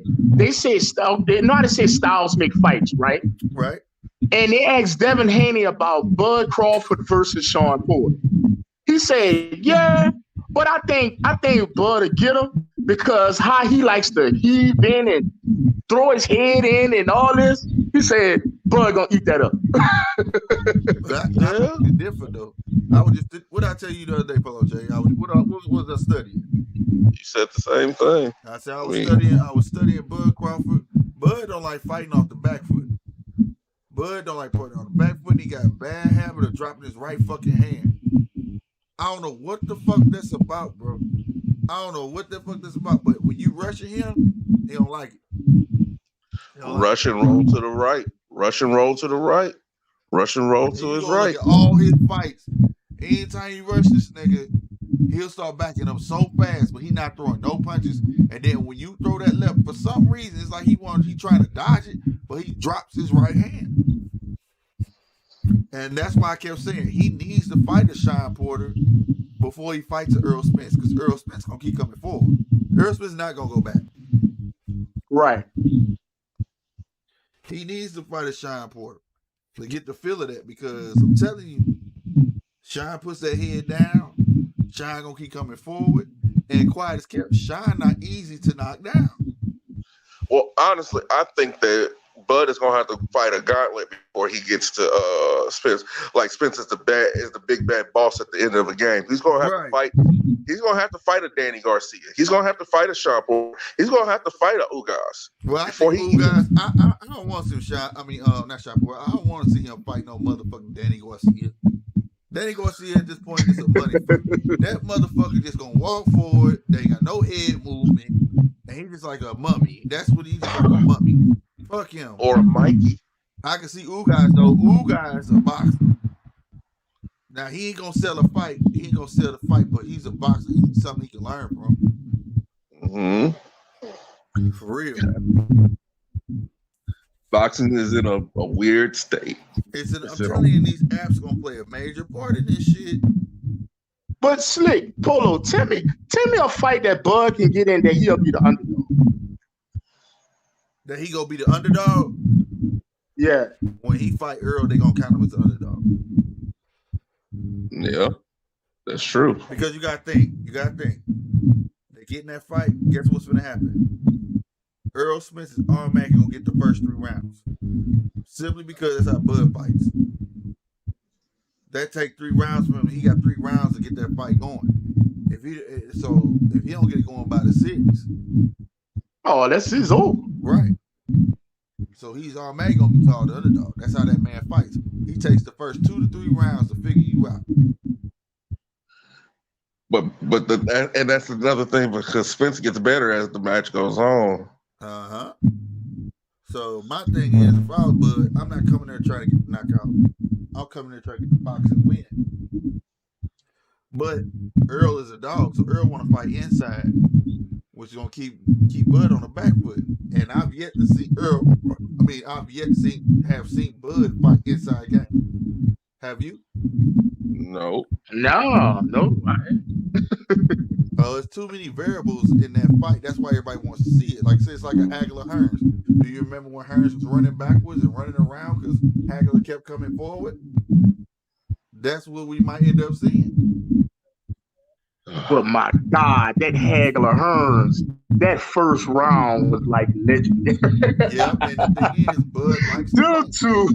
But now, if you were standing there and swab, Bud is standing there and swab with you. He just showed that. You know what I'm saying?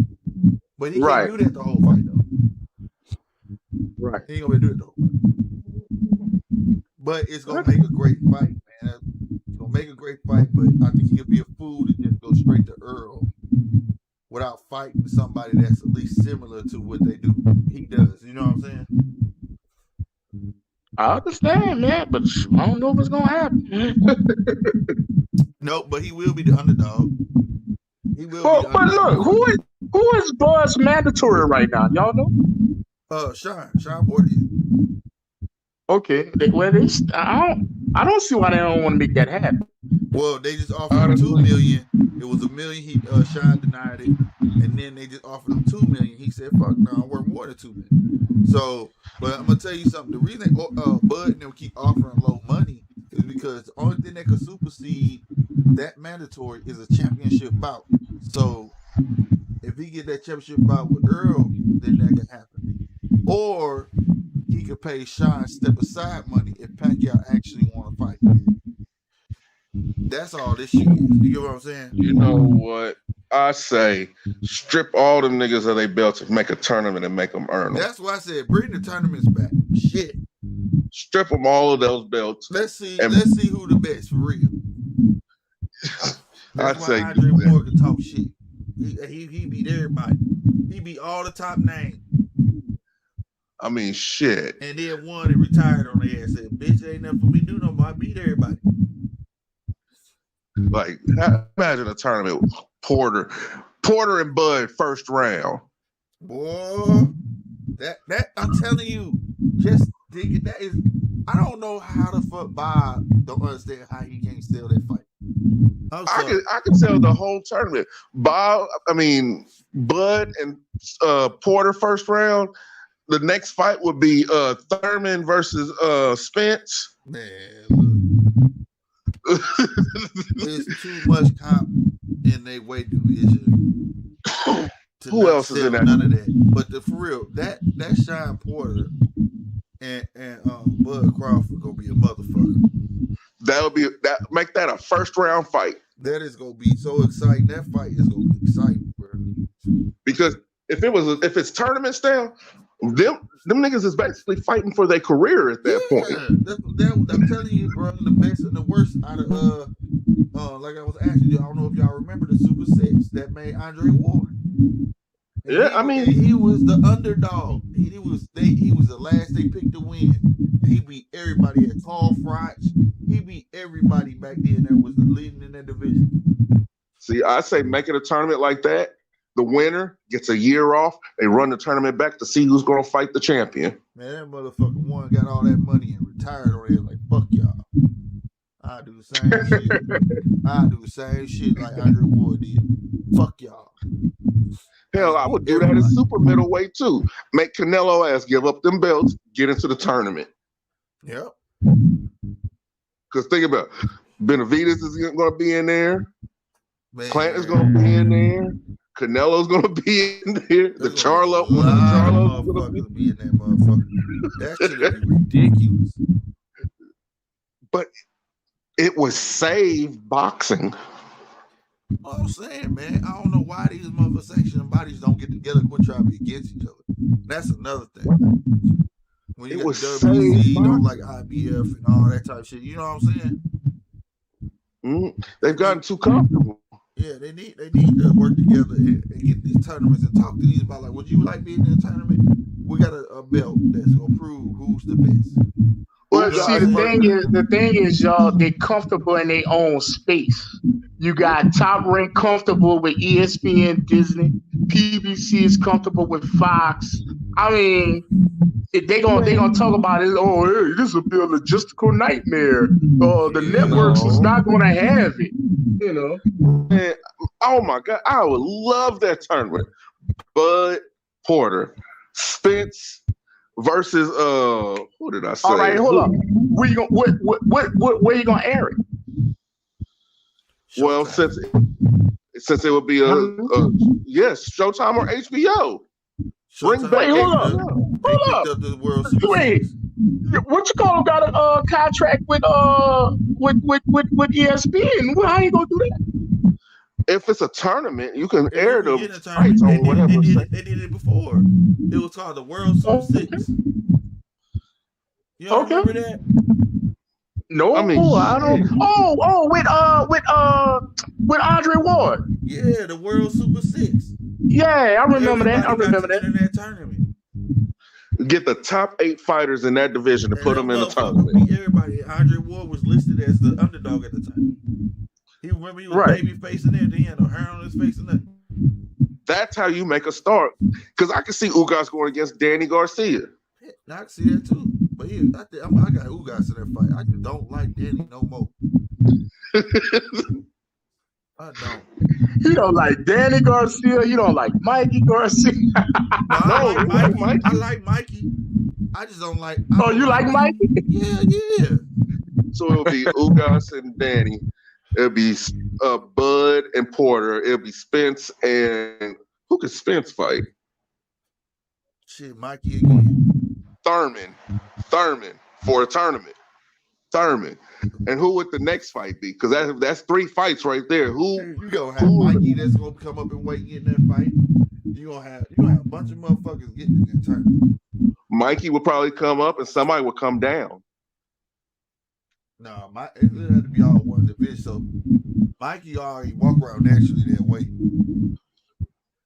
Ooh. So I can see he's gonna be a factor. I can see one of the Charlos coming down for that. Man, Charlos will get in there real easy. I think Jamal Charlo would come down because Jamel is the one who's calling out Canelo and shit. Yeah. Now hold up, I'm confused. Okay, they got Mikey Garcia. They got what's the other one? Don't they got a Ryan Garcia? Yeah, Ryan Garcia. Light. Yeah, he too light in ass. He lighter. Oh, that's the young one, huh? That's trying to call out Javante, huh? Yeah. I mean Pacquiao. Yeah. Okay. Yeah. That's a lot of Garcias, man. It is. Wow. And Lopez. Because I was watching somewhere, they were saying there's no way. Well, I think I had sent it to y'all. I DM y'all with old boy was like, ain't no way he gonna fight Pacquiao. He need to think about somebody much younger and work his way up. Right. That's what I was saying. Like that shit was bullshit. Damn. Garcia to boxing is what Silva is to UFC. Okay. Or the Von Erichs to wrestling, huh? Tony Riviera. Or Von Erichs. Damn, Von Erichs. How old are you? 43. I'm 10 years older than you. God, you said Von Erichs. I agree with you, Tony. I'm thinking about the Rhodes family. You talking about the Von Erichs. Shit. Oh, you talking about Dusty Rhodes? I remember that. That's the NWA. With Rick Flair and all of them. And Jake the Snake. NWO. God damn. It was the NWA. No, Slick, it was the NWA. Which turned into WCW. Oh, okay. Yes. Tony Schiavone and them. Right, I know back. Jeez. Golly.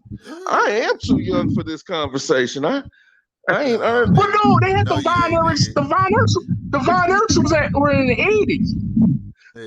Kerry Von Erich and David Von Erich. Yeah. That's the 80s. Well, I haven't earned my brown liquor cup yet, then it seems like. Hell no, I ain't earned my brown liquor cup. I ain't earned my right to crack over no Crown Royal, have I? Hey, you know what I'm drinking on? They got these damn Crown Royal whiskey colas. Nigga, you can buy in a can now. I'm drinking the fuck out these motherfuckers. Oh, man, I saw them, man. I need to get on there. I saw these them. motherfuckers good. You hear? These motherfuckers is sick. They got apple and they got peach, but I got the regular whiskey and cola. Crown Royal whiskey and cola. Okay. Purple can. These motherfuckers shit. Oh, now let me ask you this, Polo. Let me see how old you are. Do you remember WWF Saturday nights? Come on after Saturday Night Live with Hulk Hogan? Yep, it was called Saturday Night. It was called Saturday Night Main Event. Yeah. Yes. I remember that. And look, now check this out. Well, okay. you old enough then. I remember that because I remember also on Saturdays. Because WWF took the night and WCW took the daytime because right after World whatever it was, sports thing, WCW would come on. They would show 2 or 3 matches, and then it'll be American Gladiator Warrior, whatever it was. Hey, American Gladiator, and then some other shit, probably some movies. And then at night, I would see Hulk Hogan versus The Undertaker or The Ultimate Warrior versus that's later on. Macho Man. In the beginning, it was always Saturday Night Main Event. The last match was always between Hulk Hogan and Macho Man. Macho Man, yep. It was always them two at first. In the beginning, when that show hit, and it was like that was the beginning of their pay-per-view. Saturday Night Main Event was the beginning of their pay-per-view. Because I remember here in St. Louis. That's when it was WWF. Right. And I remember in St. Louis, it used to come on, WWF used to come on Channel 11 here, right? KPLR. And then on Saturday Night Main Event, it used to come on Channel 5 on NBC. NBC was 41. After it came on after Saturday Night Live. After Saturday Night Live on NBC. Yep. I do remember that because my grandma was a huge wrestling fan. You're not that old. You're not that young. You know what we talking about. That nigga know what we talking about. Because my grandpa was into boxing because we would go to little rec centers on Saturday mornings. Whenever he wasn't doing nothing, we would go watch local talent box, and then at night I'll be watching wrestle with my grandma. She'd be like, "Ooh, Jab him in the eye. Jab him in the eye. I remember that. I do remember that. And I remember American Gladiator would come on. American Gladiator shit. Oh, I remember that. She'd be like, why them white boys so big like that? They ain't gotta be big like that. My grandpa be like, them ain't women, them is men. They had a white bitch on there that had muscles and a black bitch that had muscles on that motherfucker. My grandpa said, them ain't women, them is men. Right. What they got be like that for? Them is men. I bet I kicked their ass. I remember. Man, I was small. I remember that. And then my boxing back then was heavyweight. It was Mike Tyson, Evander Holyfield, Riddick Bowe. Who else? Riddick Bowe came after, but he was a little bit after that. I remember George Foreman when he did his comeback. Yeah. That was big. That was huge. Michael Moore. Michael Moore, the left-handed dude. Who Trevor Burbick, yeah. Oh, Razor Ruddock. But didn't who was that George Foreman beat to get that belt back at 44 years old? Who the fuck was that? Was that Burbick? I think that was George Foreman beat Michael Moore. Michael Moore, that's who it was. Michael Moore knocked his Michael ass Moore. out. He was left-handed. With the slowest and George Foreman whooped the piss off. But that was like the slowest 1-2 punch I ever seen. Nigga knock that nigga down. No, Ali said that. Ali said it about Foreman. He said he's big and he's slow. Yeah, but if we hit you, that shit hurt, nigga. That punch slowed in the motherfucker, man. But he hit that nigga was laid out. I said this nigga came back, got the goddamn. And I remember old Larry Holmes. Oh yeah, Larry, yeah, boy. Y'all forgetting about Tommy Morrison. Hey, no, that's my nigga. I told you I know everything. I know about Tommy Morrison. Now you ain't gonna tell Tommy Morrison from Rocky V? Yeah, see, that's all everybody knows. Man, Tommy was that shit, nigga. Hey, don't talk about the Kansas City native like that. Hey man, he was a good actor. He was a good boxer too. He was a good boxer. He was? All right, man. I didn't know. You know, he lost twice. I didn't know, man. His biggest loss was to AIDS, though. I'm finna tell you right now, nigga. I know so much about this motherfucker. Goddamn me. Nigga beat Razor Ruddock for the IBC, nigga. No lie. Got a belt for it. He lost it. But then after he defended it once, and then he lost to Lennox Lewis, nigga. No lie. Okay. Well, I mean, he can't be embarrassed by losing Lennox Lewis. No, hell no. He went up opposition at that point. You know what I'm saying? His first loss was I think his name was Ray Mercer. Mm-hmm. I remember I'm trying to think what else I know about this. I think he had got a belt from Joe Hip. And I think he lost it 2 fights later, though. I can't remember who. I think it was Michael Bennett or somebody like that. See, what you just said is something that's missing. Look up Rick Ennis. Rick Ennis, he knocked that nigga teeth out in the ring. Nigga, that shit flew clean out. But that motherfucker had a patent left hook and an uppercut you couldn't beat. You knew it was coming. That nigga throw a left hook and an uppercut. Your ass was sleep, nigga. Who? Tommy Morrison, huh? Fucking right, nigga. Fucking right. That was one white boy, I promise you. And I think his record actually was maybe like 43 or some shit like that. It was like 43-3 or 48-3 or something like that. He was. I think he was 48-3-1 or something like that. That was my nigga, man. That I was like, this white boy cold. And the talk before he died, the talks was leading up to him fighting Tyson. And he died. Really, y'all? He died. Y'all motherfuckers was teenagers when I was born. Yeah. I ain't that much old. Well, I guess I was. I was in elementary. Yeah, I was too. Yeah, oh shit. And then my middleweight, the biggest middleweight was Sugar Ray Leonard. Yeah, man. Let me tell you something. Well, I want to say he was the biggest middleweight. You think he was the biggest middleweight? I mean, he was the most popular, most famous. Oh, you talking about fame wise? Oh, okay. I thought you talking about weight. Yeah, he was, and it was fucked up how he did people, man. He was Mayweather back then. Let me tell you something. When Hagler was on top, this some bitch gonna come out of retirement and stole that nigga shine, dog. That nigga Hagler was so mad, bruh. He was mad in the motherfucker. Cause then they start making it like, he came back, you go fight him. And Hagler was asking to fight him before he had left. He was like, nah, I'm gonna retire. But then when Hagler got big, like large, then he came out of retirement. That shit was fucked up. Say y'all, let me make y'all laugh. The first fight that I ever remember, first witness, and I remember was Uno Mas, Sugar Ray Leonard, Roberto Duran 2. For real? No Mas. That was my first fight that I ever remember. No Mas. Hold on.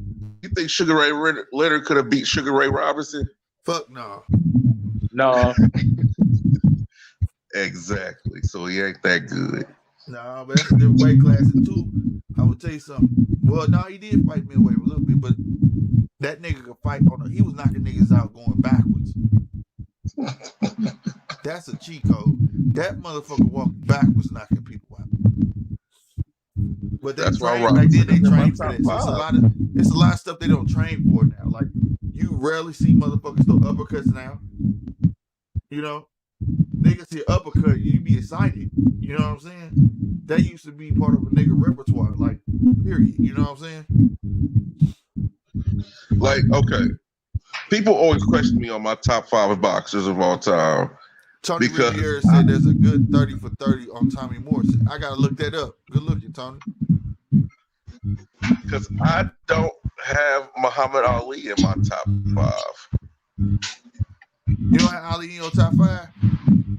No. I got young Ali in the top 5. I hated when he got old, had to come back and fight for money. That was sad.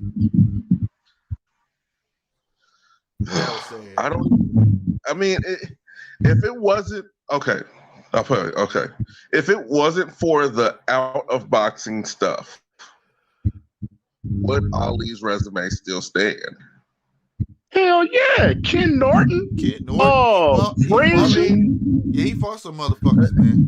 He fought some motherfuckers, but he lost to some motherfuckers too. Yeah. Well, yeah. But you gotta remember, see, that's the part of where y'all say resume don't always, you can't really count him against like a loss or something like that, because he came back every time. They stole his best years of his life, though.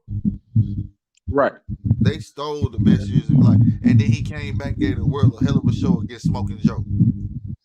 Yeah.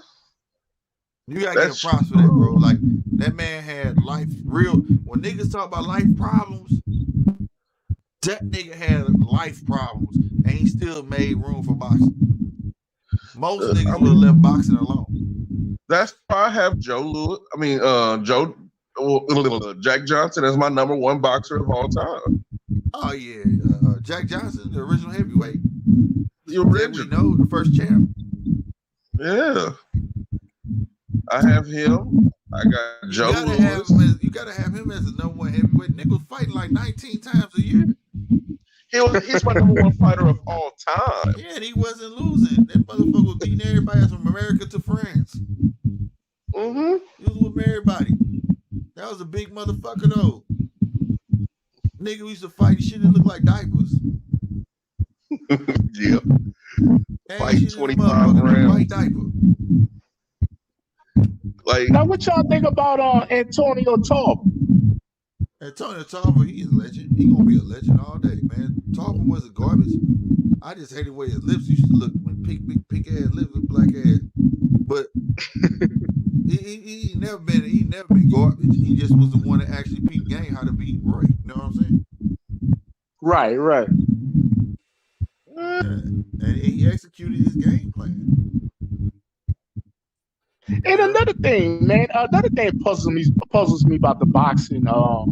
When you think about boxing legends and stuff like that, do y'all feel like the Klitschko's get their credit? Because they had a nice run. Not here. But I'm gonna tell y'all something. They said when they held the heavyweight division, the heavyweight division was down.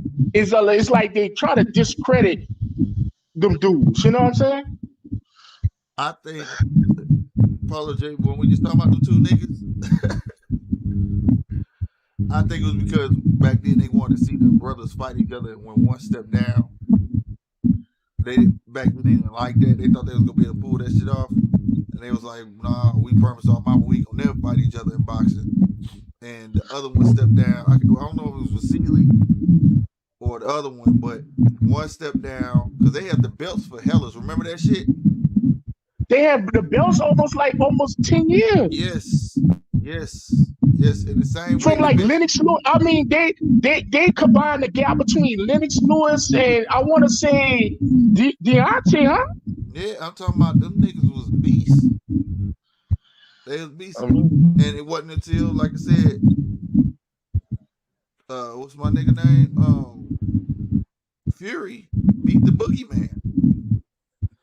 Because the other brother had retired. You see what I'm saying? Right. But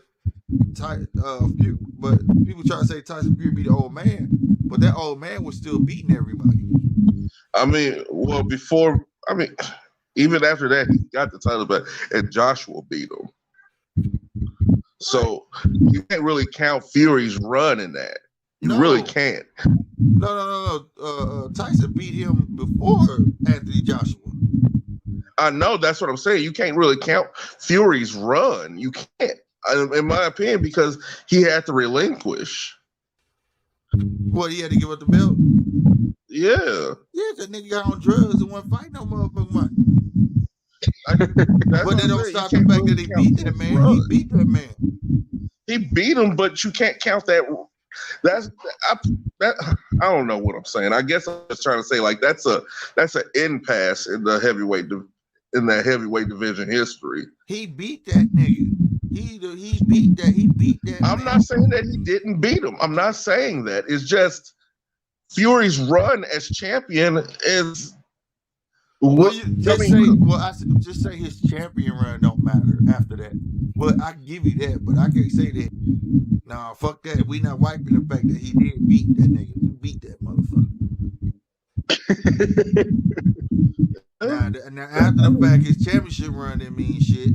But he beat that motherfucker, and it was a surprise to everybody. Like, what the fuck is going on? Yeah. Well, let's be real. There's no real heavyweight champion unless there's an American heavyweight champion. Nah, I won't say that neither. Because Lennox was a great Lennox champion. Lewis. Lennox was a great champion, bro. Lennox whooped everybody, and Lennox didn't run, bro. I don't fuck with Lennox Lewis. Right, Tony, you're right. 27-30 is the years he. Because I swear to God, when him and Mike got together, I think it was in Memphis or somewhere. I thought Lennox was over with, man. He took care of Mike, bro, and everybody else after that. Let me tell you something. Lennox is the only honest motherfucking boxer I ever known. When they said, you want to fight Mike Tyson, he said, no, I'm not ready for him yet. He was dead honest with it. He didn't beat around the bush. You could talk shit about him because he was like, fuck that. It wasn't until after Mike got out of jail, Mike forced that fight. Because he was like, I'm going to eat your fucking kids and blah, blah, blah, blah, and all that shit. He forced that fight. But before Mike went to jail, when they asked Lennox, did he want a piece of Mike? He said, nah, I ain't ready for him. Holyfield lied, talking about, I got a heart condition. But as soon as Mike get out of jail, and they saw he was too big and he was swollen, he couldn't move like what everybody wanted. But even Lennox still didn't take him lightly. He forced that Lennox fight. And I ain't gonna lie, Mike got exactly what he deserved. He got his ass whooped. Talk about a man kids like that. Got his ass whooped. And Mike said it himself. He should never talked about that man kid. You know what I'm saying? That you don't do. That's true. But Lennox was a great British champion. There ain't many that over there that could actually say they were. He handled himself like a gentleman over here. He never talked shit about us. He never, you know what I'm saying? And And he's the reason they come over here now. They didn't want to come over here before that. Bruno came over because it was lucrative. They had to pay him to come over here. Lennox would fight over here anytime he wanted. He said it didn't matter. This one, that nigga had a strong Jamaican accent. Remember when Lennox had a good British Jamaican accent? That motherfucker said it didn't matter where your ass was at. I come beat your ass. And Lennox would come to your backyard whoop. So I gotta get. I said they had that fight. They had that fight in Memphis, Tennessee. Yeah, at the pyramid. I gotta give it to Lennox for his British heavyweights. That's about the only one. That's the only one, folks. I gotta give it to Lennox. Okay. That's why he still got a job today over here, nigga. Even though he talks slow as fuck on that motherfucker. I can't stand his commentary. Nah, me too. He answered a question 5 minutes late. Well, he say some shit that's obvious. You know what I'm saying? That's what happens when you get hit in the head repeatedly. Yeah.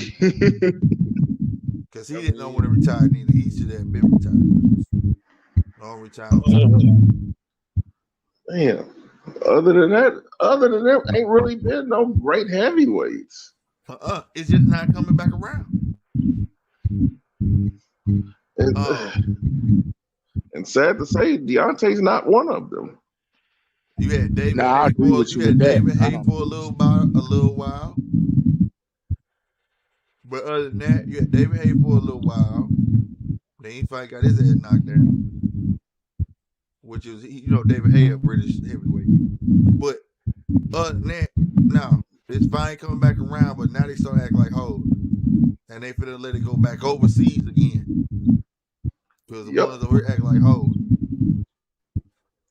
Come on, and Andy Ruiz is technically American, so come on, he is American. Come on, Andy. I want Andy to get it now. Fuck Tyson. But fuck Wilder. AJ not gonna give him another one. But what's gonna happen is the person that will give it to him will be a Tyson Fury. But what you gonna have to do is go beat somebody else first. And you know who that somebody else? Somebody's mandatory by now. So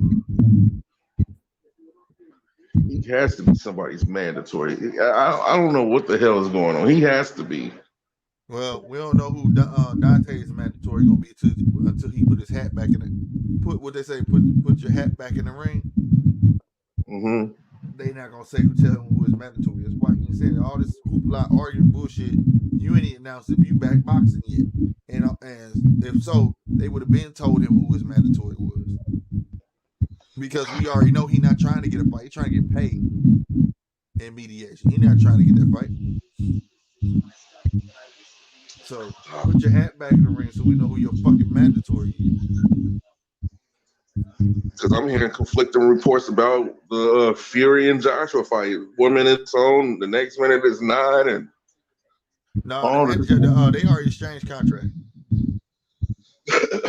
No, they have exchanged contract. And, it's just what they're gonna agree on, what they're not gonna agree on. But you gotta remember that fight has time. That fight ain't taking place the middle of next year. You know what I'm saying? That shit not gonna be first quarter because they just buying time. They want to see if they can get fans in there. You know what I'm saying? That's a fight where they want fans there because they're gonna miss out a lot of fucking money if they don't. I think the British government will allow that fight to take place. I think they're gonna go to Dubai. I think that's what they were talking about, going to Dubai. Because over in Dubai, they'll allow that shit. And Dubai is like COVID who? Right. They don't give a fuck. Man, I went and got my tacos today, bro. That's how I feel. I mean, this motherfucker. Not one white person had a damn mask on, bro. I don't wear a mask. You don't? No. What you mean? Fuck no. What, you gonna take that chance? The county that I live in doesn't even require a mask. Man, look. What? My county don't require a mask either, but I'm wearing that motherfucker. For my safety and everybody else. See, this is my out here, you gonna wear one and you not getting into nothing. It's my thing. You can't even get no gas. My thing is this. It could be be small as a cold. It's 99%, whatever. It's just the 1% they got. You feel me? Have y'all had the vaccine? Huh? Have y'all had the vaccine? Nah, I ain't getting. You gotta be 60. You gotta be 65 in Nevada. They say what they say out. Did you see the thing, bro? They would say what March something? They gonna start pumping down here or something. Well, I ain't getting. I don't want it. See, because I don't know how current y'all are on world events, but in Tel Aviv, you can't go into any place, even with a mask on, unless you show the app that you've had the vaccine. Yeah, I seen that. And they're adopting that in Italy and everywhere else. That's not cool though, because people, the vaccine does not stop you from spreading it.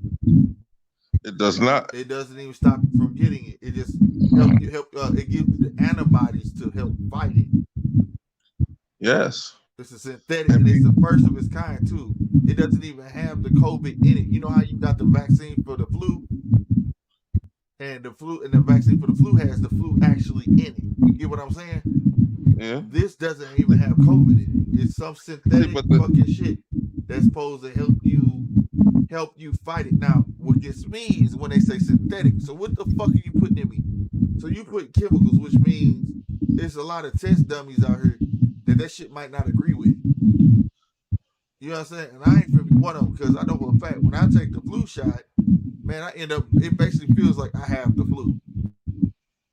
Mm-hmm. Right. That's why I don't take it. Me neither. I don't. Now my babies, they get it, and they don't even get a fever from the flu shot. You feel me? I don't even let my kids get flu shots. But I don't do it because I know how it's gonna make me feel. Now, my youngest baby, she got sickle cell, so she's not gonna get she's not gonna get the COVID vaccine because they don't even know how it's gonna affect them yet. You get what I'm saying? None of that shit. I mean, you saying that? Huh? No, I was about your point with the whole app thing, because I was about to say, I mean, what if a store makes it their policy? Then fine. I mean, what if I can't force them I can't force let me shop, but that right there is what I'm talking about. So then that's New World Order. Yep. You know, let's not forget it. About 2 months ago, 3 months ago, they was talking about having the military help pass it out. You ain't gonna knock on my door and tell me I better take shit. You get what I'm saying? I wasn't going for that.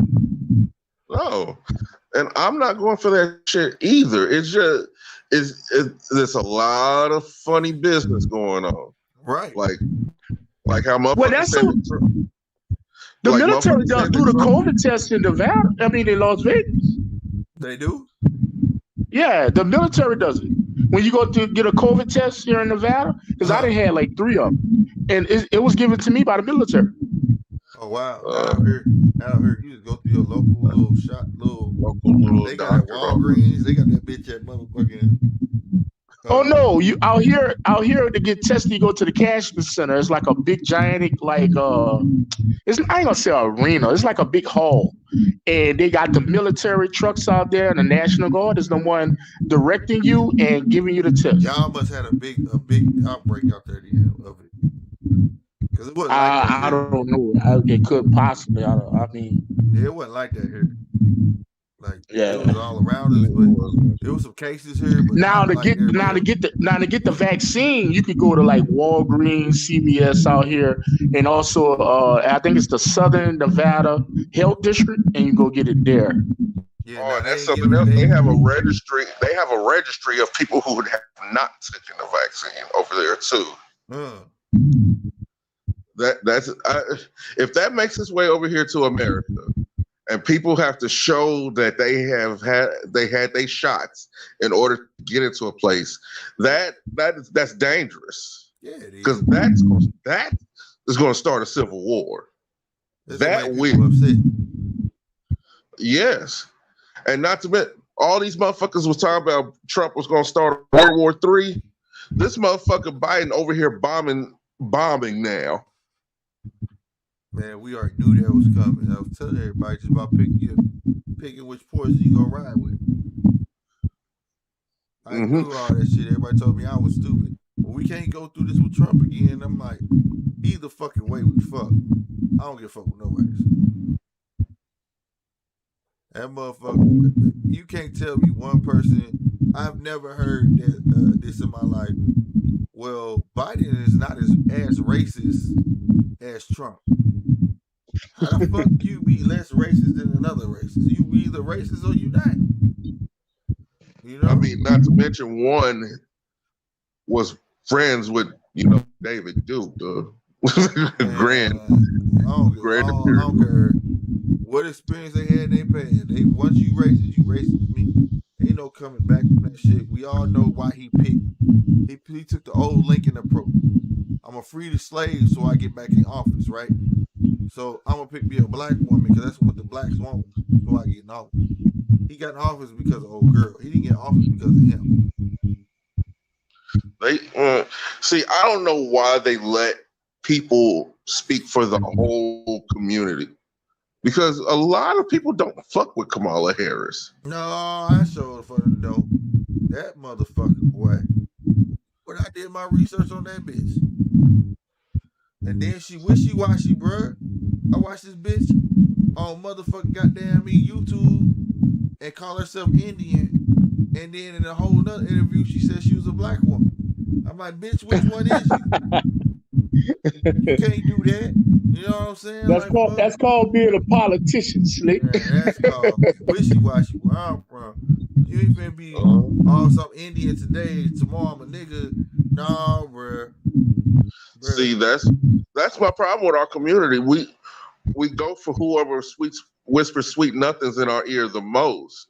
There you go. Instead of researching for ourselves. Like, people got mad at me about my whole stance on Trump, but they didn't understand it. Well, I asked you. Yeah, you asked, and we had a decent dialogue about it. Right, I asked you. But other people, they just go based on red and blue and not look at the person and their policies. See, I don't fuck with Joe Biden. The only thing Joe Biden has said that has kind of been like, okay, this is cool, is reforming the whole credit score system. That's the only thing I can actually say that I agree with. His first 100 days, he's bombed, and then he's talking about relief. I can't get down with that. I cannot get down with that. Just know the old man gonna say a whole lot of, hey, Polo, what you got? You got wind blowing in your shit, or you got us playing out loud or something? I got y'all on speaker, and I got my fan on. Let me turn my fan off. But like at the end of the day, the old man gonna say a lot of shit you want to hear. You know what I'm saying? Changing that fucking credit system shit ain't gonna happen. You know what I'm saying? Because it shouldn't be. Because it's quiet as kept. If he really meant it, he'd have said we're gonna have one credit score. There's no reason to have 3 fucking credit scores. You get what I'm saying? Right. Really isn't. And then on top of it, you got a FICO score on top of it. You know, you ain't no reason to have that shit. So I know he's not serious when you talk about that. You know what I'm saying? It just some people buy into the lame shit. I mean, that man is gonna do what he want to do, and I know for a fucking fact especially if you want to go by color when it came to black folk. When it came to black folk, dude, he said, didn't do that. Obama didn't do that for black folks, right? And then this motherfucker said we ran out of time. That's why we didn't. So that told me you ran out of time in 8 years, bitch. So we was last on the totem pole. It was never the agenda. We was last. Right, exactly. How you run out of time?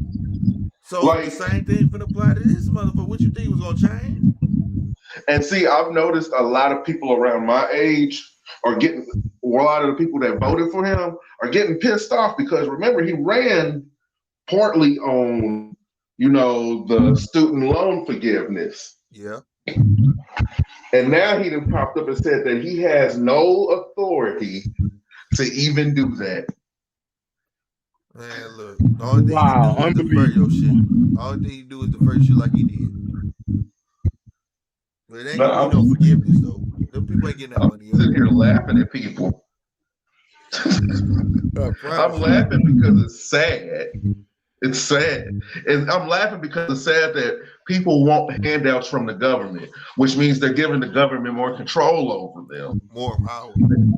Yeah, I agree with y'all with that, because like I say, I was all for government and thinking it's gonna help me and help my situation and my life for as education and all that, until 2005 happened when Katrina came to New Orleans, and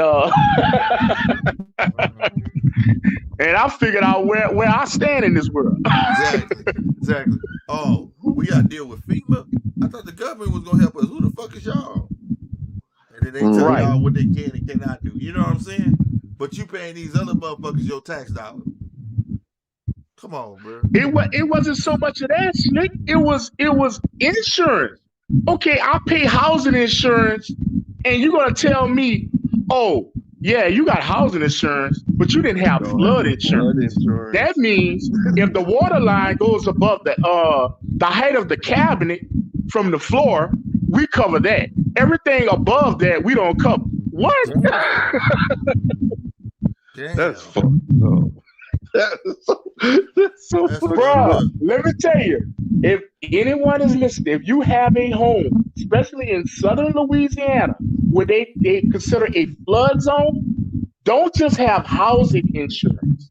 Have flood insurance, because housing insurance only covers 36 inches and above. 36 inches and below is called flood insurance. Wow. And that means they didn't pay. Wow. That's so fucked up. Like, yes, that was the big thing in Louisiana. Huh? Hey, pull up. Slicky. Huh? See, what's up? I think when we start talking, I don't know what's going through your phone. You got like 2 windows open or something? No, I ain't got nothing open. You don't hear that? Every time I talk, I see your thing move. And it's like, I don't know if it's giving feedback somehow. I don't have nothing. I can go out and come back in. Hold on. All right. Yeah, see. Well, yeah, that was the thing with the big FEMA thing during Katrina in 2005. That's fucked up. How they played yes. with that shit. Yes. Now you could have brought flood insurance, and if your roof got blown off, they didn't cover the roof. Because that's above 36 inches. That's crazy. That's crazy. That's how they got down, bro. That's how they play, motherfucker. That's how they got down. And all the people you saw at the Superdome, they wasn't feeding them, and man, that was raped. Crazy. Yeah, people get raped in there and shit. I saw a shit like that. Yeah, man. People, they telling people you can't go out to get your kids nothing, try to get nothing for your family. Say you got a 2-year-old, a 3-year-old, you need formula for your baby. They tell you sit down and shut the fuck up. Wow. What you think them dudes about to do, man? Am I good? Yeah, you good now. It's clear. Yeah. Yeah. Okay. You can't give me no MREs and tell me get that to my kids. Yeah. MREs off the chain, nigga. My uncle used to bring them. He was in the National Guard, and then like he used to leave for the weekend. He used to ship that shit or whatever he used to do. He used to bring a gang of them motherfuckers home, and he took that. He fucked up and showed us how to make bombs. He told us when he went to war and shit. They taught him how to make bombs out the sulfur pack that be in that motherfucker. And put a bottle and all that shit. He should have never showed us that shit. He stopped giving it to us after that. He stopped because I scared the shit out of my auntie and then I took a water bottle. I took a 2-liter bottle and poured that sulfur in that motherfucker and dropped it in the trash can when she was on the porch smoking her cigarette. That mother was like jumped out her damn skin. Nah, he stopped giving us to the motherfucker. But I know they used to come with them little bitty bottles of Tabasco sauce and shit. Yeah, and they always come with those M&Ms or little candy bars. Yeah, I remember them motherfucking little green. And the instant coffee. Man, dog. Yeah, he used to bring a gang of them motherfuckers. We used to eat them motherfuckers up. Man, I survived on them things for 2 weeks, man. Oh. don't want to talk about surviving on those motherfuckers. He's a winner. We thought they was a shit because they was from the Army. We couldn't believe it. We had to do a whole month field training with them motherfuckers. I couldn't shit for I don't know how long. It was terrible. MREs are terrible. They're terrible. Especially the beefaroni because it tastes so damn good, but it's terrible. Man, I like the barbecue rib. They got a barbecue rib. They got barbecue rib pack. They got all the they got everything, and that shit lasts. That's the shit that get me. The shit lasts for years. This nigga probably got a box of that shit in his basement now. Shit, it probably the way shit is looking, it probably be worth it to have some. Hell yeah, I know that's what I'm saying. He probably got a box of that shit. He used to take this shit, come home with gangs of that shit, man. I'll probably have to go to our local surplus and buy a bunch of those. Because the way it's looking, I know y'all been grocery shopping. It's like ain't nothing in the stores really now. Hell no, because shit still ain't went to north, ain't going back to normal. That's what you're trying to tell everybody. You know no, we stocked on the West Coast, bro. We stocked. Oh shit, nigga, you know a lot of meat and dairy come out of California, but we right next to Cali, so maybe that's why. No, that shit. We pretty stocked over here. Motherfucker, goddamn me, Walmart grocery side be empty in the motherfucker. Like, damn, where y'all shit at? Oh man, we still waiting on whoop to come through. We still on whoop. Oh like, man, damn, bro. See, wow. Our Walmart, like the one that's close to me, ain't had chicken wings for the past 3 months, and when they had some, it was for Super Bowl Sunday. It was gone. Wow, it was gone. Lying, and anybody who has chicken wings, they charge it. Like you might as well be selling dope to even buy those. Yeah. only thing going crazy out here is the gas out here shooting up. Because I think when I talked to y'all last week, was at like $2.69 a gallon. Now it's $3 a gallon. Yeah, that shit $2.39 right now here. It's $2.39 here. Gas is starting to shoot up too. It was $2.43 yesterday, but that was a big jump. Before it was $2.43. Goddamn me, it was what, like $2.09?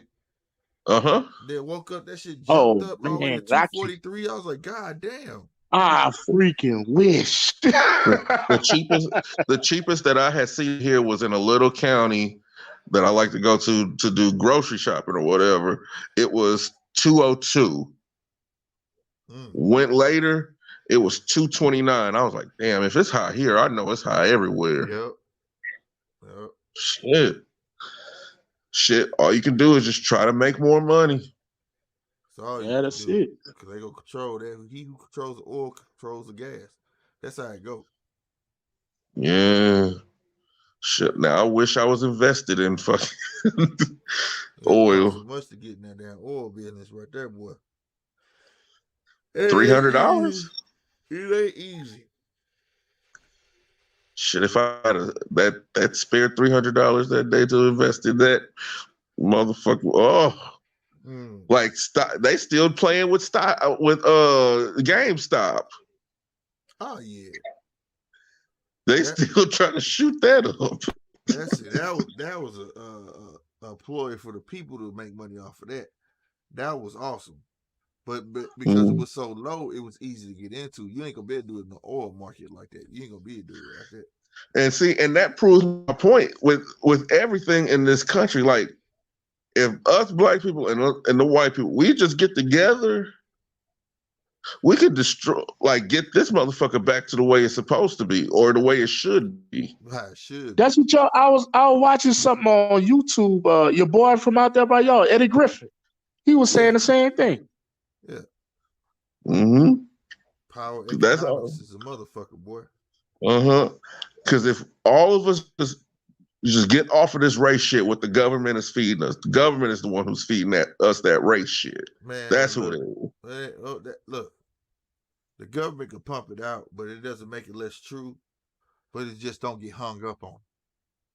Because it's here to stay. It ain't going nowhere. You know what I'm saying? And at the bottom line, it's up to you to fuck with who you fuck with. And it's up to you to acknowledge who you going to acknowledge. You know what I'm saying? I was supposed to do a podcast tonight or whatever the case would be, but I knew it was going to be short if I did, so I didn't do it. But what I was going to talk about is paying for, you know, as black people and brown people, we shouldn't be paying for each other fuck ups. That's where it's going to have to start. You know, we now explain that. What you mean by that? Paying each other fuck ups. Say you my homeboy, right? Mm-hmm. We from the same hood, right? Mm-hmm. Grew up together, right? Yeah, we could be in the same gang if we was in gang member. It don't matter. But say one day you took upon yourself to go rob somebody. Let's say you just went to the liquor store and robbed a black. Fuck, it don't matter. You just robbed a man, a regular old dude. He ain't a gangster. He ain't like us or nothing, right? You get caught. Nobody fuck with you and go to jail. You want to blame everybody. Should I have to fuck with you after that?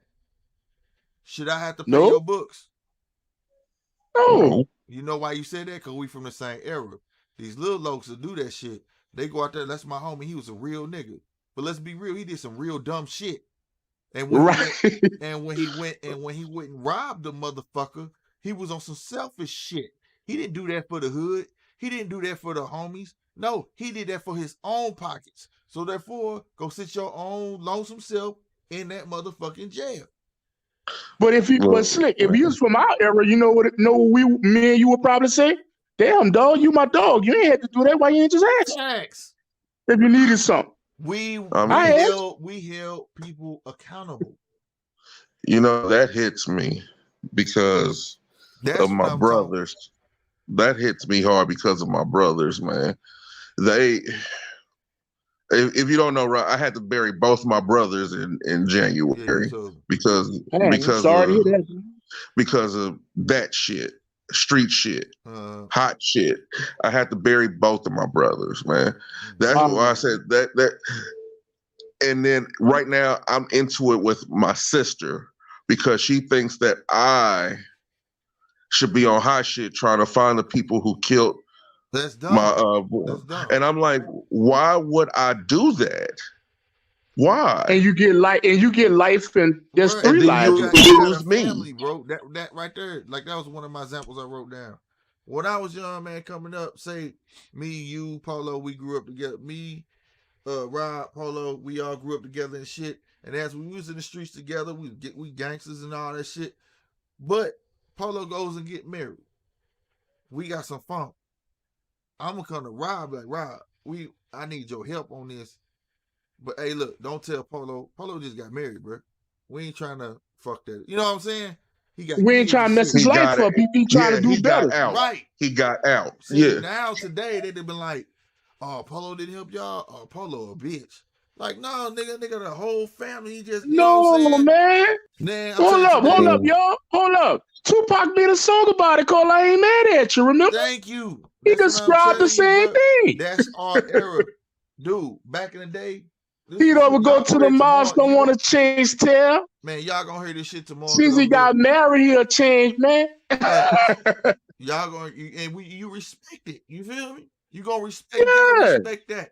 You know, this shit I'm gonna talk about tomorrow on the podcast, cause like, nigga, back in the day, we didn't even condone crackheads. We condone. Oh, hell no. But say you, how I'm gonna condone a nigga that's doing dope and this isn't call you a homeboy? Look, I don't know you now. I don't know you. You never knew the nigga. Yep. You don't know a motherfucking dope head. You don't know how I act. You don't know because they change up on you. Hear this, man. Look, but these niggas today though, oh, that's the could be all kind of drug addicts. These niggas dope heads in their songs. And I'm like, how y'all respect that, bro? We didn't even condone that shit. Man, get the fuck away from me. You know yes. See, what you just said would get you called a lame ass old head. I don't give a fuck, nigga. I don't give a fuck. I'm an OG and I keep this shit 100%. Because look, like I said, I'm at least 10 years younger than y'all, and I feel the same way.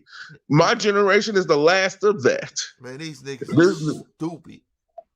These dudes is dumb. Like literally dumb. If a dude chose to sit on his own to go rob that liquor store, right? Now it'd be different if me, you, Polo J, and this miscellaneous nigga was like, hey man, he told us, right? And was like, man, I'm finna ride this place so we can get rich. And we was like, bet. And then he get caught. I'd be like, all right, let's take care of this nigga because he was doing for the hood. He was doing it for everybody. You get what I'm saying? Right. That's different. That's different. But if you venture out and do some shit, freelance shit on your own, man, I ain't gotta have your man. Fuck you. You went and did some dumb ass shit. There's so many scenarios I can give you with niggas that's paying for other niggas fuck ups. It's dumb. Oh, that's my homie though. I'm like, okay, was you there when he stole on that bitch? Nope. But I wish he would do something. That's my homie though.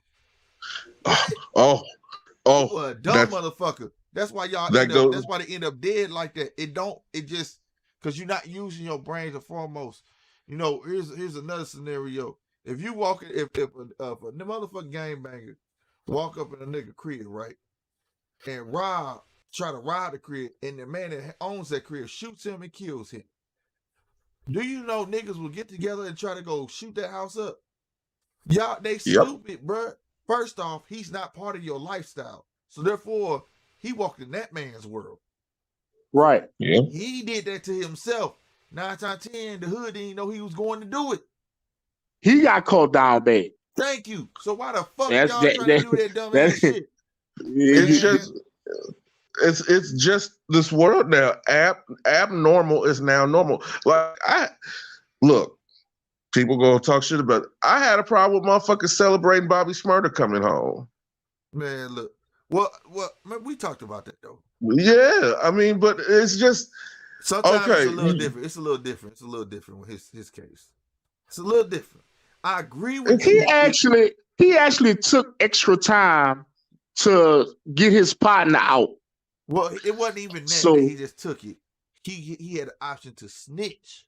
Right, and he did time. And I can respect that because he knew what he was. He knew what he signed up for. Also, he knew what he was getting into, and he was part of the shit. So that's what I'm talking about right there. Right. Okay. If that was, he was part of him. He took ownership for it. Right. If that was me, Rob, and you, right, and they come to me and say we're gonna give you 8 years, and then they give y'all 4 apiece. And they come to me trying to get more information out of me. If you do that, we'll take 4 from you and give them niggas 6 apiece. You know what I'm saying? Right. And I'll be like, nah, bro, fuck all that. I'm not finna do that. The thing is, okay, I can respect that. The thing I see what you're saying on that because I wouldn't even say nothing. Right. The thing is, they were all in it together. If he didn't have shit to do with that shit,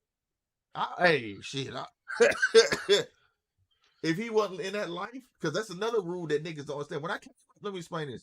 I want to know if y'all agree with this. When I came, this was my grandfather explained to me. He said, "You see Miss Sherry across the street?" I said, "Yes, sir." He said, "I heard you downstairs. This is a true story. I heard you downstairs calling all sorts of bitches on the phone." I said, "Well, I was just mad. I was mad." He said, "You be mad on the fuck you want. I know you run around with your little pistol shit, think you a gangster, but she ain't no gangster. She a pedestrian. She don't live your life. So she's supposed to tell. How you gonna get mad at her for telling on you for when you doing wrong in the first fucking place? And by you being a gangster, you supposed to make sure you ain't being seen. So that's your motherfucking fault." Well, that's true. And that was the day he broke it down to me. He said, "So you can't call her no snitch." You see what I'm saying? Now hold up. You can't have it both ways now. If you're a pedestrian, you gotta stay a pedestrian. Don't try to test the water with us now. No, hold on. Even with that, there's a difference between being a pedestrian and being able to move in the streets. Hold on. This is the pedestrian. A pedestrian is a motherfucker that don't have no affiliation with the streets, no give a fuck about nothing illegal. Right? Okay. It is all right, yes. All right. It's their duty to protect their interests. Am I lying? No, right. You're not. Like it's your duty to protect your interests and what you're in, right? So hold on, let me explain myself slick what I mean by that. Okay, say I'm a booster. I go in the mall and I steal polo shirts. And you got a job interview. I mean, you got a big presentation at your job. You got to look nice, but you don't get paid to 2 Fridays from now. But you know, I could get Ralph Lauren anytime I want. Right. You can't come to me and say, "Oh, can you grab me one of them Ralph Laurens?" And I get caught down there, and I'll be. See, that's what I'm saying. but then that pedestrian just became a part of your life. See, yes, became part of life. So she kept that snitching in. She say something about you, right? Well, then it's talking about that old lady on the block that watches nosy and tell on everybody. Oh, well, yeah, that's a pedestrian. That's all 100, right? So she can't snitch. She tell the police all she want because she's there to protect her block where she stay and this and that. That's how she's looking at it. The person is like my grandfather. He said, "You know who a snitch is a nigga that's in your lifestyle. If another gangster tell on you, goddamn, you're a thief, anything that's dealing with your type of living, that's a snitch." Yes. A rat tells for monetary gain, which is what 6ix9ine did. He told to get himself off. That's a rat. These little niggas today don't know no different. They think everything is snitching. They think ratting is snitching. You see what I'm saying? It's not the same shit, bro. It's not the shit at all. That's why I said when Megan Thee Stallion, when that nigga shot at her, now I had called. I said he didn't shoot her. He shot at the ground. That shit cut her foot. You know what I'm saying? Ricochet and cut her foot with it. That's exactly what happened. But in the motherfucking day, people tried to make it this word so twisted today. They make women feel like they gotta be gangster. That girl was supposed to tell on this motherfucking ass. Hey, of course, she's a female. I expect females to tell. He shot at me, but no, she did. What she fucked up, she didn't tell. She held the fuck in, trying to be all gangster and shit. And then when the shit flipped on her, motherfucker, then she wanted to tell. Right. And then released WAP. This is where the world's fucked up. This is where the world's fucked up. You know what I'm saying? When I came up, gangsters had enough sense to get a life insurance policy. Niggas ain't got sense to even do that. Got their damn baby mama, getting GoFundMes and their kids out here begging for money. See, when I was coming up, the OGs would tell like kids like me, "Hey, get the fuck away. You ain't got no business over here. Where your mama at? Where your daddy at? They need to keep your ass from over here and stay out of grown folks' business, even though the people was about 5 years older than me or whatever." Mm-hmm. Now, they want everybody to be in on the downfall. They don't give a fuck. Because ain't no OGs no more. I remember motherfuckers used to tell me stay away from certain motherfucking kids, nigga. Yeah. That nigga ain't shit. That nigga's trying to get you in trouble. G, stay the fuck away from him. I take you one step further, nigga. I said when I got older, I rode motherfuckers doing low shit. But say if I took any one of y'all around and y'all could be with the shits, right? They trust me, but they don't know you. And they got too much to lose. So it wasn't even no way we can go over their house. I'm like, nah, he ain't gonna let me in because you with me and no disrespect, shit, he don't know you. You know what I'm saying? Not niggas let everybody in their motherfucking house. They taking niggas to their crib. Like, you just met that nigga, he know where you live? Like, yup. How he know where you live? Well, I had to stop by and get something. Like, come on, bro. Y'all got to be better than that. But my thing is this, Slick. This is what gets me with this younger generation. Why does everything have to be televised? They telling on themselves. That's what I'm saying, bro. Like, and you paying for other niggas. Fuck up. You get on there showing your gun. Now you think your mama po had your back? Get the fuck out of here. Your homie po had your back. It made us look stupid. Man, go about your business. Because this is another thing. I was looking at something. I forgot who it was, but he said, "Man, just look at the music videos now. These young rappers. Everybody got a gun, money, with 100 dudes around. Where the women at?" Because these niggas is gay. Bruh. They a bunch of no dudes women in the videos now. They a bunch of dudes raised by single mamas, so they exude a lot of feminine energy. No shirts on and none of that shit. You know, hanging on each other. And the thing about the single mom thing, man, it's this thing. It's not just single mom. It's the single moms that try to turn their sons into their best friend. It's the single moms that turn their sons into the men they eventually don't like. Instead of raising him to be a fucking man and be honest with yourself, if you don't know how to raise him to be a man, at least get your brothers, uncles, somebody to be around. You feel me? Uh-huh. Well, you cherry bombs on that bitch, don't you? No, that's my this switch thing I got in my car, the switch between the defrost and the vent. This motherfucker's jammed for some reason. I ain't even took it out yet. It just you went out. But yeah, he must have. Yeah, but you get what I'm saying, right? What I'm talking about. Yeah, We man. pay, and that's just a couple scenarios, bro. That's just a couple scenarios where niggas feel like they have to pay for other niggas fuck up, and until we hold niggas accountable, that ain't gonna never change, and that's always gonna be our downfall, G. That shit ain't no hood shit. That shit apply to every fucking thing. Like I said, you could be a gang banger, but if one of them your niggas go do some freelance shit, that's not up to y'all to go have that nigga back. You tell him you did that shit on your own, because it come from some selfish shit. If you talk to us about it, and then you go do it, like, all right, we got your back while you in jail. That's different. Niggas don't get that shit today. Oh, that nigga was a real nigga. Yeah, like I said, but he did some real stupid shit though. And y'all still gonna have this nigga back? Man, get the fuck out of here.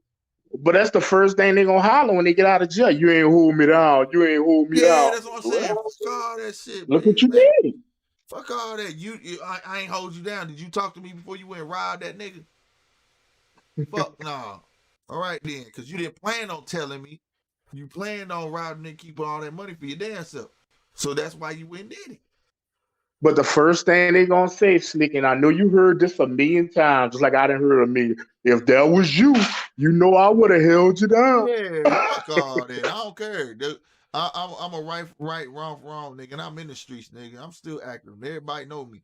But I'm gonna tell you like this, but they know how I stand though. You can't come around me talking no dumb ass shit. Like I said, these niggas today think gangbanging makes you a gangster. A gangbanger is a gangbanger. A gangster is a gangster. That's two different ways of life. And they think it's all the fucking same. And that's what pisses me off by a whole lot of this shit. These motherfuckers, so they can talk shit, this shit, then you slap the fuck out of one of them, they want to tell you crazy. I ain't crazy. You just used to be able to talk shit amongst each other and talk back and forth. Y'all yelling like these gams. It's just so trippy. Like, I listen to this music, they popping pills and needles in their arms and shit. I literally heard a song where dude said he fell asleep with the needle between his toes.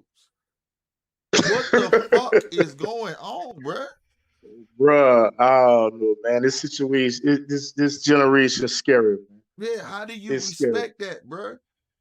How do you respect that? I watched a man go from allegedly be called a pedophile to basically admitting one, and at the same motherfucking time, niggas just hung, but that's still the homie. Man, fuck out of here with that shit, nigga. Fuck out of here with that shit. Nigga, you didn't even know me, nigga. That mean I didn't know you then. You get what I'm saying? Right. The whole time I think I know you, I really don't know you. Fuck all that. No, ain't nobody finna tell me that's all right. You never tell me that you learned that your boy was fucking with kids and you still could just be his homie like that shit didn't matter. Oh, hell no. All right then. Fuck all that. That's what shit I'm talking about. So, but in the meantime, everybody else know this shit. I agree with you 100%. You can go down there and rob the corner store. Nobody told you to do that. What you doing that for? Thank you. That's what I'm saying. You're not coming up. And they want to call because we was friends. You want to call me a fake ass nigga? Because man, get the fuck out of here, nigga. Come on, man. Fuck out of here, like dumb ass shit. I ain't got no time for that dumb ass shit. Motherfuckers understand. And we boys, we supposed to get together and work it out, bro. You supposed to holler at me before you do some stupid ass shit. You know what I'm saying? Like, bro, we ain't gotta do that shit. And I'm supposed to be a real nigga, a real friend to deter you from doing that stupid. I'm supposed to remind you of your kids, your family situation. Look who you gonna hurt. Look like you mess over your mama. We ain't got money to bump one every 5 minutes when you call and go down there and send money, bro.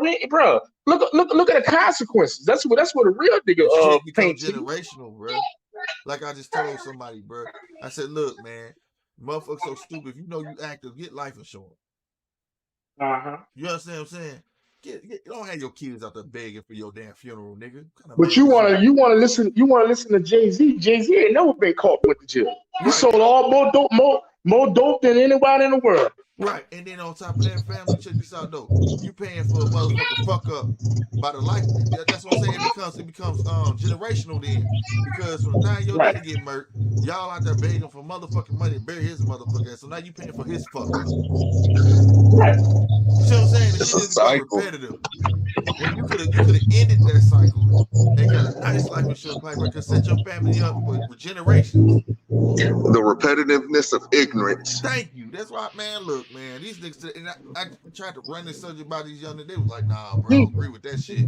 Once you my homie, you always gonna be my homie, no matter what you do." I said, "Y'all stupid. Y'all stupid. Ain't no way. No. Ain't no way hell like I just told Rob. If I learn one of my homies a pedophile, we just finna be cool. You done lost your motherfucking No, mind. fuck no. I got kids. You done lost your Even if I didn't have kids, I wouldn't fuck with nobody I ain't fucking with nobody that's a pedophile. That mean you never knew that nigga. You never knew that nigga. That nigga was a walking lie. Fuck him. But you gonna pay for this nigga fuck up because everybody as long as you hang around this nigga, everybody gonna think both of y'all on that shit. You get what I'm saying? Exactly. Because birds of a feather flock together. You know what I'm saying? Ain't no way.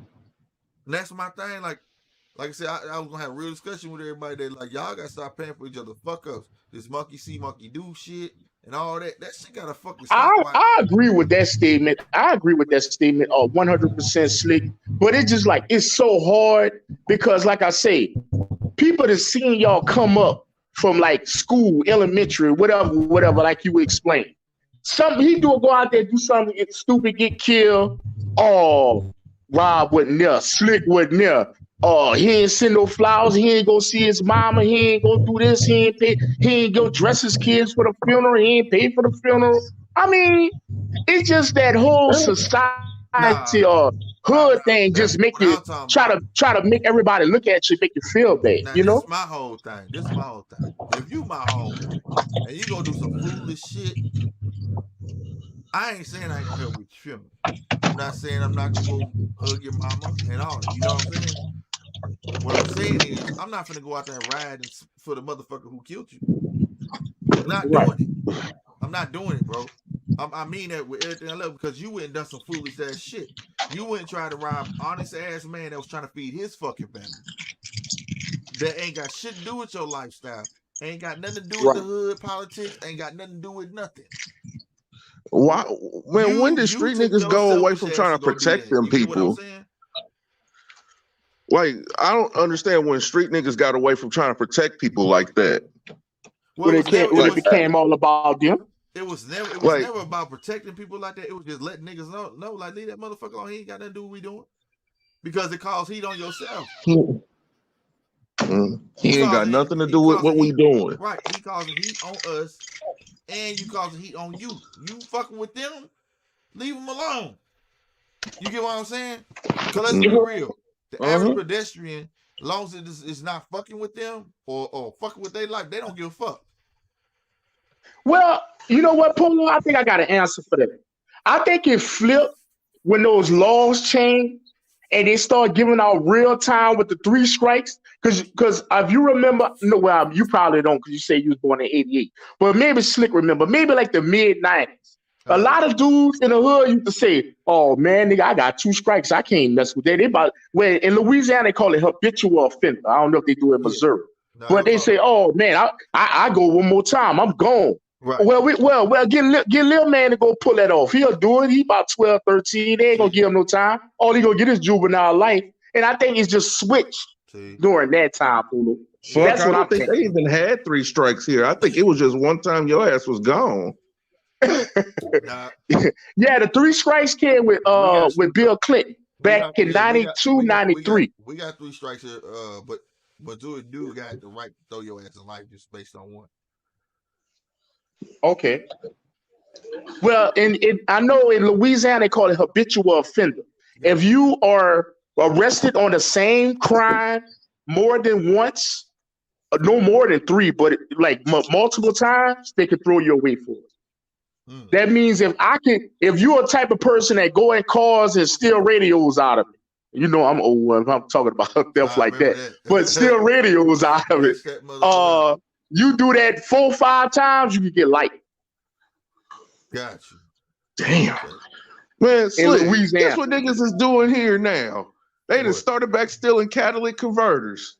Why 2 weeks ago they did a whole car lot a whole car lot like that. They came to the car lot the next day. It was like half. I ain't gonna say the whole thing, but more than half. They stole the kind of like converters off the cars. They doing that there too? Wow. Yeah, they doing that here. Shit. That shit was hilarious, yo. I was like, whoa. That shit fucked I was me like, I seen that on the news. I was like, damn, niggas is hurting that bad? Yep. Shit. The But crack yeah, go up when that 3 strikes law came with Bill Clinton, and I think Biden had something to do with that, like 94. Yes, he was. That's what a He was lot one of of the major that proponents. changed. Yeah, that's Yes, crazy. Joe. That's when a lot of that changed. Okay. Y'all can see me now. I've been sitting fucking with this damn thing to see if y'all can figure out how to get y'all to see me. Oh, see, 6 of you. Yeah, I know. I don't know how I did that, but sitting there playing with this shit. But yeah, man, that's why I'm at in life, where I'm like, I hear these little niggas, man, these damn white people. I'm like, shut the fuck up. You know what I'm saying? If it wasn't for the shit, white you holding man, on some I shit would that you be. ain't never experienced yet. You know what I'm saying? Just repeating what you hear. That bothers me so bad, man. Like, and people always want to say not everybody can pull themselves up by their bootstraps. You got to look at their situation. I was like, people have came from way worse situations than what you dealing with. And if you can't do it by yourself, look, when I was young, we used to have I had a crew, man. You know what I'm saying? Mm-hmm. Think about ways how to get money. You may not be able to do it by yourself, but if you got some down friends, y'all can figure something out. Whether it's washing cars, to do what you gotta get, you know what I'm saying? Whatever. Everybody got to start from somewhere. And Exactly. Nobody want to put the work in, Slick. Exactly. Nobody want to know that hard work is gone. We were talking about shoes earlier. Shoot, I mean, George wasn't up but $100. But shoot, you wouldn't get it like that. No. You had to work for it. Mm-hmm. Yep. Because I remember the first pair of shoes I ever bought myself was a pair of Iversons. Oh shit. Okay. And I was so proud of them shoes. I would wipe them off. That Slappy from Goosebumps. I was trying to show Oh, okay.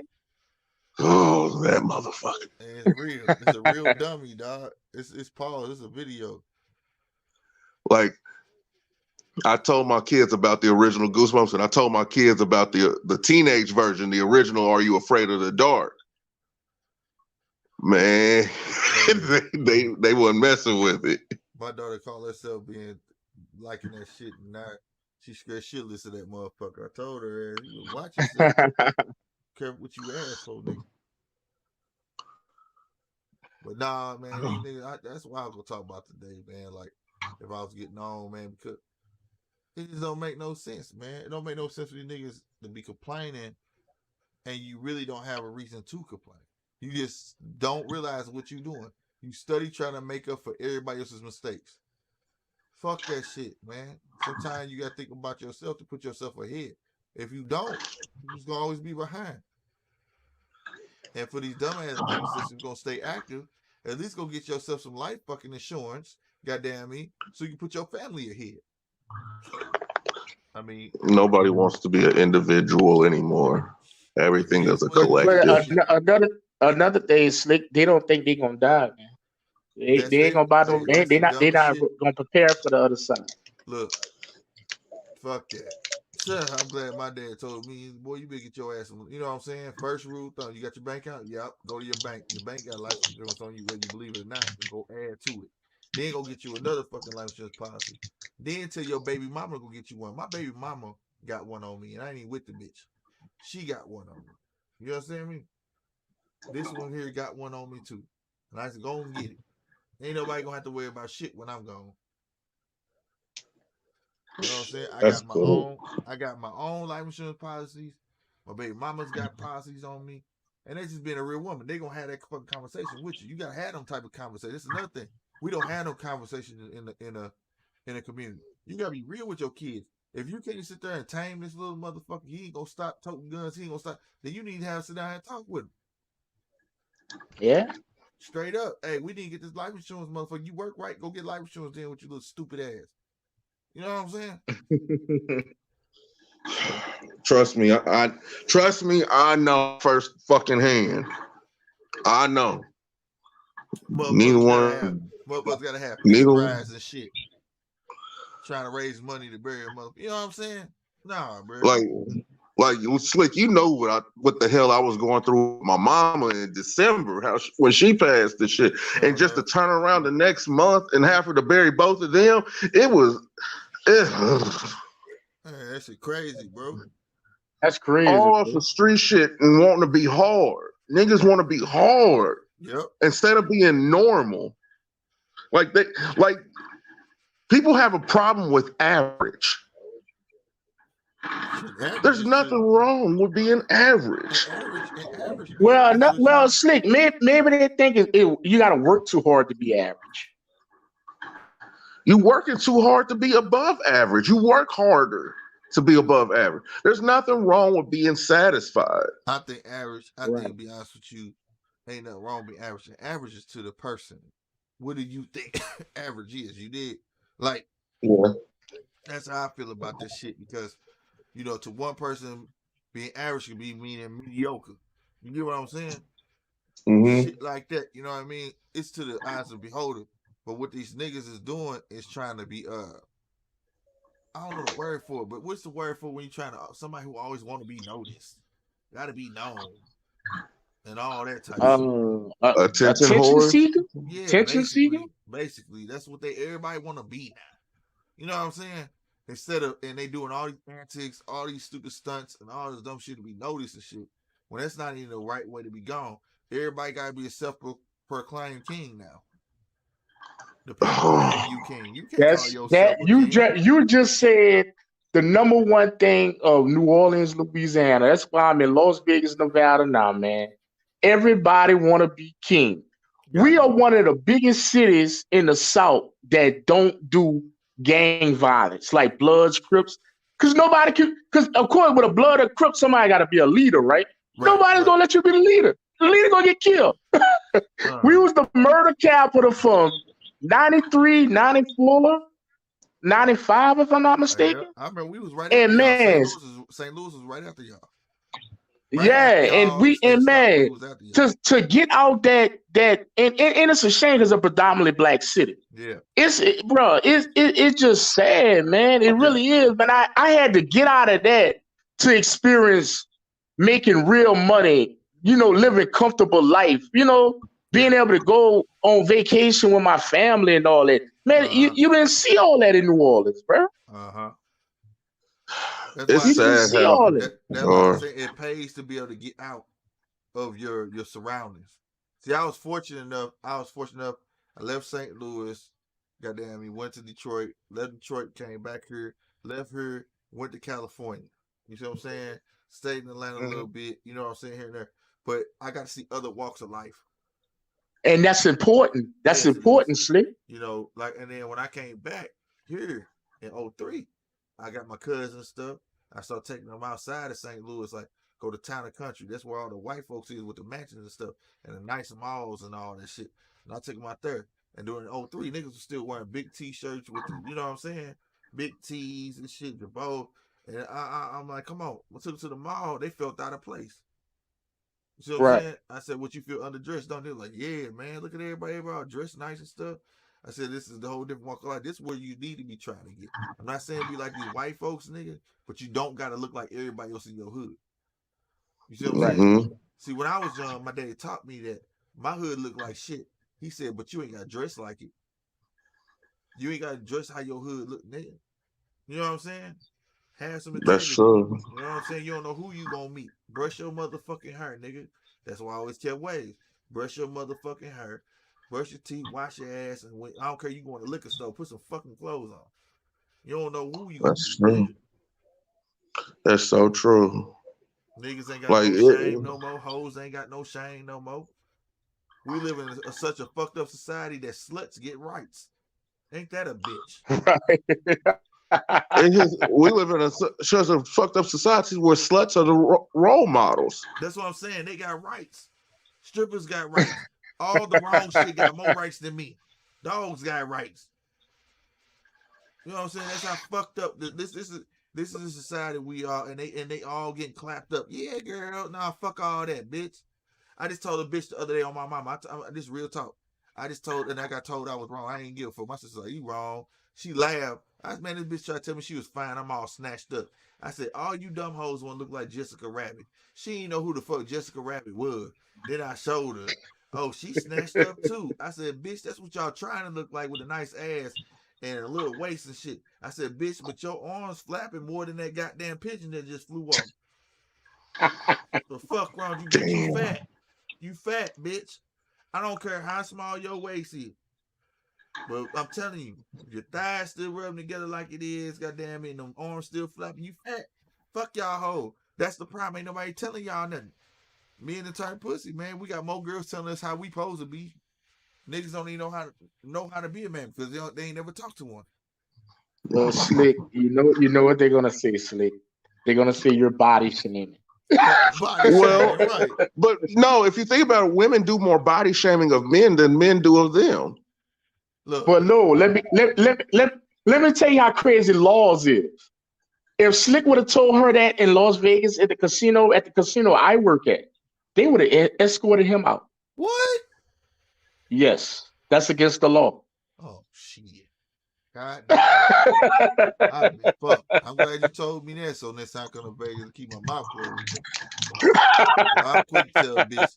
I had to tell this bitch the other day too, though. That is a true fact. Bitch, they would escort you out. Man, bitch had some makeup on, and she tried to tell me about me. I said, and who you are?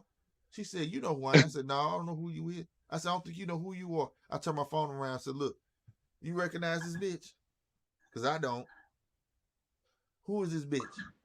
Boy, shut up. I said, there's two them bitches we talk to, because this bitch with this makeup on, she don't look like that up under that shit.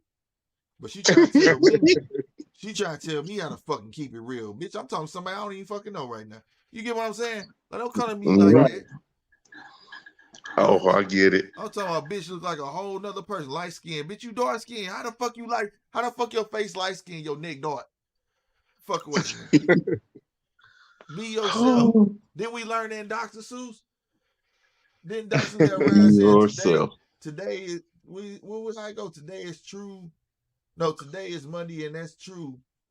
And today nobody can be you but you or some shit like that in Dr. Seuss when I was in kindergarten. Be your motherfucking self, nigga. These hoes don't know to mean that.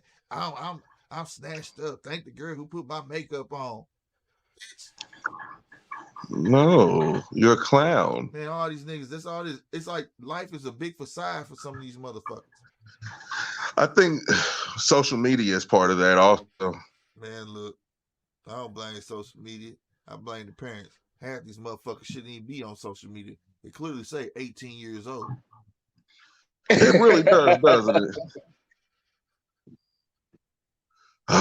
But I'm about to get off, spend time with my old lady real quick. All right. I'll talk to you gentlemen later. I'll be back. Yes, sir, man. You have a good one, man. Y'all be easy, all right? All right, man. Y'all be good, man. Yep.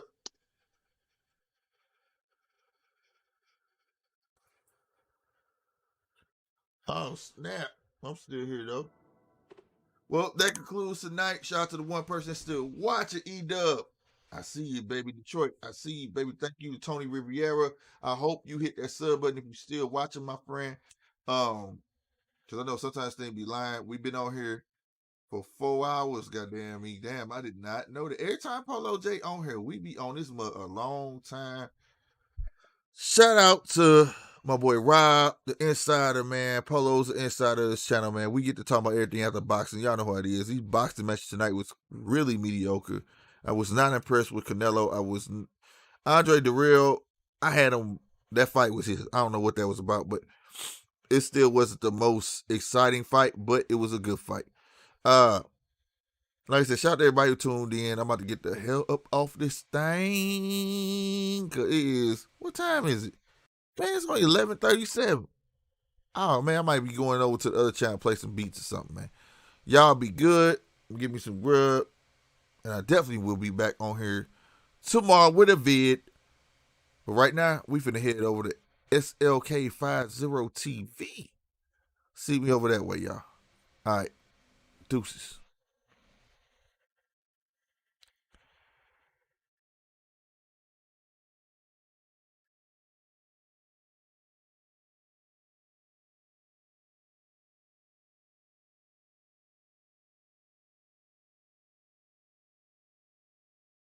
See me over that way, y'all. All right. Deuces.